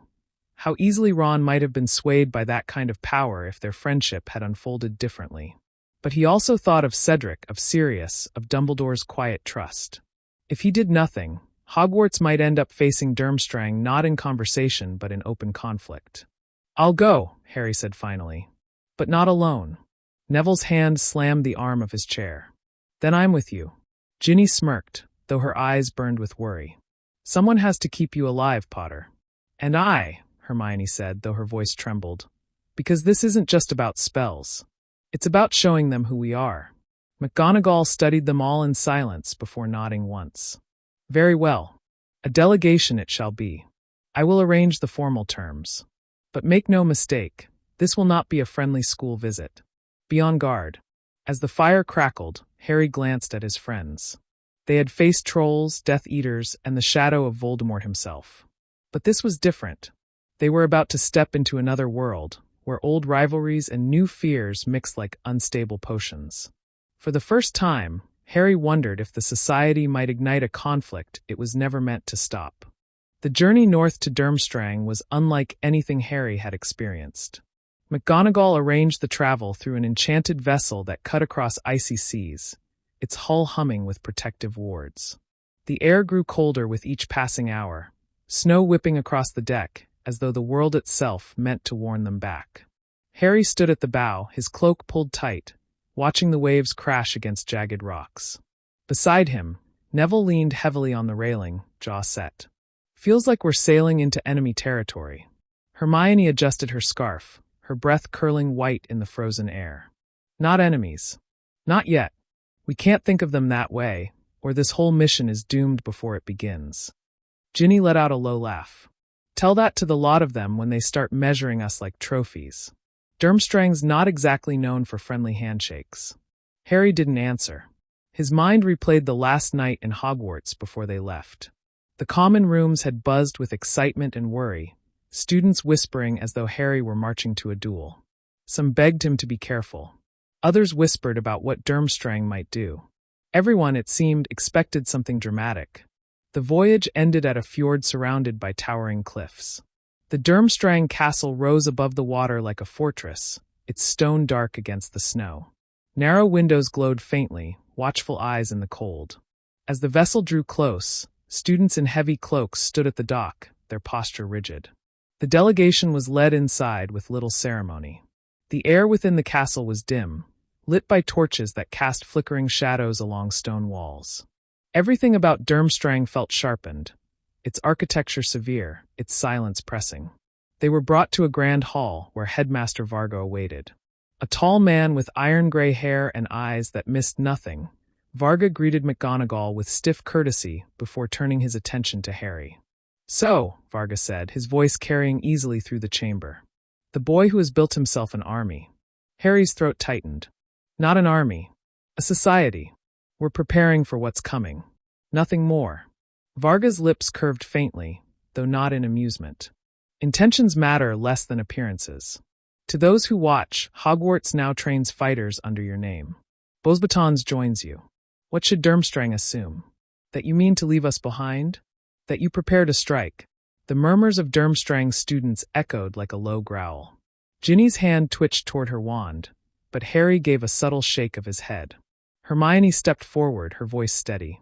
"We don't seek to exclude anyone, but we also don't force anyone to join. The society is about protecting ourselves, not posturing.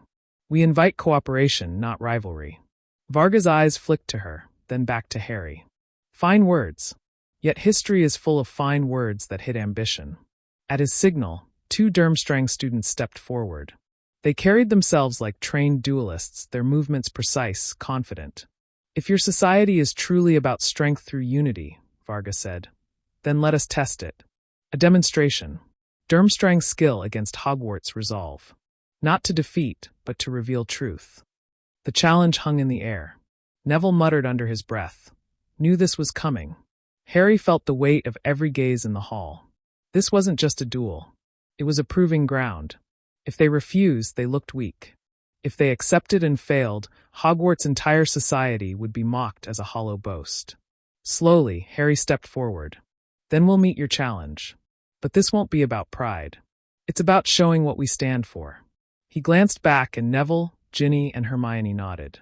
The floor cleared, torches flaring brighter as if eager for spectacle. Durmstrang students spread along the edges, their faces a mix of suspicion and excitement. Harry raised his wand, his heart pounding. The duel was about to begin. The torches lining the hall flared high as Harry and his friends faced the 2 Durmstrang duelists. The crowd pressed close, a ring of dark robes and cold eyes, their whispers sharp as steel. Harry's grip on his wand tightened. This wasn't just about spell work. Every flick of his wrist would speak for Hogwarts, for the society, for the choices he had made. Varga lifted a hand, his voice low but cutting through the hall. "This is not a duel to destroy, but to test. Yield when you must. Show us what your training has truly made of you." The Durmstrang pair bowed stiffly. Harry and Neville answered with a nod, Ginny and Hermione mirroring the gesture. Then the silence broke. The first exchange came fast. A jet of crimson light shot from the wand of the taller Durmstrang, sharp and direct. Harry parried with a shield charm, sparks bursting as the force rattled his arm. Beside him, Neville countered with a binding hex, only for the second duelist to dissolve it with a fluid, practiced slice. They were precise, clinical, every movement drilled into muscle memory. Harry could see the discipline in their posture, the way their spells flowed seamlessly from one into the next. Durmstrang fought like soldiers. Hogwarts fought differently. Ginny's hexes came in fierce bursts, unpredictable angles that forced her opponent to pivot awkwardly. Hermione layered charms atop curses, using one spell as misdirection for the next. Neville, steady as a rock, absorbed pressure with stubborn defense, his counterstrikes deliberate, patient. Harry saw the rhythm forming, Durmstrang moving like a machine, Hogwarts like a storm. He drew on that difference, launching a sudden stunner not at his duelist, but at the flagstones at their feet. Stone cracked, dust rose, and in that heartbeat of distraction, Ginny's bat-bogey hex struck true. The crowd gasped as the Durmstrang boy stumbled, swatting wildly at conjured beasts. The hall erupted in noise. Cheers from Hogwarts' side, jeers from Durmstrang students who saw the chaos as undignified. But Harry pressed the advantage, his wand a blur. Spells collided in midair, light splintering across the chamber. Then came the turning point. The second Durmstrang duelist raised his wand high and shouted a curse Harry didn't recognize. A lash of black light cracked against Neville's shield, shattering it.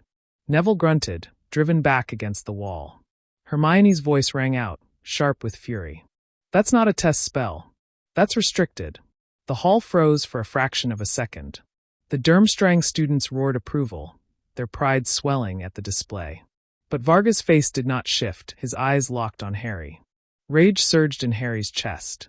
He stepped forward, wand blazing, and unleashed a barrage of disarming spells that hammered against the dark curse until it broke apart like glass. The Durmstrang boy staggered, his wand wrenched from his grip. Silence followed. The duel was over. Both Durmstrang duelists stood panting, one clutching his side, the other humiliated without his wand. Harry lowered his arms slowly, chest heaving. Varga rose. His voice carried no warmth, but neither did it hold anger. Impressive. Not polished, not uniform, but resourceful. You fight like survivors, not soldiers. That, perhaps, is a different kind of strength. The Durmstrang crowd rippled with mixed reactions, some scowling at the loss, others grudgingly nodding at what they had witnessed. Harry turned to check on Neville, who straightened with a grim smile. Still standing, he muttered. Hermione's face was pale with fury. They could have hurt you badly. That curse. We won, Ginny cut in, her voice fierce. And we showed them exactly who we are. Harry looked back at the Durmstrang students, their eyes burning with something between challenge and respect. He knew this wasn't over. This duel had been a spark. What it would ignite, he couldn't yet see. The duel's echoes still clung to the stone walls as Harry and his friends were escorted out of the hall. The torches dimmed behind them, leaving only murmurs and sharp glances from the Durmstrang students. The corridors felt colder now, every step accompanied by the weight of what had just unfolded. They were brought to a smaller chamber, its hearth throwing weak light across long wooden benches. McGonagall was already there, her face taut, arms folded tightly across her chest. Varga entered moments later, his presence filling the room like a shadow. You have made your point, Varga said evenly, settling into a carved chair at the far end of the table. His gaze flicked to Harry, then to McGonagall. Your students fight with unpredictability. It unsettles mine. Perhaps that is your strength, or perhaps it is recklessness. McGonagall's eyes narrowed. And your student used a curse that had no place in a controlled duel. You call us reckless, Headmaster Varga, yet you allow your pupils to flirt with the forbidden. The silence between them cracked like ice. Varga's lips thinned, but he did not deny it. Instead, he turned back to Harry. Tell me, boy, do you seek to unite Europe's students under your banner, or simply to parade your defiance? Harry forced himself to meet the man's gaze. His voice came out steadier than he felt. We seek to survive, to be ready for what's coming. If others want to join us, they can. If they don't, we won't force them. But we won't let ourselves be broken apart just because Durmstrang feels threatened. For a heartbeat, the only sound was the crackle of fire. Then, to Harry's surprise, a faint smile tugged at the corners of Varga's mouth. There is fire in you. Dangerous, but not without merit. The meeting ended without resolution. No promises were made, no alliances forged, but neither were there declarations of hostility. It was an uneasy pause, the kind that felt more like a blade sheathed than discarded. That night, back in their quarters, Hermione paced the narrow room until her footsteps echoed like a metronome. That curse could have shattered Neville's ribs. If Harry hadn't broken it. I'm fine, Neville cut in, rubbing his shoulder with a grimace. But she's right. Durmstrang's not here to make friends. They wanted to prove something. Ginny leaned against the window, her hair lit silver by the moonlight. And instead, Harry proved something. They respect strength, even if they'll never admit it outright. Harry said nothing. He lay awake long after the others drifted into restless sleep, staring at the ceiling beams. The duel had shaken him, not just because of the danger, but because of what it revealed. Durmstrang wasn't going to sit quietly. They wouldn't bow, but they also wouldn't retreat. That left them in a space between ally and enemy, a space as volatile as a live curse. Days later, when they returned to Hogwarts, the atmosphere was electric. The news of the duel had traveled faster than they had, embroidered with every telling. In the Great Hall, Beauxbatons students leaned forward eagerly, pressing for details, their voices mixing admiration with rivalry. Hogwarts students buzzed with pride, boasting that their society had faced Durmstrang on its own ground and held firm. But beneath the cheers and whispers, Harry caught something else: expectation. They were looking at him differently now, not just as their leader, but as someone who had stood in the center of a storm and walked out unbroken. Hermione noticed too. "They're not just following you anymore," she murmured one evening, watching as younger students crowded near him in the corridor. "They're starting to believe you're inevitable." The word struck Harry like a weight. Inevitable. As though his choices no longer mattered, as though the tide carried him whether he wanted it or not. He had built the society to prepare his friends, but now it was becoming something larger. Something that demanded not just survival, but direction. And Harry wasn't sure where he was leading them. The weight of inevitability followed Harry through the castle like a shadow. Everywhere he went, eyes tracked him, some filled with admiration, some with unease, but all with expectation. Younger students lingered near him in corridors, hoping for advice or even just acknowledgement. Beauxbatons students deferred to him during drills, even when Neville or Ginny was leading. The society no longer belonged to its members. It belonged to Harry Potter. He hated it. One evening, after a particularly tense session, Harry slipped away to the astronomy tower. The sky stretched endless above, stars sharp against the black. He leaned on the cold stone, wishing the night could strip the weight from his shoulders. He hadn't asked for this. He hadn't asked for people to look at him like a general. He was just trying to keep them alive. Hermione found him there, her footsteps soft but certain. She didn't speak at first, just stood beside him, gazing at the constellations. Finally, she said, "You can't outrun it, Harry. People are looking for someone to lead. Whether you accept it or not, they've chosen you." Harry's jaw tightened. "I'm 17. I don't know how to lead a school, let alone whatever this has become. They think I've got all the answers, but half the time I'm making it up as I go." "That's exactly why they trust you," Hermione replied quietly. "Because you don't want the power. You don't chase it. You carry it because you feel you must. That's rare, Harry, and it's why they'll follow you even further." He turned to her, anger and fear clashing in his chest. "Further where? To war? To their deaths? What if all I'm doing is painting targets on their backs?" Hermione's eyes softened, but she didn't look away. "Then you make sure those targets mean something. That if they fight, it's for each other, not for you. That's the difference between a tyrant and a leader." Her words lingered, but they didn't ease the storm inside him. Outside the tower, the wizarding world was already beginning to shift. The Daily Prophet published a cautious piece about the Society of Hogwarts, portraying it as both promising and dangerous. "A student militia," the headline read, "led by the boy who lived." Some praised the effort as necessary preparation for dark times. Others decried it as reckless, even threatening, warning that Harry Potter might be building something he could not control. Foreign newspapers were less restrained. The French press lauded Hogwarts' initiative, calling Harry a beacon of unity. A Bulgarian wizarding gazette condemned him as a reckless child dragging Europe into chaos. Even small magical communities in Scandinavia and Eastern Europe began debating whether to copy the model or to prepare defenses against it. Harry read the clippings late at night in the common room, the fire crackling low. Each headline made his stomach twist tighter. He had wanted to train his classmates, not redefine the future of wizardkind. Yet here it was, Hogwarts, Beauxbatons, even Durmstrang, all orbiting something he had started almost by accident. Ginny found him hunched over the parchment one evening, her eyes scanning the prophet's bold letters. "They can say what they like," she muttered, "but we know the truth." Without you, none of this would exist. And without this, half of us would be defenseless. Neville dropped into a chair across from them, looking weary but resolute. They're scared, Harry. Not just of you, of what's coming.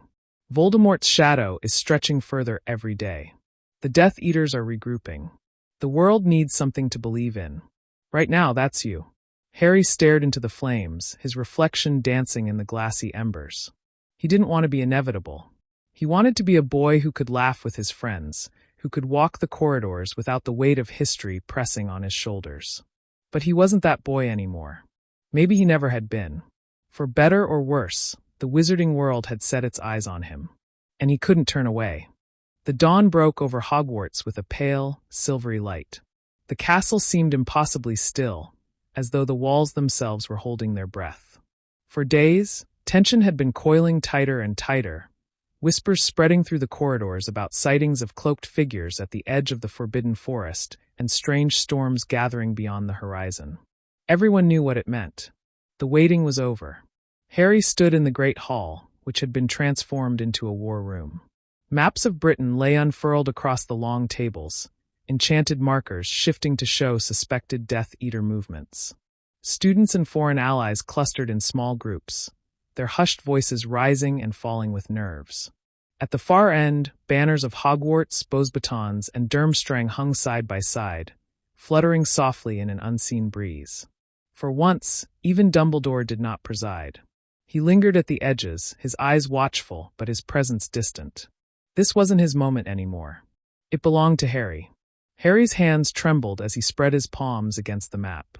He remembered his first year. The boy who had stared into the mirror of Ariste, who had craved nothing more than a family. He remembered the Chamber of Secrets, Cedric's fall in the graveyard, the prophecy whispered in hushed tones. Each step had brought him here, to this impossible moment, to the gathering storm. He looked up and saw Hermione standing near the front, her face pale but steady. Neville beside her, jaw set with quiet strength. Ginny's eyes never left him, fierce and unyielding. Even Fleur and Victor waited with solemn intensity. All of them were looking to him. And for the first time, Harry didn't flinch. He stepped forward, his voice carrying through the hall. We were never meant to be soldiers. We were meant to be students, friends, children. But Voldemort didn't give us that choice. He decided that none of us, which wizard, muggle-born, or otherwise, deserved to live free. And so here we are. Not because we want glory. Not because we want power. But because we want to live. The hall was silent, but for the beating of hundreds of hearts. Harry's voice grew stronger. They will call us reckless. They will say we're too young, too untrained. They will say we're destined to fail. But look around you. Every one of us has already stood against the darkness in our own way. Every one of us has something to fight for. And that makes us more dangerous than Voldemort will ever understand. A ripple of energy surged through the hall, fear transforming into resolve. Wands were gripped tighter. Heads lifted. Eyes sharpened. Harry raised his hand, not in command but in solidarity. This isn't my fight. It's ours. No matter what comes, we face it together. We fight for each other. For Hogwarts. For every life Voldemort wants to crush. And we will not break. The great hall erupted in a thunder of voices, the sound shaking the enchanted ceiling until even the stars above seemed to tremble. In that roar, Harry felt the weight on his chest shift. It was still heavy, but it was no longer crushing. It was shared. The society was no longer a secret club. It was no longer an idea whispered in hidden rooms. It was a movement, a force, a beacon. As the cheers echoed and banners rippled in the unseen wind, Harry realized something with absolute clarity. He had not trusted Ron, and that choice had rewritten everything. It had led him here, to a hall filled with allies who believed in him more than he believed in himself. To a war not yet won, but no longer hopeless. The doors of the great hall burst open with a boom, a messenger stumbling in, breathless and pale. "They're here," he gasped. "At the gates." The room fell silent once more, the roar dying to a razor-sharp hush. Harry looked around, meeting every gaze that met his. He felt no crown on his head, no throne beneath him. He was just Harry. But for them, for this family forged in fire and fear, he would stand. "Then let's meet them," he said. And together, they marched toward destiny.